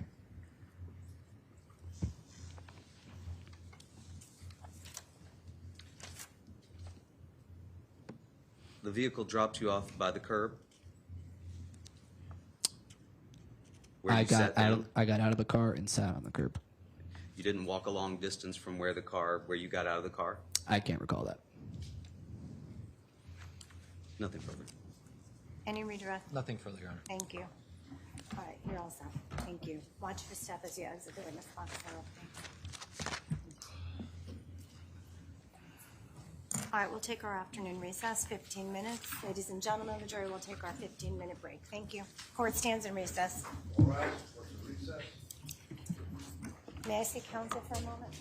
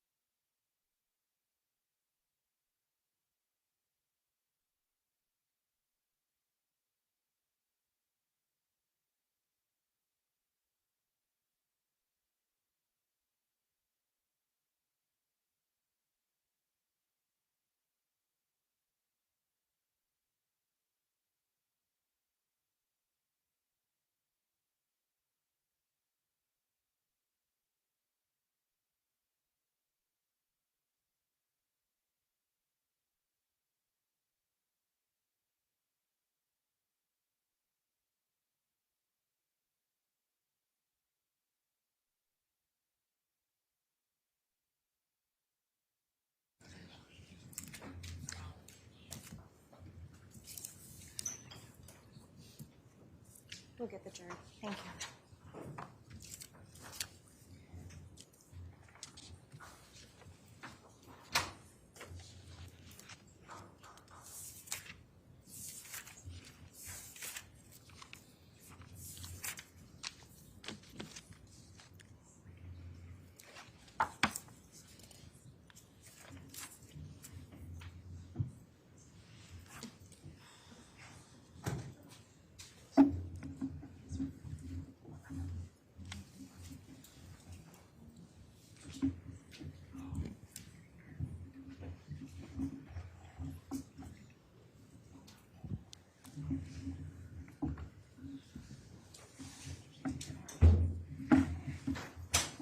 Thank you.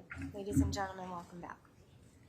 Counsel, please stipulate to the return of our jurors. State will stipulate, Your Honor. Thank you. Stipulates, Your Honor. Okay, thank you. All right, I'll ask the state to please call its next witness. Thank you, Your Honor. State would call Demetrius Arfanis to the stand. Thank you.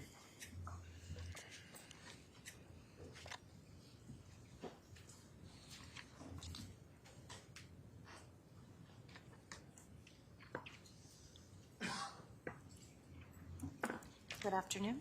Good afternoon. Please step up into the witness box, remain standing. The clerk is going to put you under oath. Thank you. Thank you, Your Honor. Please raise your right hand, sir. Do you solemnly swear or solemnly and sincerely affirm, as the case may be, that the evidence you shall give concerning this case shall be the truth, the whole truth, and nothing but the truth, so help you God, or upon penalty of perjury? If so, please say I do. I do. Please state your full name, spelling your last name, and address for the record, sir. Demetrius Arfanis, A-R-F-A-N-I-S, 40 Secret Circle, Stratford, Connecticut. Thank you. You may be seated. Thank you. Demetrius, do us a favor. Just sit close to the microphone, speak loudly. These ladies and gentlemen need to hear you, okay? All right. Is it Demetrios or Dimitri? The full name is Demetrius, but I go by Dimitri. Okay. Do you mind if I call you Dimitri? That's fine, yeah. Dimitri, how old are you? I'm 20. And do you go to school? I do. Where do you go to school? Clemson in And what South year? Carolina. And what year are you? I'm going into my junior year. And do you know why you're here today? I do. And why are you here today? To talk about what happened back in May 2022. And have you and I met before We have. concerning this case? Yeah. Now, directing your attention to May 14th of 2022, how old were you back then? I was 17. And were you in school? I was What school were you in? St. Joseph's High School And where's St. Joseph's located? in Trumbull. And are you familiar with an individual by the name of Jack Snyder? I am. How are you familiar with him? We went to the same school. And are you familiar with an individual by the name of Tyler DeSilva? I am. And how are you familiar with him? We also went to the same school. And are you familiar with an individual by the name of Raul Valle? I am. And how are you familiar with him? Went to the same school. Is Raul Valle present in the courtroom today? He is. And what is he wearing? A blue suit. And can you please point him out for the record? Your Honor, may the record reflect the witnesses identified the defendant in this case? Record will reflect that the witness has identified Mr. Valley. Thank you. Now, Dimitri, does the defendant have a nickname that he goes by? We called him Lito. And I want to direct your attention to that day, May 14th, 2022. Sometime earlier in the night, did you attend a party at 5 Lazy Brook Road? I did. Can you please tell us the circumstances surrounding you attending that party? I went to have a good night with my friends. And were you invited there? Yeah, I believe so. Who invited you? The lifer, Austin lifer. And when you got there, what time of day do you think it was? It was probably like 9 o'clock. So it was nighttime? Yes, sir. And when you got there, what kinds of things were happening at the Lifer household? People were just drinking, having a good time, talking, catching up. And when you say drinking and having a good time, what were the things that people were drinking? Beer, alcohol. And were you drinking that night? I was. How much did you have to drink? Not that much. Few drinks. What were you drinking? Beer, I'd say. So you had about 2 beers, maybe? Yeah. Okay. And at some point in time, did you become aware of individuals from Shelton High School that arrived at the Lifer household?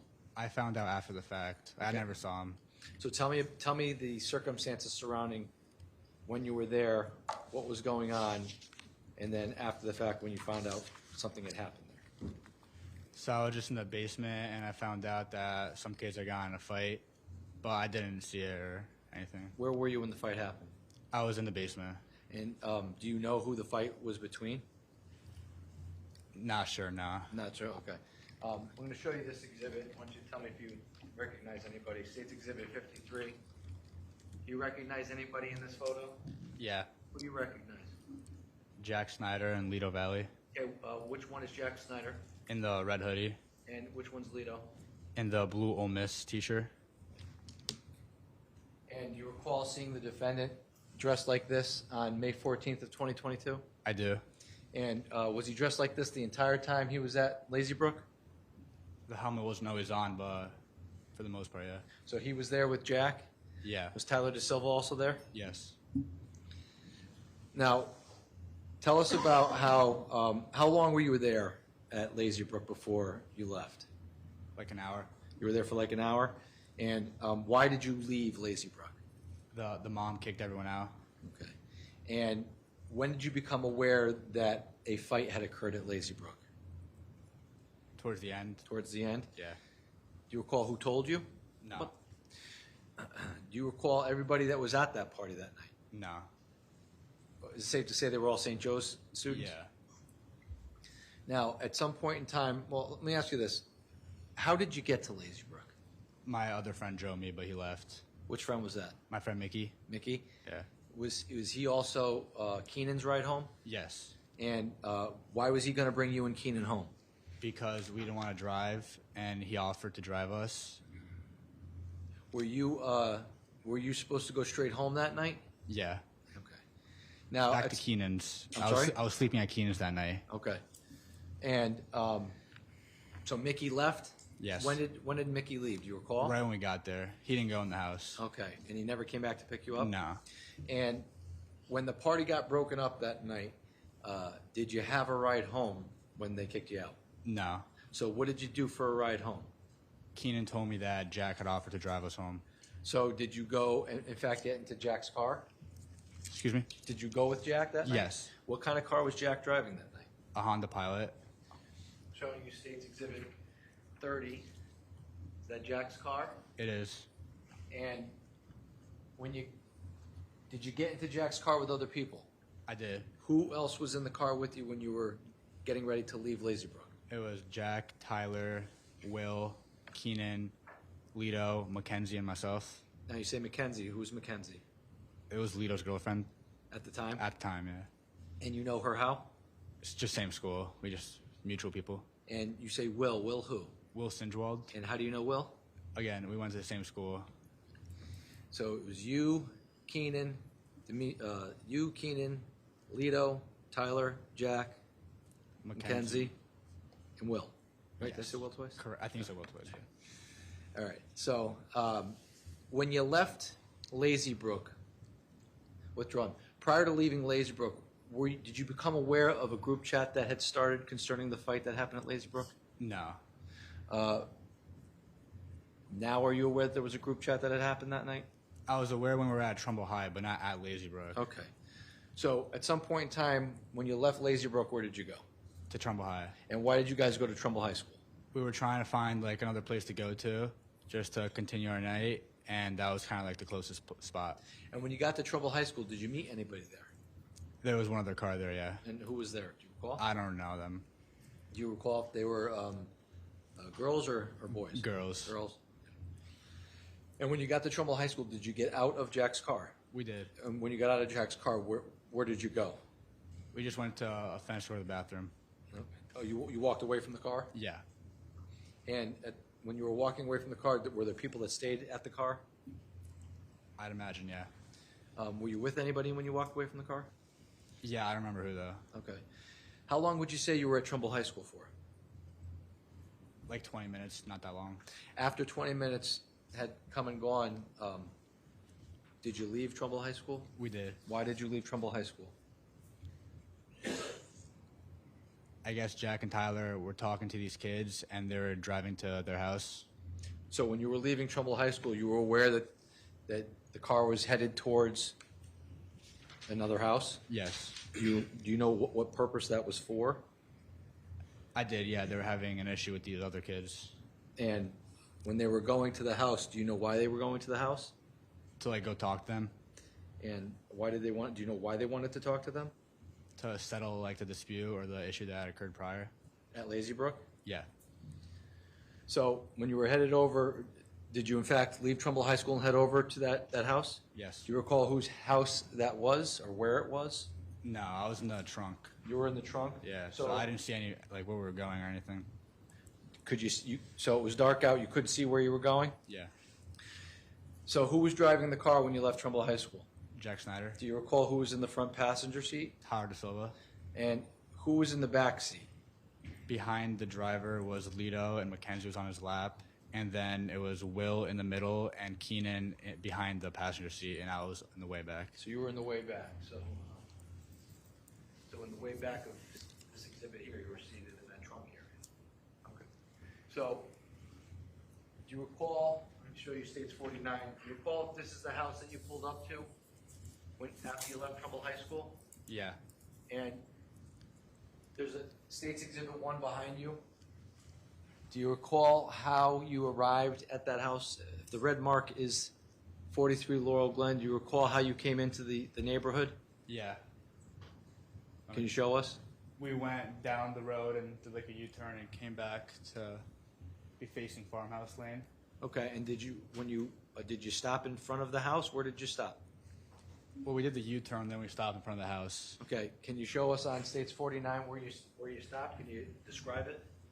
We stopped like right before the driveway starts, Okay. a little farther from the curb. So would you have been on the right side of the road or the left side of the road?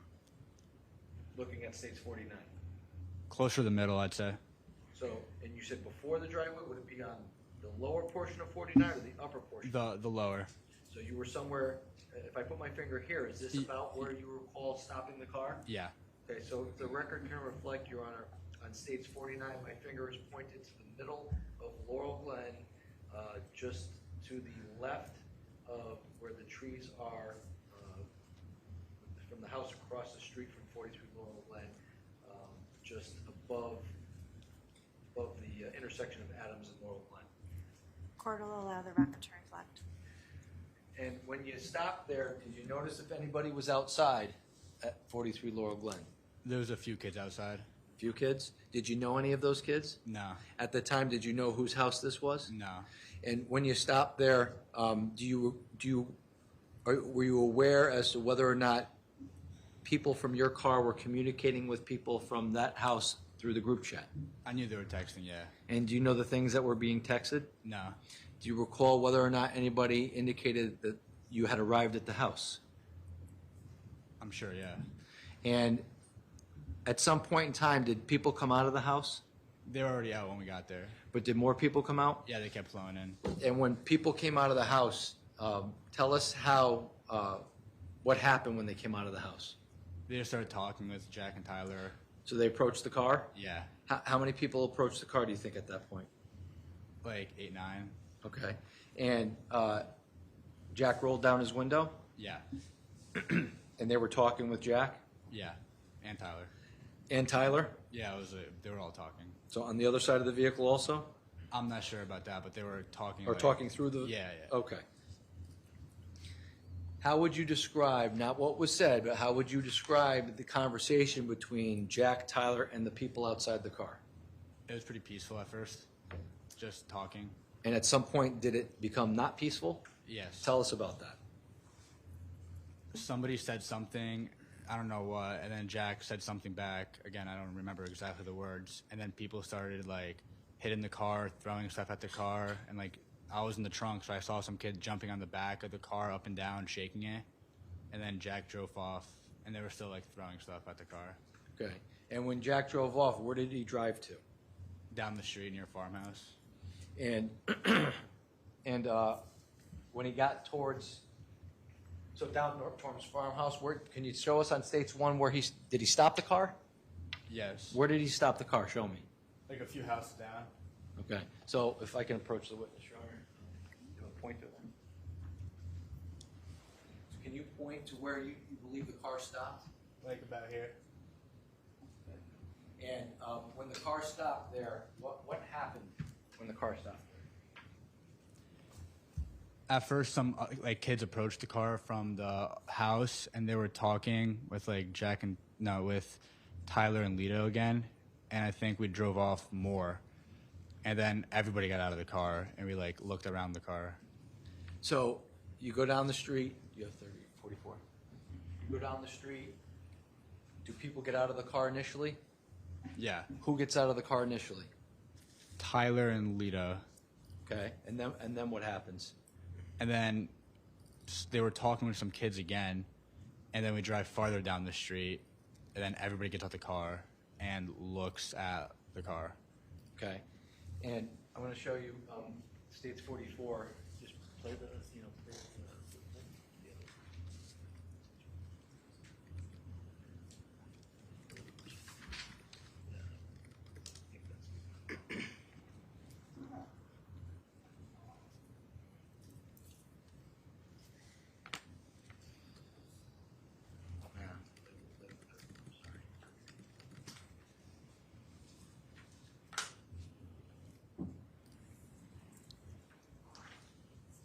do you remember this?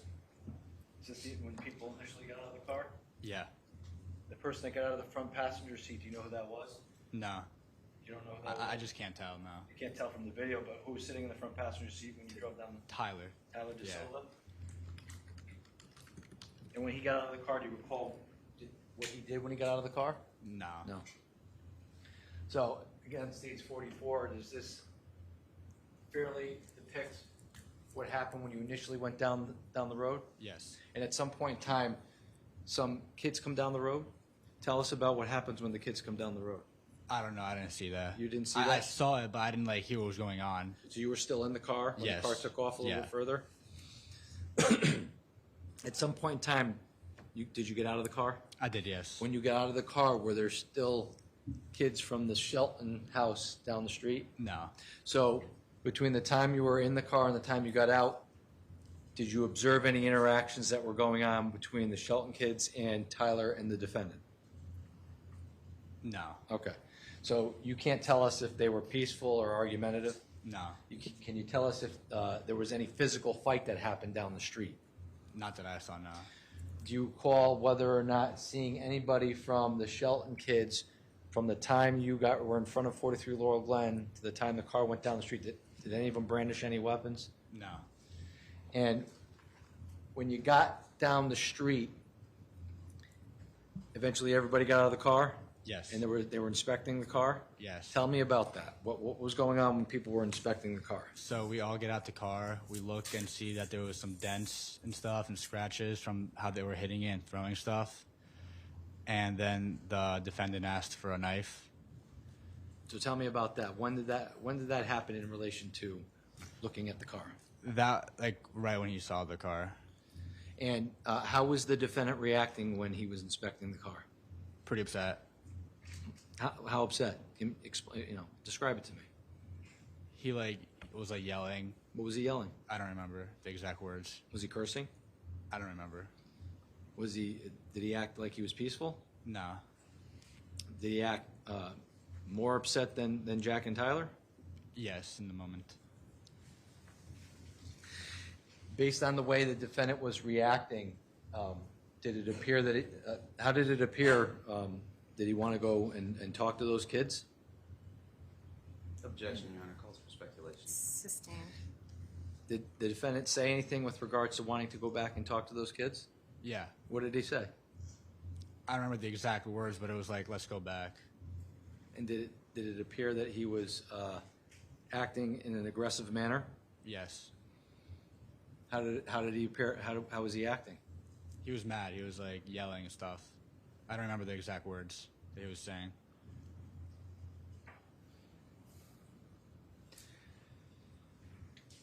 And at what point did he ask for the knife? Right after we went out the car and inspected it, the damage. Do you recall who he asked for the knife? I think it was Jack.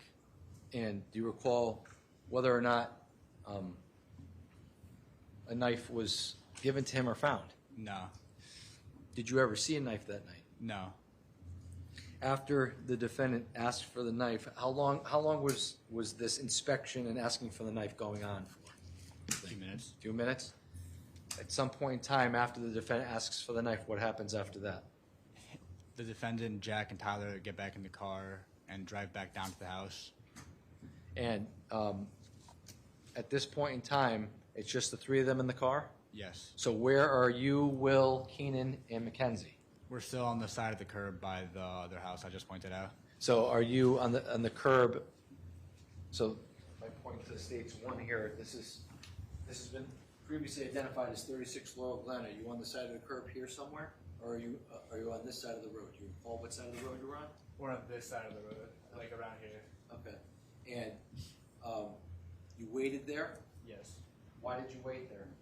Because I don't want to go back. Why didn't you want to go back? Because I don't want to get in a fight with these kids that I don't know.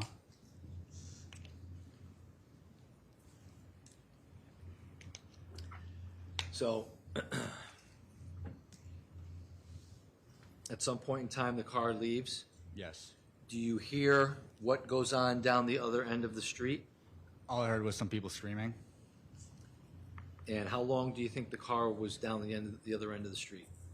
Not that long, like 5 minutes. And when we're talking about the other end of the street, are we talking about going back towards 43 Laurel Glen, or are we talking going the other way when you say go down the street? They go back down to the house that we were at. So, so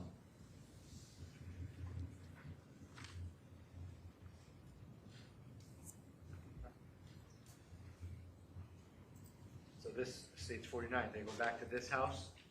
Yes. Did you see the car stop in front of the house from where you were seated? No. How do you know that they were down there? I assume so. Okay. And they were down there for 5 minutes, you said? And you heard screaming? Yes.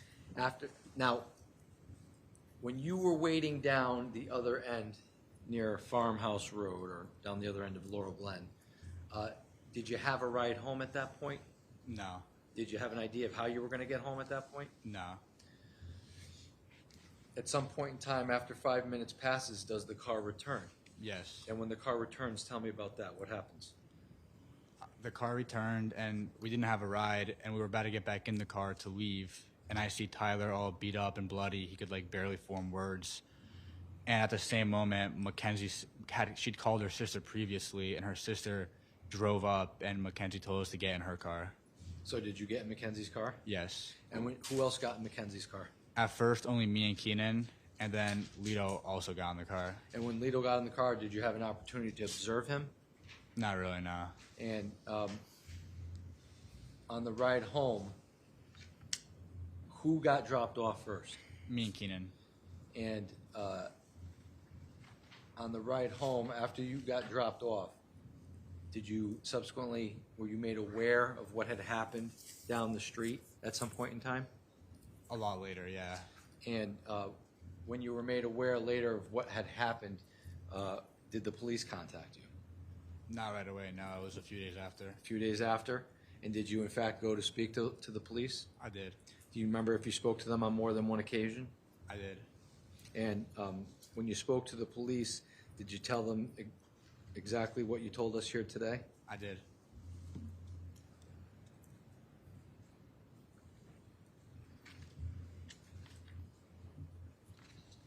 I have no further questions, Your Honor. Thank you. Okay. Attorney Smith?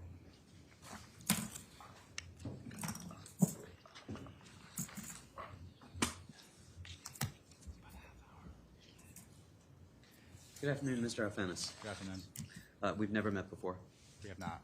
We've never discussed this case before. We have not. Did you say that you are going to Clemson University I am. in South Carolina? I am.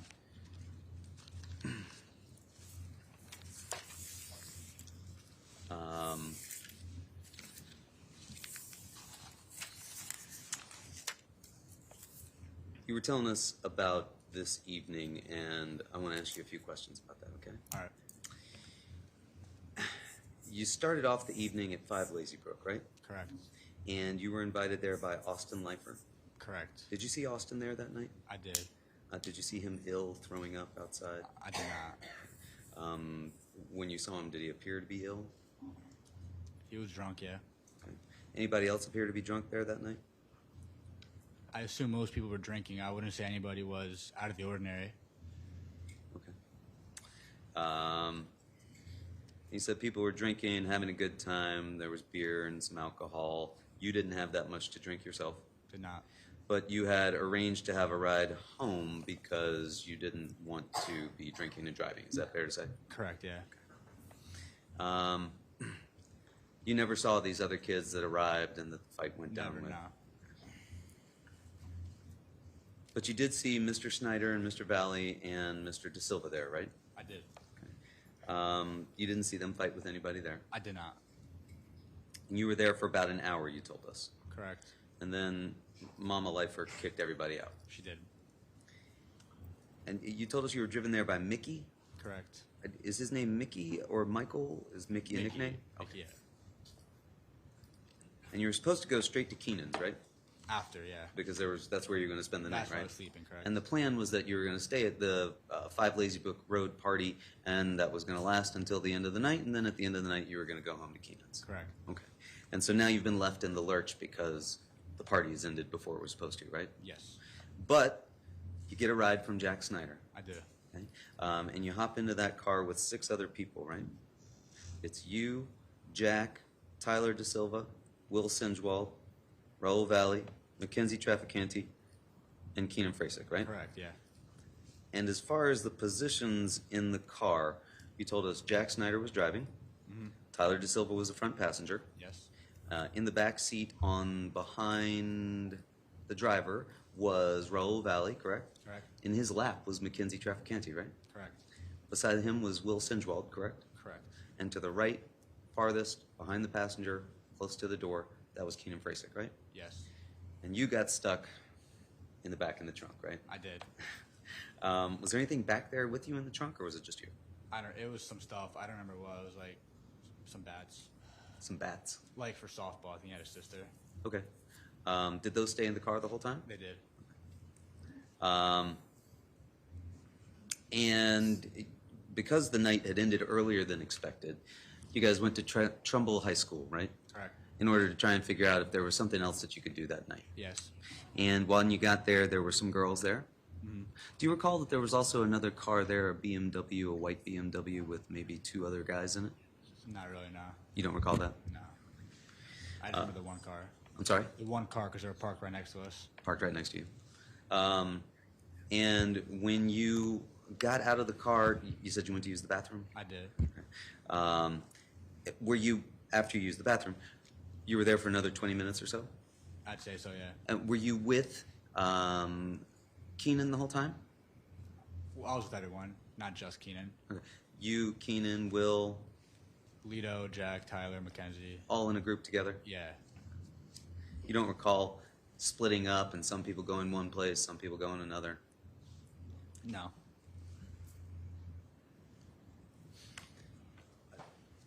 Did you see Keenan drinking that night?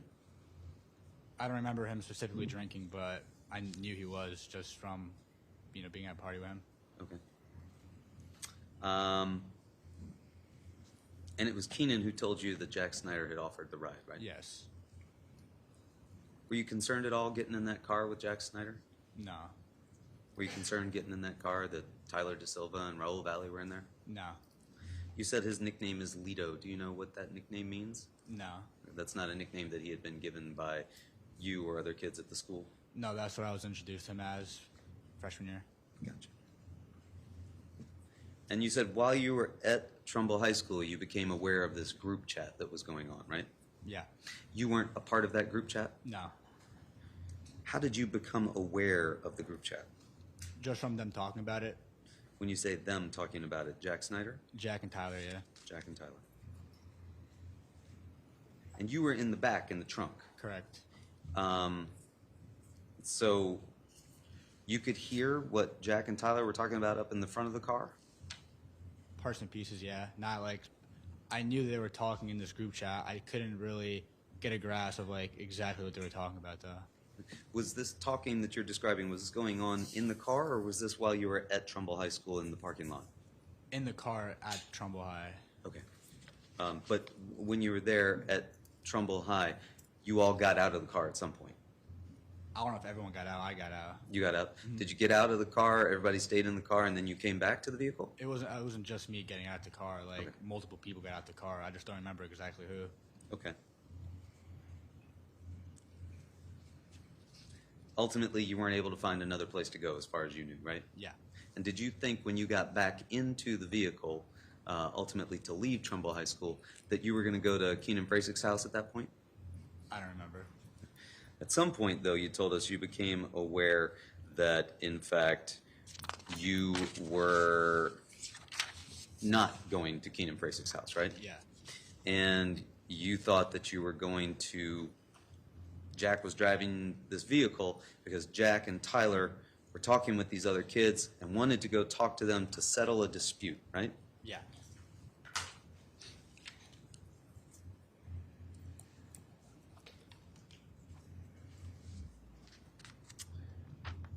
And so, how long did that drive take to get from Trumbull High School to where you've described the car ultimately stopping at Laurel Glen Drive? Like 10 minutes. 10 minutes? Not for sure, though. Any drinking going on in the car while that's happening? I don't remember. Loud music being played in the car? I'd imagine, yeah. You'd imagine, or you remember it? I don't want you to imagine anything. When we would drive, we'd have music on, so I don't know why it'd be any different. Okay. Do you recall whether or not there was loud music being played? Yeah. Loud enough that you couldn't hear what was going on up in the front of the car? Yeah, I wasn't talking to anyone. Okay, you were just sitting in the back? Yeah. Did you see the vehicle being followed by a white BMW? I don't remember that now. And then I think you described on Exhibit 1 there, if you look behind you, can you see Exhibit 1? I can. Okay, and the vehicle came down Adams Drive and went up to the end of the cul-de-sac and turned around? That's not how I remember. I remember How do you- driving down past the house on Laurel Glen and then doing a U-turn. Oh, okay, can you use the pointer there and show us what you recall? I think that we went down here and did like a U-turn around here, and it came back down that way. Okay, and ultimately the car came to a stop initially in front of Tyler Rich's house, 43 Laurel Glen Drive, right? Yes. And you said when the car came to a stop, or let's back up just a second. As you drove by the first time before taking the U-turn, did you look into the yard of 43 Laurel Glen? I did. And you could already see people out there, right? Yeah. Did it seem like they were waiting and expecting you to come? Yeah. They knew we were coming. They knew you were coming. Uh-huh. How many people did you That's see? That's speculative. Has to be Sustained. stricken. Sustained. I'm going to strike the response to the question that was asked by the attorney, that they knew that they were coming. Okay, so please strike that from the evidence. Thank you. You could see the people in the yard? I could. From their demeanor, did they appear to be surprised to you that the car was there? No. And how many people did you see in the yard? Like 8 or 9. Could it have been more? It could have, yeah. People kept flowing in afterwards, too, so more people came out after we got there. Did the crowd quickly grow? Yeah. And how many people ultimately would you say were there? I couldn't give you like a number, but it was more than 8 or 9 at the end. Okay. And they started to swarm the car, right? Initially, not aggressively. They just came up to the car to talk. Okay, that was the initial 8 or 9 or more than that? The initial, like 8 or 9. And when they came up to the car to talk, they came up as a group? They did, yeah. And were they all on one side of the car, or did they surround the car? I think it was surrounded, yeah. Okay. And where was your attention focused at that point? I was looking like towards the house through like the little window in the back. All right. So not through the very rear window you're saying, but through a side window that was looking at the house? Yeah. Okay. And as you were watching that, you saw this initial group approach the vehicle, correct? Correct. And you were watching and you could see more people coming behind, correct? Yes. And those people were also coming at the car, correct? Yes. And you said that some of those people started talking with Jack Snyder and Tyler De Silva, right? Correct. Do you know who those people were? No, never met him. Okay, these people were all strangers to you that were at the 43 Laurel Glen Drive? Yeah, all of them. And you described that the conversation was peaceful at first. It was. Could you hear what was being said? Not really, no, but I know it was in an aggressive manner. Were the windows in the vehicle up or down? Jack's was definitely down. I don't know about the rest.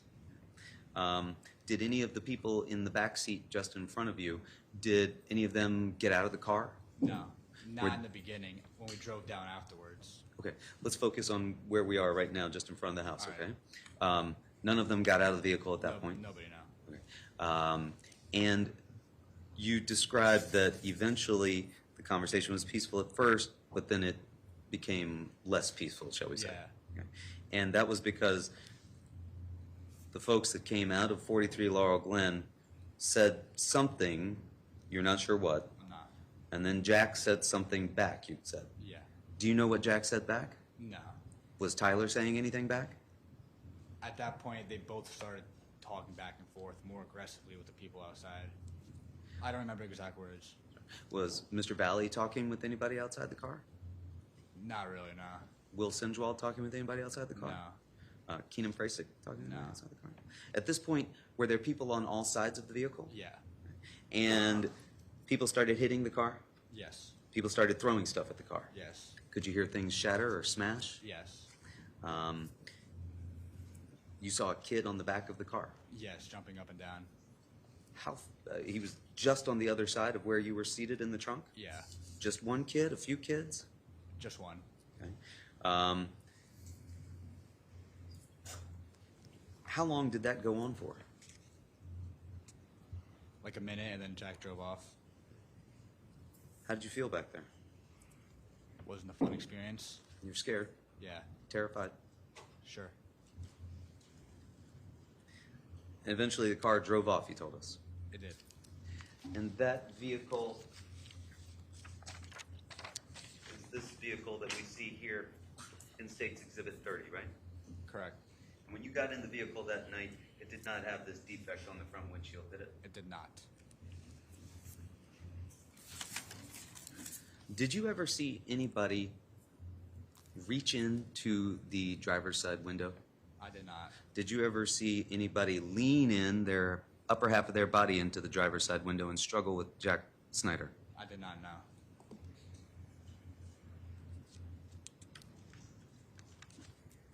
Are you certain that people were surrounding the car and jumping on it? Yes. The car drove off and stopped. I think you've described it as being just a little bit before 36 Laurel Glen Drive there. Can you point it out to us? Do you have the pointer there? Like right here. In that area, okay. And that's what we saw on the video that was played for you, Exhibit 44? Yes. And there were 3 people that we saw get out of the vehicle at that point, right? I thought it was just 2, but Did you see one person get out and walk ahead of the vehicle and then 2 people remain behind the vehicle, sort of? I saw 2 people for sure. I don't remember a third now. Okay. There were only 7 of you in the car, though, right? Correct, yeah. You didn't pick anybody else up at any other point? No. None of the folks from Trumbull High School got in your car and rode with you? No. Okay.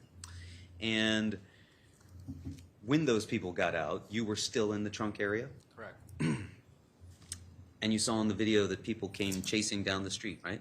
Yes. Do you recall seeing them do that while you were in the car? Yes. And do you recall things being thrown at the vehicle while that happened? Yes. Could you hear what was being shouted from inside the car? No. And when that car got out, and we saw that on the video in 44, you think that was Tyler De Silva and Raul Valle who got out of the vehicle? Correct. Do you think there was another person who also got out of the vehicle? I only remember 2 people getting out. Okay. Those people got out, and then the car continued on down the road, correct? Correct. Okay. So when that vehicle stopped there where you've showed us before, and those people got out, can you point to that again for us? Like right here. Okay. And then the car, you remained in the vehicle, and it drove forward. Correct. It came to a stop again. It did. Can you show us where it came to a stop again? Probably like around here. Not that far down. Not that far down, but in front of that house there? Yeah. And then you've described yourself as getting out of the car at that point. Yes. You went and sat where? By the curb, like along this curb here. Close on the side of that house again? Yes, on this side of the, not this side. And where did the vehicle stop at that point? Same spot. Like Same spot? Yeah. In front of that house? Correct. But we don't see it on that video when it does that. What do you mean? Oh, that you just watched, Exhibit 44, the video where the people get out of the vehicle? Yes. and we didn't see that vehicle come to a stop and you get out. Is that fair to say? Yeah, I did not get out then. Those folks that had chased the car, did they continue to follow it as it went down the road with you still in it? No. Where did they go? They went back to the house. Okay. They didn't ever come down and talk to any of the people that were down there? No. They, like I said, they came up to talk to Tyler and Lito. They did not come back when I got out the car, though. They were nowhere near me. Okay. So when you're sitting on the curb and the vehicle is stopped by the intersection of Farmhouse Lane and Laurel Glen Drive, you're sitting over there with Keenan Frasick, Will Sinjwald, and Mackenzie Traficante? Correct. And the four of you are sitting close together, right? Yes. How far away was the vehicle from you at that point? A few steps. Just a few steps? Yeah, not far at all. It didn't move from that position? No.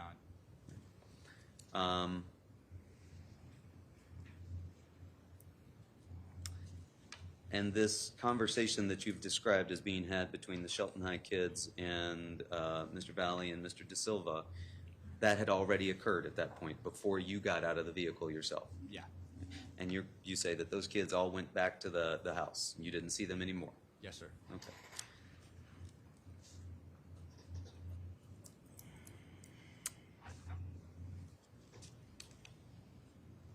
So Mr. Valle and Mr. De Silva, at least, and maybe one other person that we saw in the video who you're not sure it is, they had already gotten out of the car before you got out of the car. Correct. And before Mackenzie and before Will and before Keenan got out of the car, correct? Yes. But Jack was still driving the vehicle at that point? Yeah. So Jack drove up and parked the vehicle, correct? Correct. And then Mr. Valle and Mr. Silva came walking down to the vehicle? Yeah. And you could see all of these people? Mm-hmm. Which way was the vehicle facing at that point? Still facing down this way, like it was facing that way. It was facing towards Farmhouse Lane. Yeah. You were looking at the rear of the vehicle where you had previously been sitting. Yeah. How did you get out of the vehicle? Through the rear hatch, or did you climb over the seat? I climbed over.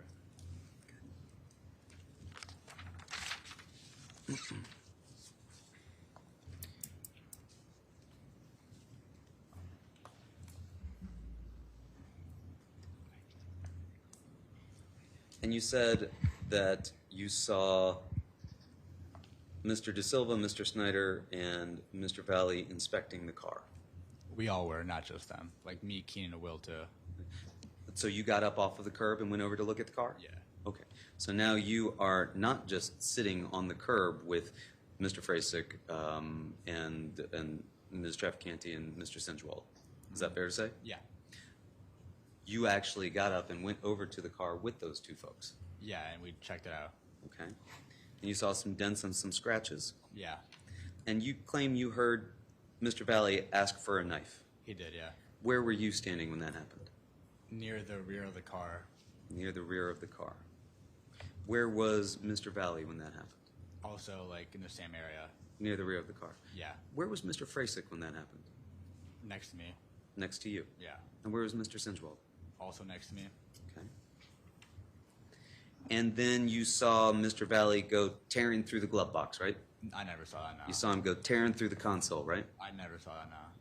You didn't see Mr. Valle go tearing through the glove box in the console? I did not. No. Looking for a knife? Sustained.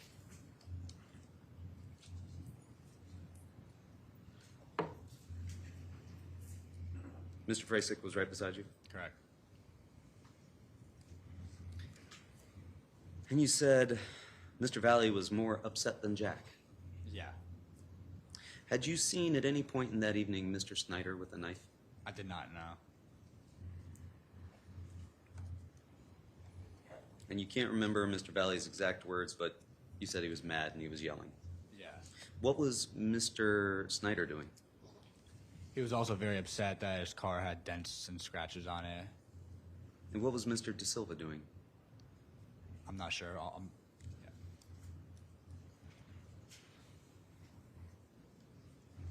You didn't see a knife at any point? No. And you said you were down there for a few minutes. Yeah. Did you go back and sit on the curb? Yeah. How soon after you claimed to have heard Mr. Valle asked for the knife, did you go sit on the curb? After he asked, they went back, and I sat there to wait. And so you're sitting on the side of the curb when you see Mr. De Silva, Mr. Snyder, and Mr. Valle get back into the vehicle. Correct, yeah.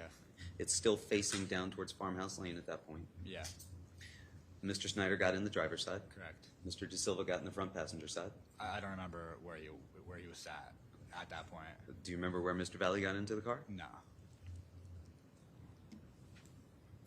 And did Mr. Frasick go back and sit down on the curb with you at that point? Yeah. So Mr. Frasick wasn't sitting on the curb the entire time. He came with you to where the car was to inspect it, and then he went back and he sat down on the curb. We were all like around the car, yes. Then we sat down.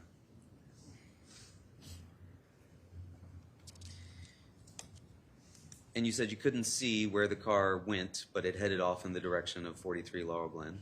Yeah, yeah.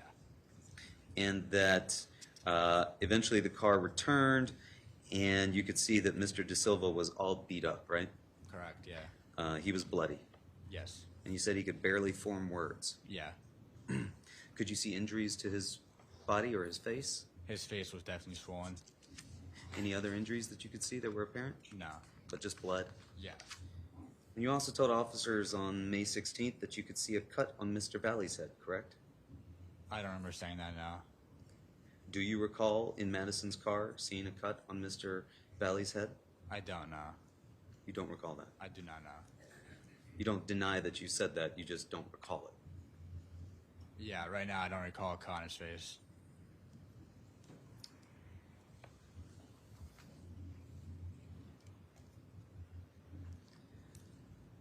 And you've told us here that you heard Lito asking if there was a knife.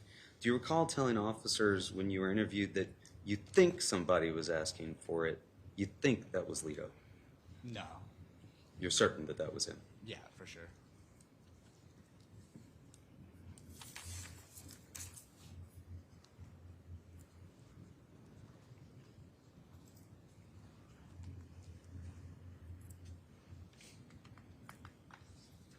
Then you told us that Mr. Valle got in the car with you into Madison Traficante's car, right? Yeah. And where was Mr. Valle sitting? Behind the passenger seat. And where were you sitting? Behind the driver's seat. Okay, so you were sitting on opposite sides of the vehicle. Correct. And who was sitting in between you, if anyone? Keenan And where was Mackenzie? in the passenger seat. Okay. So in the back seat, it's you, Keenan, and then Mr. Valle. Correct. Did you get a good view of Mr. Valle? Not really. It was dark. Okay. Could you see when he got into the car whether or not he had any injuries? No, he looked fine to me. He looked fine to you? Yeah. Didn't appear to be bleeding? No. Didn't appear to be maybe not as battered as Mr. De Silva? He was not. He was not like Tyler at all.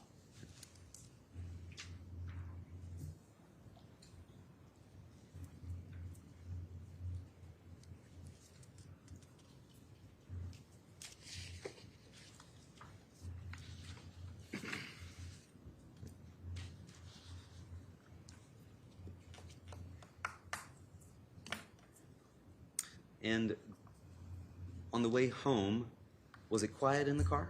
Yeah. Nobody was talking? Keenan just asked Lito what happened, and that's a. Mr. Valle didn't respond? He said. Objection. Calls for hearsay. What the defendant said? Yes.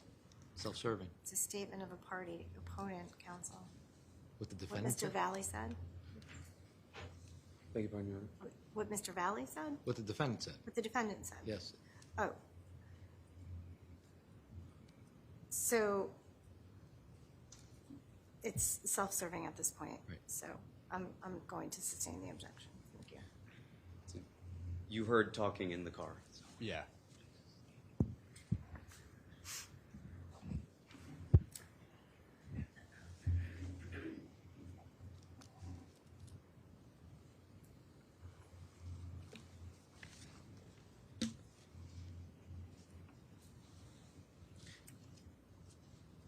You never saw a knife that evening, correct? I did not know.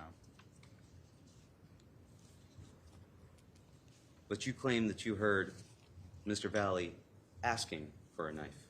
Yes. And who was he asking for a knife? Jack. Did you see Jack Snyder with a knife? I did not. Nothing further. Thank you. Any redraft? Nothing further from the state, Your Honor. Okay. All right. You'll just exit the witness stand. Thank you. Thank you. All right, ladies and gentlemen, the jury, we are going to be adjourning in just a moment. Again, I'm going to remind you to abide by the rules of juror conduct that I've repeatedly gone through with you and described to you at the beginning of the trial and at the end of our first day of evidence. I just want to let you know that tomorrow we intend to have a half day of evidence, so you will come at your normal time, and we would be adjourning by 1 o'clock tomorrow, okay? Most likely before then, but by 1. So that would allow you to at least take a look at your schedules, and I told you I would continue to keep you apprised of any changes in our schedule. So there you have it, half day evidence tomorrow. Have a good night. We'll see you back tomorrow morning. Thank you. Court stands